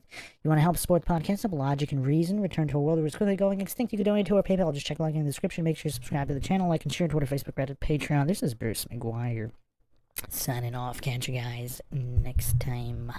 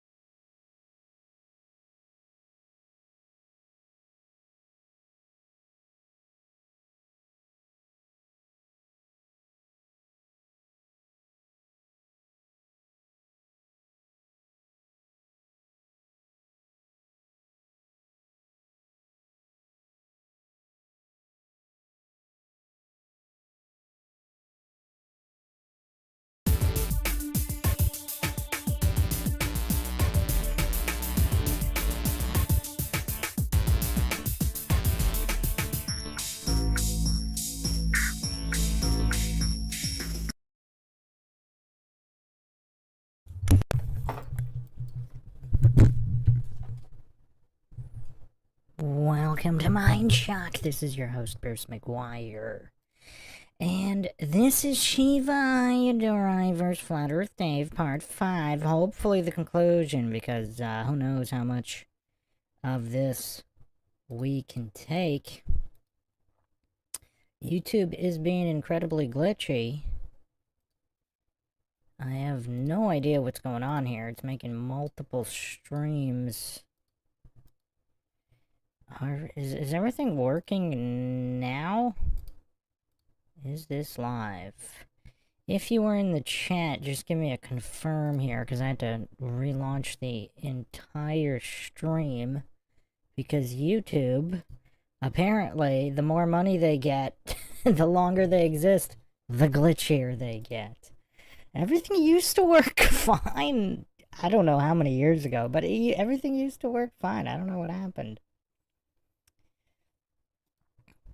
So, I gotta redo the links here just because YouTube's gonna YouTube. So let me just get it.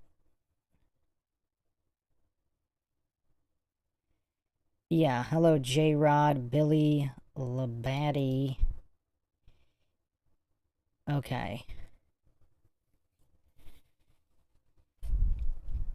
Yeah, no, I didn't start playing this yet. I'm just doing the intro. It's just a freeze frame right here. It's just a background. I didn't start playing the video yet. But I had another stream set up that apparently YouTube just decided to terminate for no reason. So then I had to reboot to go to this one. It wasn't any kind of violation or anything. It was just some kind of technical issue. So I just gotta update some of these links. Nothing's ever simple. You know what's kind of weird, though? The people that bootlick the establishment, they seem to not really be having technical issues. Do they have technical issues? We should do a comparison on social media. How many authority-worshipping cultist bootlickers have technical issues versus non-authority-worshipping cultist bootlickers?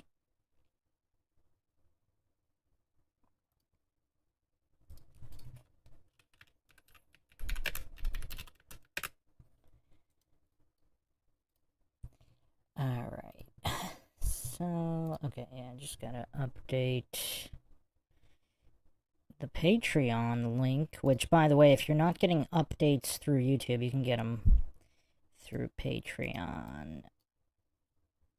Okay.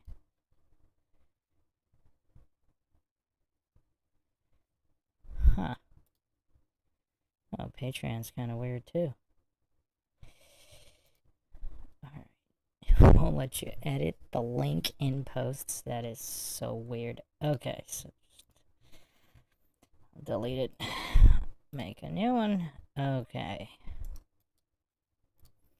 So hopefully we can finish this up here, because this was a particularly painful one, possibly one of the most painful Flat Earth encounters, let's call it.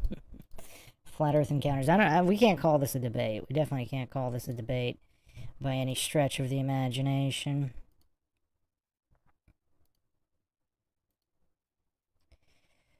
So, anybody have any thoughts on this so far before we jump in to finish this up? So, of course, Shiva Ayyadurai. I don't know how he can ever recover from this. That's another thing, too. Like, how can Shiva recover from this performance in this encounter? I mean, is it possible? Is it possible? J-Rod says, you and Witsit seem to have it the worst. Never seen Andrew Wilson have these issues live. Yeah, that's kind of interesting. Yeah, I'm trying to remember. Unless he has and he couldn't launch. But, I mean, yeah, it'd be interesting if somebody asked him about that. He's kind of... Is he anti-establishment? Kind of. But he's still pro-Catholic Church, isn't he? So that's kind of an establishment. Some would actually say they're behind everything. Depending on who you listen to. So, alright. Well, welcome everyone to another edition of Mindshock Logical Analysis here. Hopefully you've checked out the previous 4 parts. If you want to help support the podcast, help logic and reason return to a world where it's quickly going extinct, you can donate to our PayPal. Check the link in the description. Make sure you subscribe to the channel. You can also become a YouTube member right here on YouTube. Help support the channel that way. Questions, comments, theories, thoughts, suggestions, rebuttals, debunkings of any kind, leave them in the comment section. Unless, of course, you are with us here live, then drop them in the live chat, and I'll try to get to each and every one of them. And just a reminder for any new people joining us, obviously, this has nothing to do with whether the Earth is flat or not. We are examining logical argumentation here. So let's pick up right where we left off, and we'll see if we could actually finish this one.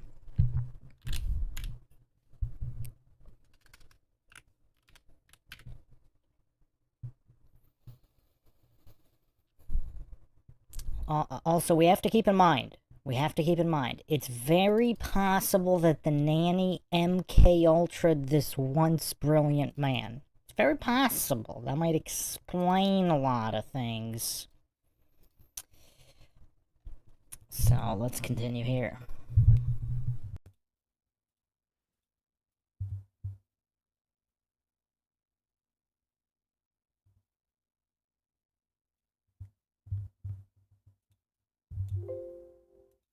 How to do this research. Here's the problem. Here's the problem. Oh, no, let me, this is not, no, wait, there's no problem. Okay. So if everyone agrees, you agree, and, you know, Jim Williams, who's the head of the physics department of MIT, agrees. You guys both agree to our mechanics department, okay?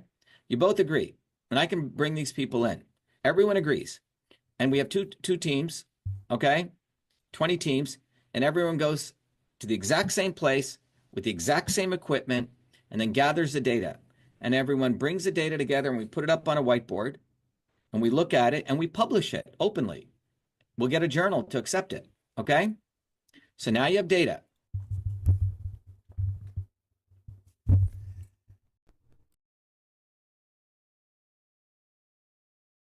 Hold your horses there, Mr. Shiva Ayyadurai.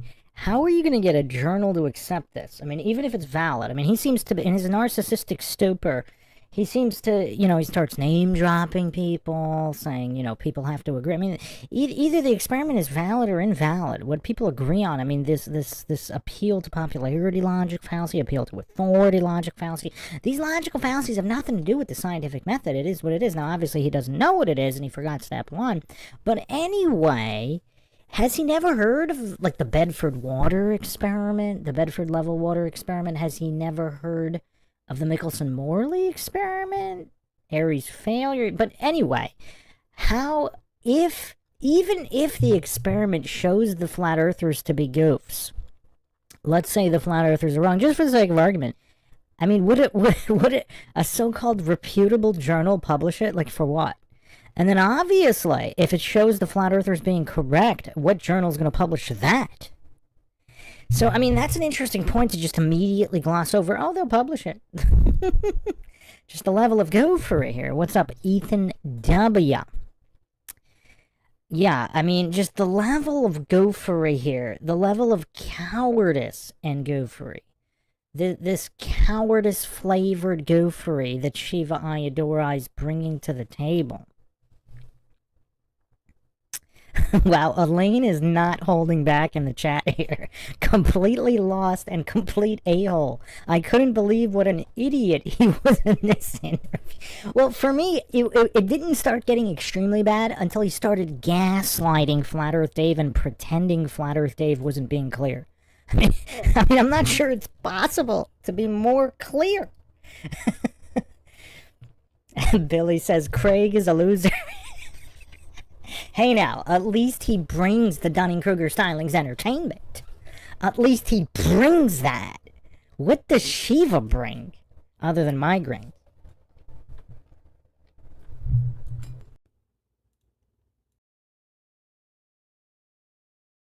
First paper, and maybe that's showing that agrees with your hypothesis. Everyone comes out to plus or minus 5%, 6,660 feet off the ground. It's published.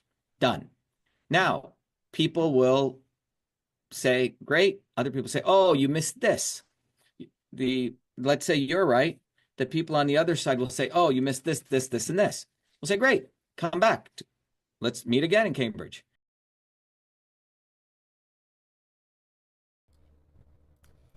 Yeah, I really don't know what to make of Shiva here. I mean, just the level of goofery here.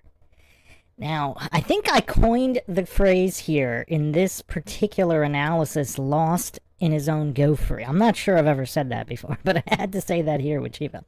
Because the time of you missed this and you missed this, a lot of that is going in, that even predates the construction of the hypothesis. Because what about observation, which Shiva's terrified of doing?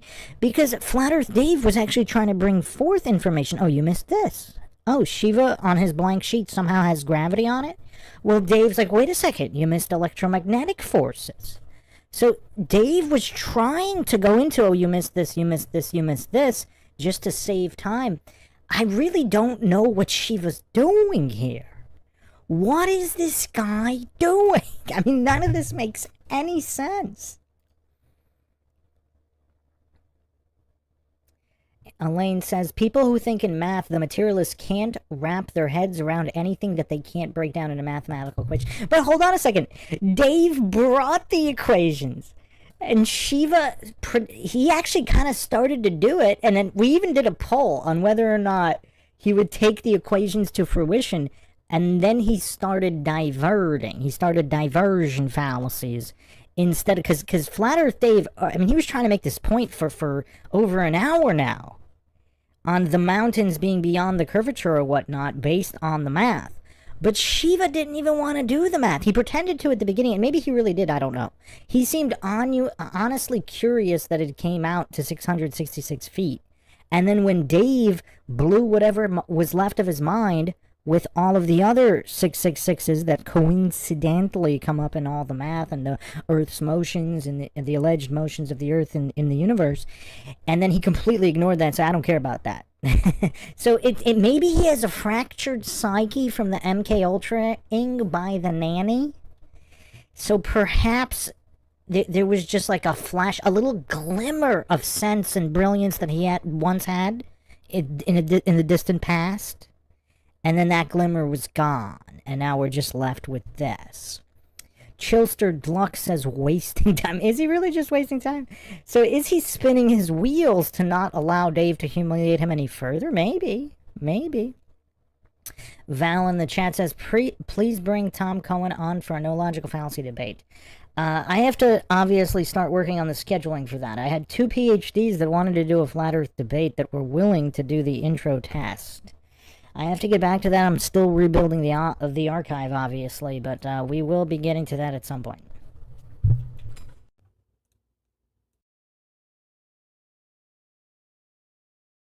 So if what you say is true, let's update. Now you do. So what's your hypothesis? They're going to say, well, that was wrong because of ... And we all meet again. We say, okay, that could be true. Then what experiment would you propose, or how would you advance this experiment to measure the anomaly you're saying?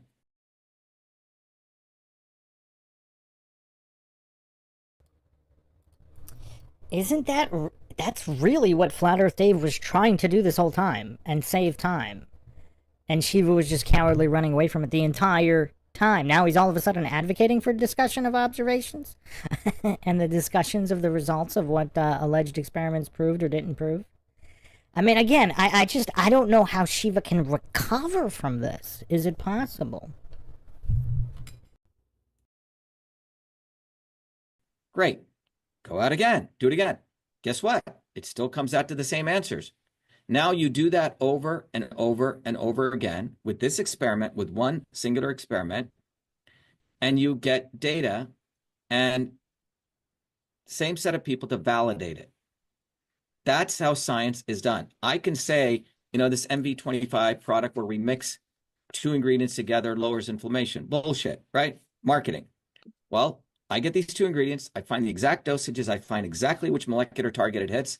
And I prove it over and over again. I have the exact quantitative prediction. And then I test it in an environment, right? That's science. It doesn't matter. It doesn't matter if you're a PhD out of MIT, if you're not. If the data proves the hypothesis, that is what you have to suck up to.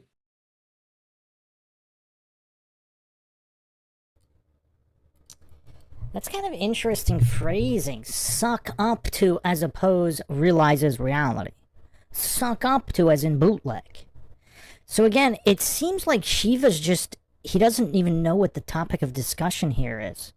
It seems like someone told him this was maybe like a middle school classroom and he needs to explain what science is. I mean, obviously everybody knows that. Well, Shiva actually doesn't know the scientific method. He blundered it time and time again. He claimed to want to follow first principles and then and have a blank sheet of paper. Then all of a sudden the mantle curvature, gravity, relativity somehow made its way on the paper when Dave was literally doing what he's talking about now. Discussing, you know, what was missed in this idea or that idea. I mean, just this kind of goofery, narcissism, and cowardice all mixed together. We haven't quite seen anything like it, and that's a good thing, because this is headache-inducing. I mean, this is just flat-out painful. She was not even being funny here. I mean, someone in the chat before said they thought this was kind of funny. I mean, I guess, if it's your if this type of goofery is your thing, but coward goofery was never my thing.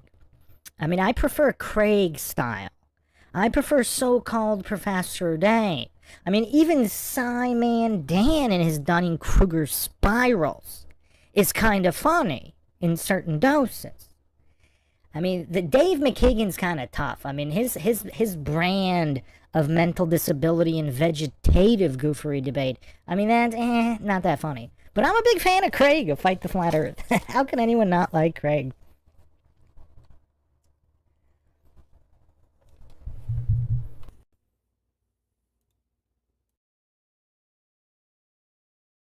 So that's what I propose. Because that's what I said. No, I got it. So just jumping forward, we do this. We do take these flights. They do not end up 6,600 feet because there's 10,000 flights every single day that don't do that. So now we have that data. We did it ourselves. Forget all the commercial flights, all the private flights. 20 people do it. 20 people do it with two teams. Yeah. One who are pro flat Earth, anti flat Earth. And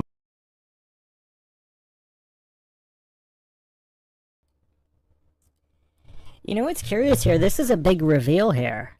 This is kind of a this is I don't know if I would call it a Freudian slip, because it's not really a slip, but it's a framing. The framing here, it can't be truth seekers. It can't be people that aren't on either side. It can't be people that are undecided. It has to be two teams of pro and anti-flat earthers. In Shiva's deranged mind, whatever's left of it here, this once brilliant man, whatever's left of his mind, there's actual scientists, actual curious truth seekers who don't assume something is true or untrue just because some corrupt establishment said so. They're not allowed here. It's only teams of pro-flat earthers, anti-flat earthers. That's all that's allowed, according to Shiva Ayyadurai. I mean, this is very revealing in the way that he phrased that. So clearly, this is not a man of science here.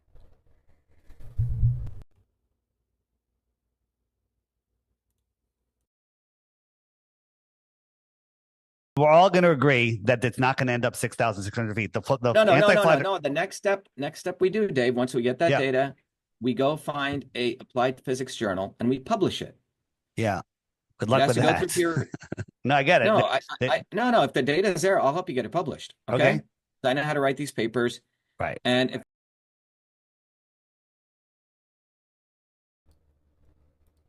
he knows how to write flat Earth papers. How many flat Earth papers has he written and gotten published? I really don't know what to make of him here. Is he really does he lack this much awareness that he thinks a physics journal is going to publish a flat Earth experiment regardless of the result? Like, even if, let's say, it proves that the Earth is a globe, they're going to waste in their minds, right? It's a waste of time to publish something that's so easily established. You know, if you do some kind of basic study on something that's already clearly known and obvious, nobody's going to publish it. Why would they publish it?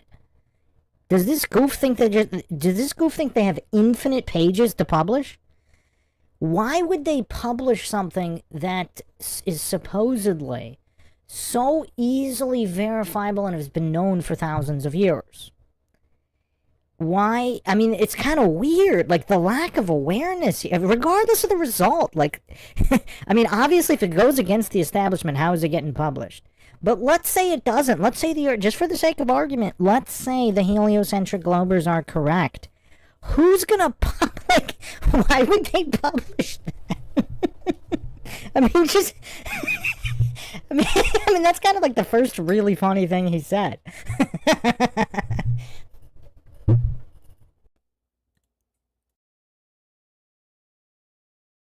There's many journals, and you publish it. Here's the data, and we do a video on it. Okay. Sure. That would be taking it out to the community, and then people have to attack the paper, find out what the flaws were. They'd have to attack the MIT guys and you guys.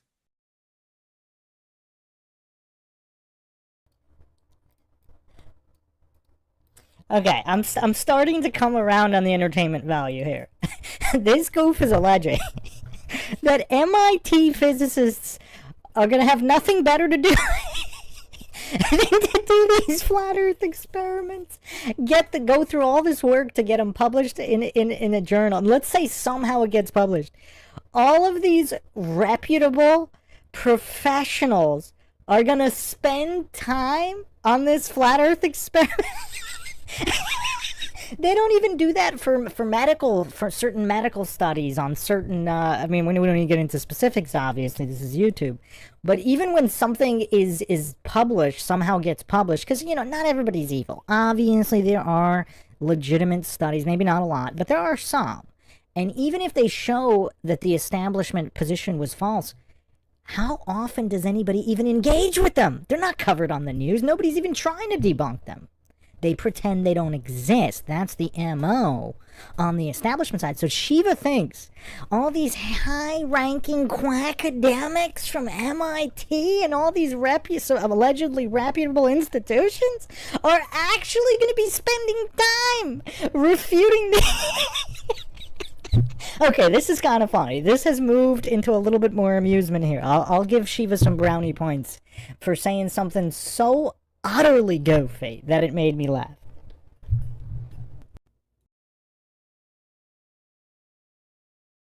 Okay, I got because it. I know the argument though. They're gonna proclaim that the pendulous veins in the gyros are accounting for the curvature of the Earth. But the problem is, Dave, stop, time out. Yeah.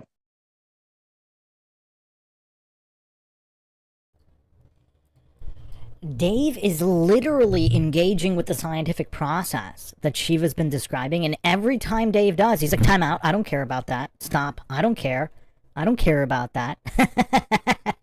Every time Dave tries to engage with actual science and scientific discussion, Shiva calls time out and then talks about how, science should be done this particular way, and then Dave tries to do it, and he calls time out on it. Okay, this is actually kind of getting funny, I have to say. This level of goofery, he's moved the needle into the slightly amusing category.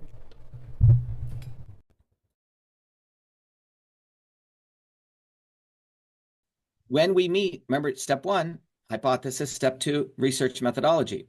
When we meet here in Cambridge and we sit around our big little conference room we have here, everyone's got to put that out there right then. They can't come later, you see? When we design the experiment, they would have to design, the experimental design is key.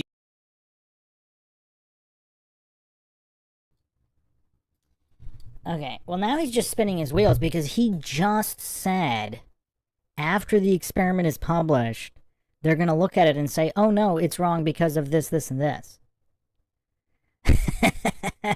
Which was what Dave was responding to. So he's just spinning his wheels now. So this all started because he didn't want to look stupid. He was so terrified of being made to look stupid by a flat earther that he made himself look much stupider than Dave probably would have made him look anyway. The irony here, if we can take anything away from this so-called encounter, it is irony.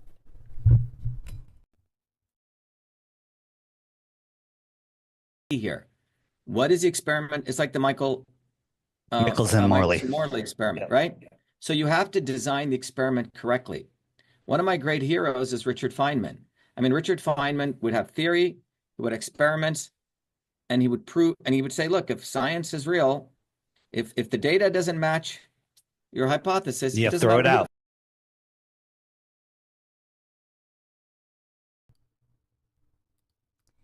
You know what's funny? A lot of scientism cultist goofs always bring up Feynman. Now remember what Shiva just said earlier, this was in the previous part, about even though it's blank sheet, somehow he said that all these people that came before need to be respected. Who remembers that? Who remembers that?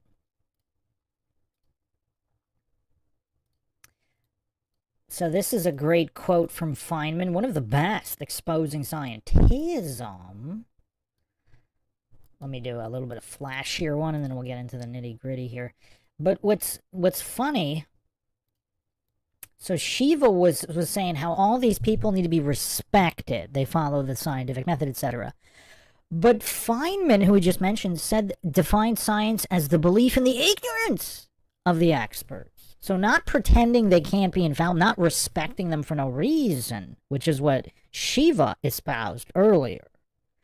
So Feynman, in direct conflict with everything Shiva is saying here. I mean, Shiva couldn't even remember step one of the scientific method.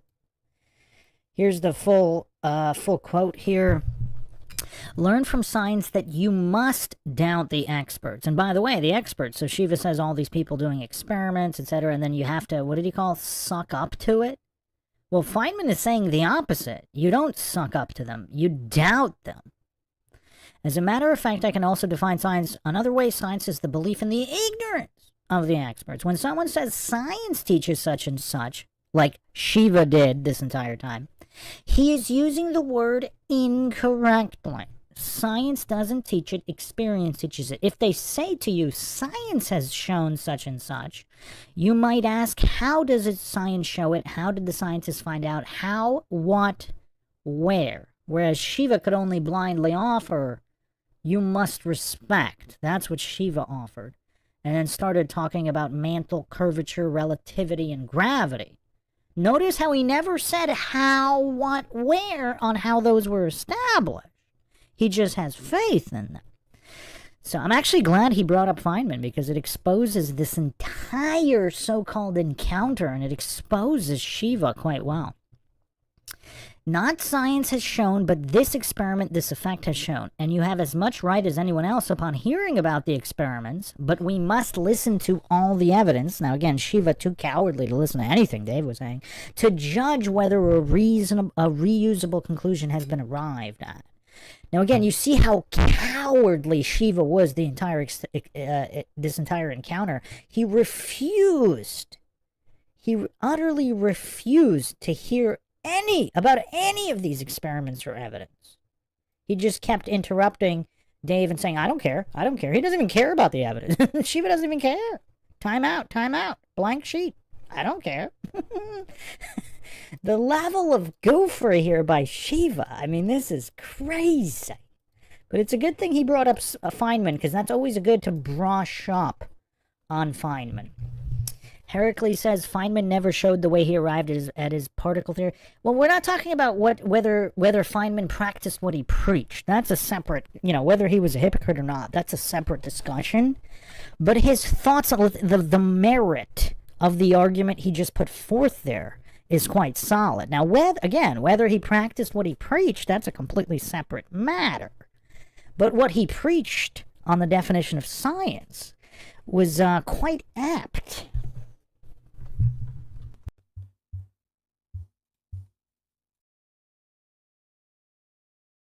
Except in cosmology, they can be off by 10 to the 120th power, and they just make it up. No, but stop. I'm proposing I will help facilitate. Got a guy with 4 degrees from MIT, okay, who's bridged both these worlds.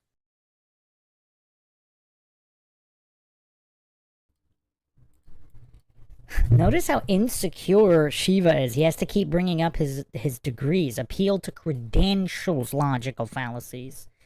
Man, why is Dave being so nice? Whitsitt should have been on this to throw the fallacies in his face. Like, I would just ask him, Shiva, do you think logic is important?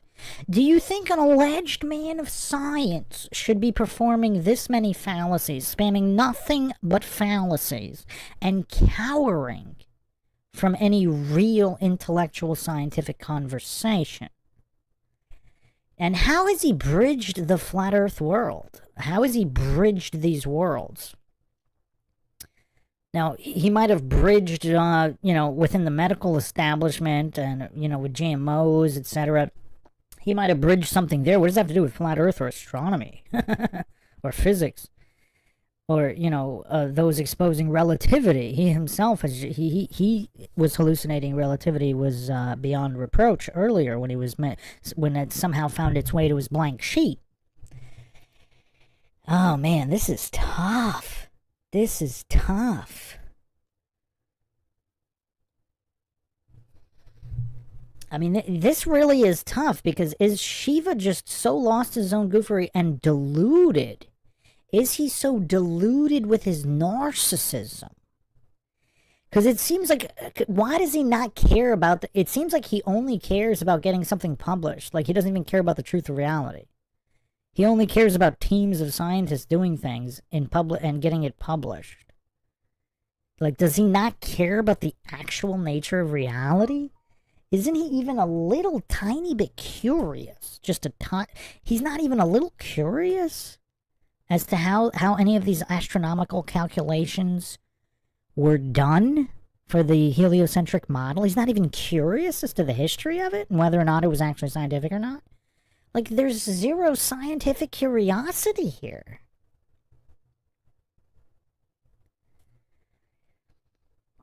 Seabass says, GMOs were getting exposed in the 80s and 90s, though, so did he expose them, or did he do like Jones and Cooper and just jump on the bandwagon and get propped up for another person's work? Did you just group Alex Jones and Bill Cooper together, or were you saying Jones jumped on Cooper's work? I mean, Jones was pretty early, too, though. I went over this in the Jones pod. He was kind of early. Now, later on, yeah, there was more overlap, but, I mean, I don't know. Oh, okay, so like Jones did to Cooper, not both. Yeah, because Cooper, I mean, obviously there were guys before, like Serge Monast, who I go over. I mean, he's one of the OGs in the modern era. Exposed blue beam, all the trans stuff. I mean, Serge Monast was on the ball with a lot of stuff, and because a lot of what Cooper said was based off Serge Monast as well. But yeah, I mean, it's kind of hard to tell. He was definitely Shiva was definitely one of the guys that kind of went super mainstream with it. So maybe your analogy is apt, maybe.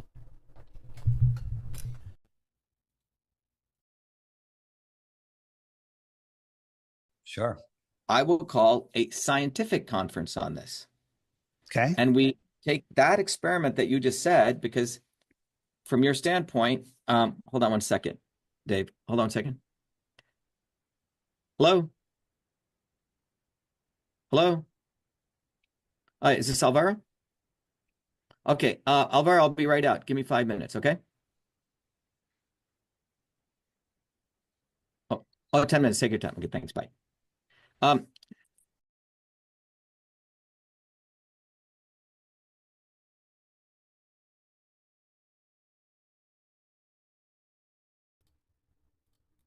And just another point here about respect. Now, I don't know. Does Shiva always just disrespectfully talk on his phone in the middle of podcasts? Like, even if he was on some kind of mainstream media show, would he do that? Maybe. I don't know. I haven't watched all of his interviews. But is that professional? Or does it just reveal how little he thinks of Flat Earth Dave and the topic of Flat Earth?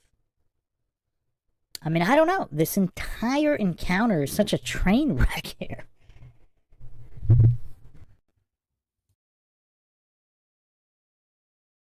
Interesting. We're talking about flat roofs. We have a flat roof, a rubber roof, and we have to figure out how to do certain maintenance on it. But anyway, Dave, what I'm saying is, I don't care all the shit that's out there.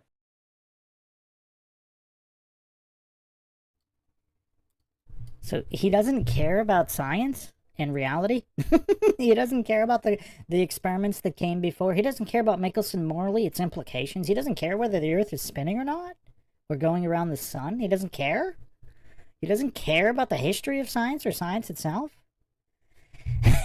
I mean, okay, the next question I have, is this a combination, is this not just Shiva being, I don't know, what are we going to call this? I mean, I don't want to call him mentally disabled because this was a once brilliant man. But okay, is this not just a fractured psyche? Let's call it that. Is this just a complete and utter lack of awareness? Seabass says, that call reminds me of those movies where the girl or guy doesn't like the date, so they have a buddy call them with urgent news to get them out of it. Okay, is his handler or somebody watching this? And then they had to call him and say, you're getting absolutely demolished and you're digging a deeper and deeper hole. Get out of there now. Get out of there.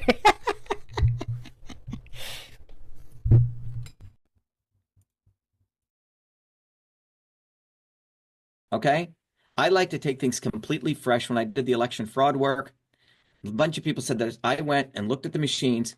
I found the research. I did the analysis. I found a paper which said that the voting machines have a piece of a software in the machine which allows them to multiply votes by weighted race feature. Found it. Unequivocal. Okay?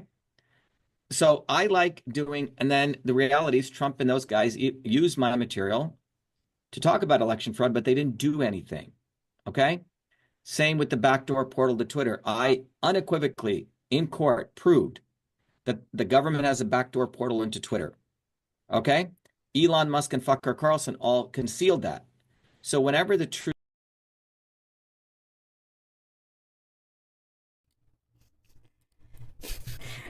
Was that just me, or did he pronounce Tucker with an F? let's replay that.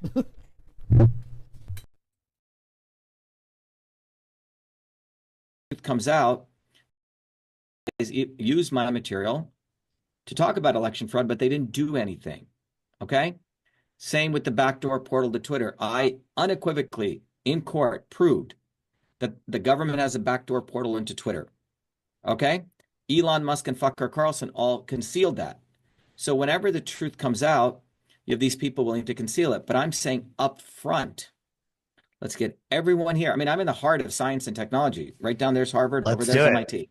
Let's do it. So I'm saying and then if the experiment is right, then you can do another experiment and another one, and you build a body of work. Eventually, that's how you win this game. When I did the same thing with the genetically engineered foods, I very quietly published one paper showing that what is the C1 metabolism pathway. Got it published. Okay, very quietly. Next one, I showed what happens when a plant undergoes stress. Published that over here. Then I said, what happens when you genetically modify a plant? Oh, it upregulates formaldehyde, downregulates glutathione. Okay? But I had built it on all this stuff. By the time it came out, these people were fucked because I'd gotten these other things peer-reviewed and published.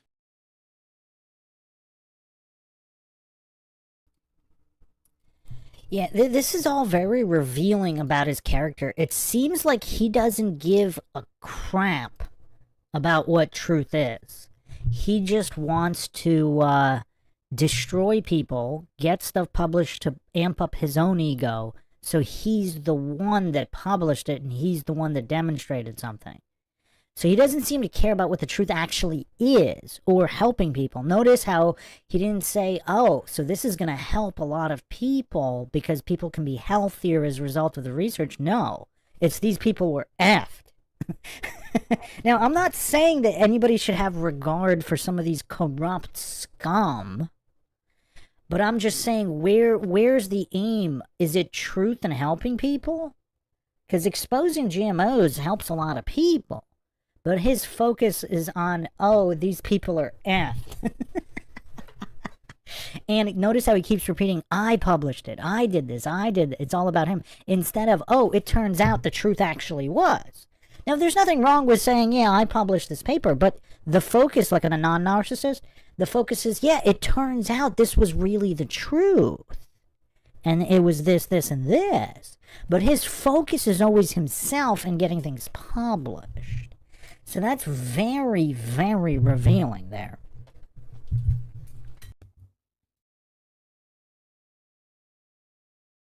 You say? Dr. Zero, I So- think that there's better, there's other experiments that are better out there that would just take a little more Whatever time. it is. So I got whatever it. it is. The airplane one, the airplane one You is tell, done. you tell And- me when you want to do a conference here, a scientific My experimental- suggestion is you're brand new to this topic. I think you need to look at a little more of the evidence before we decide what experiment would be best. No, right? no, but let's define evidence. Evidence is reproducible predictions. You predict something, you're able to reproduce it. That is a definition of evidence. Right.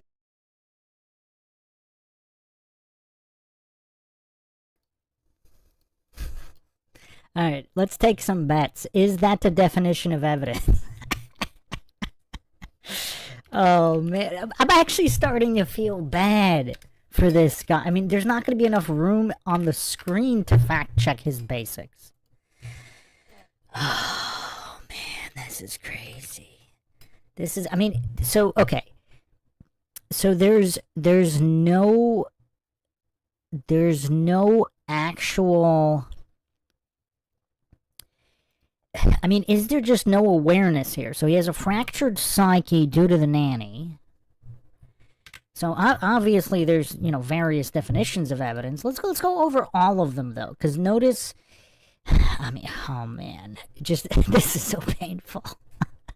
I have to say, I've never, even looking over like the Craig debates, the Destiny debates, Michael Sartain, I've never been in as much pain as I am now. I mean, we must all just be gluttons for punishment here. Okay. Wow. Wow. I mean, this is just... Lay down your bets, people, whether his definition of evidence is going to be accurate or not. Always pays to fact check. Yeah, I'll put it on the screen in a second.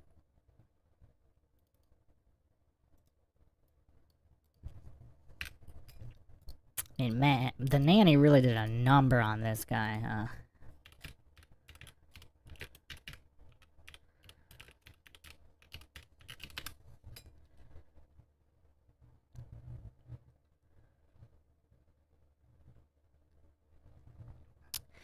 I mean, I'm just not sure... I'm not sure. I just don't understand what he's doing here. I mean, he doesn't know step 1 of the scientific method. So, obviously... Hold on, let me read what everybody in the chat is saying before we get to this. I mean, this is just so painful. That might have been the dumbest thing he ever said yet, and that's saying a lot. But hold on, let's get it on the screen here. Let me read the comments first, and then we'll put it on the screen. All right, nobody has any thoughts on this? Bueller. All right, so this goof is saying that evidence is what is reproducible. As if that is the only possible, that's the only thing that one can possibly mean when referencing evidence. So here's the thing. Is it possible for Shiva Ayyadurai to be any more wrong? So the basic dictionary definition here, it's simply something that furnishes proof, something legally submitted to a tribunal to ascertain the truth of a matter, an outward sign or indication. Something indicates something, or one who bears witness. Okay, very, very basic definition here. Now, it's technically not a purely scientific definition, so we'll put the purely scientific definition up from multiple sources here. Anybody can, again, just use this. Look at this up on Google. Scientific evidence is information gathered through the scientific method that supports or contradicts a scientific hypothesis. It's based on observations. Observation, also the first step of the scientific method, which Shiva appears to not know. So this kind of tracks. So if he doesn't even know step 1 of the scientific method, then how would he know what the definition of evidence is? I guess he wouldn't. So it's based on observations and data collected in a lab or in the field. So it's not necessary. So whether or not it adheres to the scientific method within the context of an experiment, you could still provide scientific evidence without being part of an official experiment. Now, obviously, experiments are necessary to see how reproducible it is, and obviously with dependent independent variables and controls to find out what's really going on. But evidence, for example, someone discovers something, a behavior, a drug, whatever, that's still evidence, even if an official experiment hasn't yet been done. But this go here, I mean, I have to start asking the question, does this guy have a humiliation fetish? Is it similar to Craig's? Because why would he intentionally be making himself look this stupid? Or is his narcissism so out of control, the handler that just called him and told him to get out of there, he thinks he's not doing as bad as his handler observed, and thus is digging a deeper hole. So now I have to leave this on the screen, because Shiva doesn't even know what evidence is. So now we have to leave this up on the screen. Alright, let's continue here.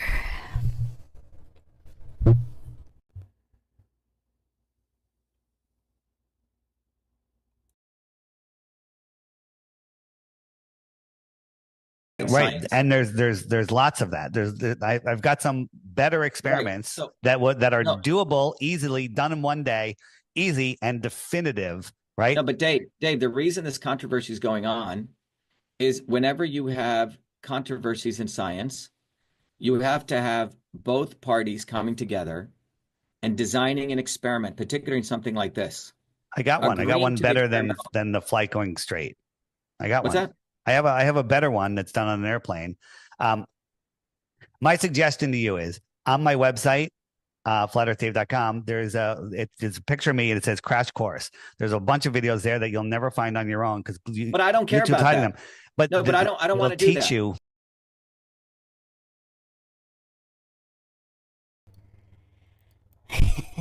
He doesn't want to do that. He doesn't want to engage with step 1 of the scientific method.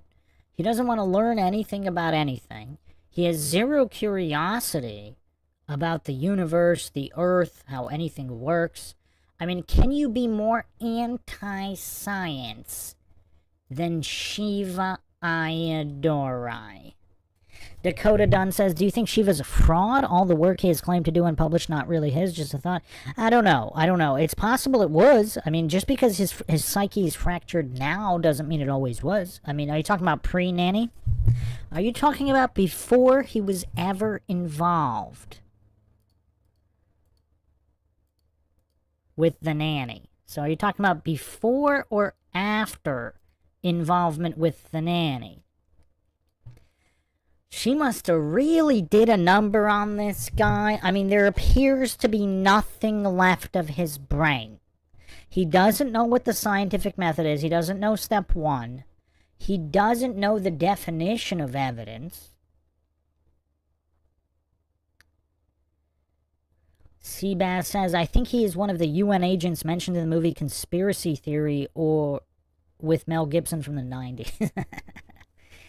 I mean, this kind of goofy. I mean, he's running. He's full speed running and admitting to it. I don't want to do that. Why would he want to know about anything about anything?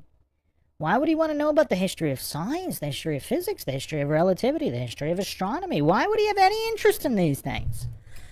I mean, is it possible to be more anti-science than Shiva Ayyadurai? He's so lost in his goofery. It seems like he just wants to suck Flat Earth Dave into the politics of publishing papers that has nothing to do with Flat Earth. So, I mean, was that his cope at just being so cowardly and not wanting to be made to look stupid by a flat earther that he defaulted to the only thing that he thought he could beat Dave at, which was the politics of publishing papers? Now, if he had focused only on that, he might have actually got out of this without, completely humiliating himself. But since he thought he knew the scientific method, I mean, then it just got dicey. It got dicey and he couldn't stop spiraling here. My apologies. Again, this guy's given me a headache more than anybody has ever done in any kind of analysis on any subject. I'm going to have to call it here for now. We're going to have to do yet another. I think we can really finish it next time, though. I think we can really finish it next time. We're going to try. I think we can. We're going to do one more episode. I might, if I recover enough, maybe I can even do it later today. I just need to recover from this. I've never seen this before. He doesn't even know what evidence is. So thanks again, everybody, for joining us. If you want to help support the podcast, you can donate to our PayPal. Make sure to subscribe, like, and share. You can check us out Twitter, Facebook, Reddit, Patreon. Questions, comments, theories, thoughts, suggestions, rebuttals, debunkings of any kind, leave them in the comments section. This is Bruce McGuire signing off. Catch you guys next time.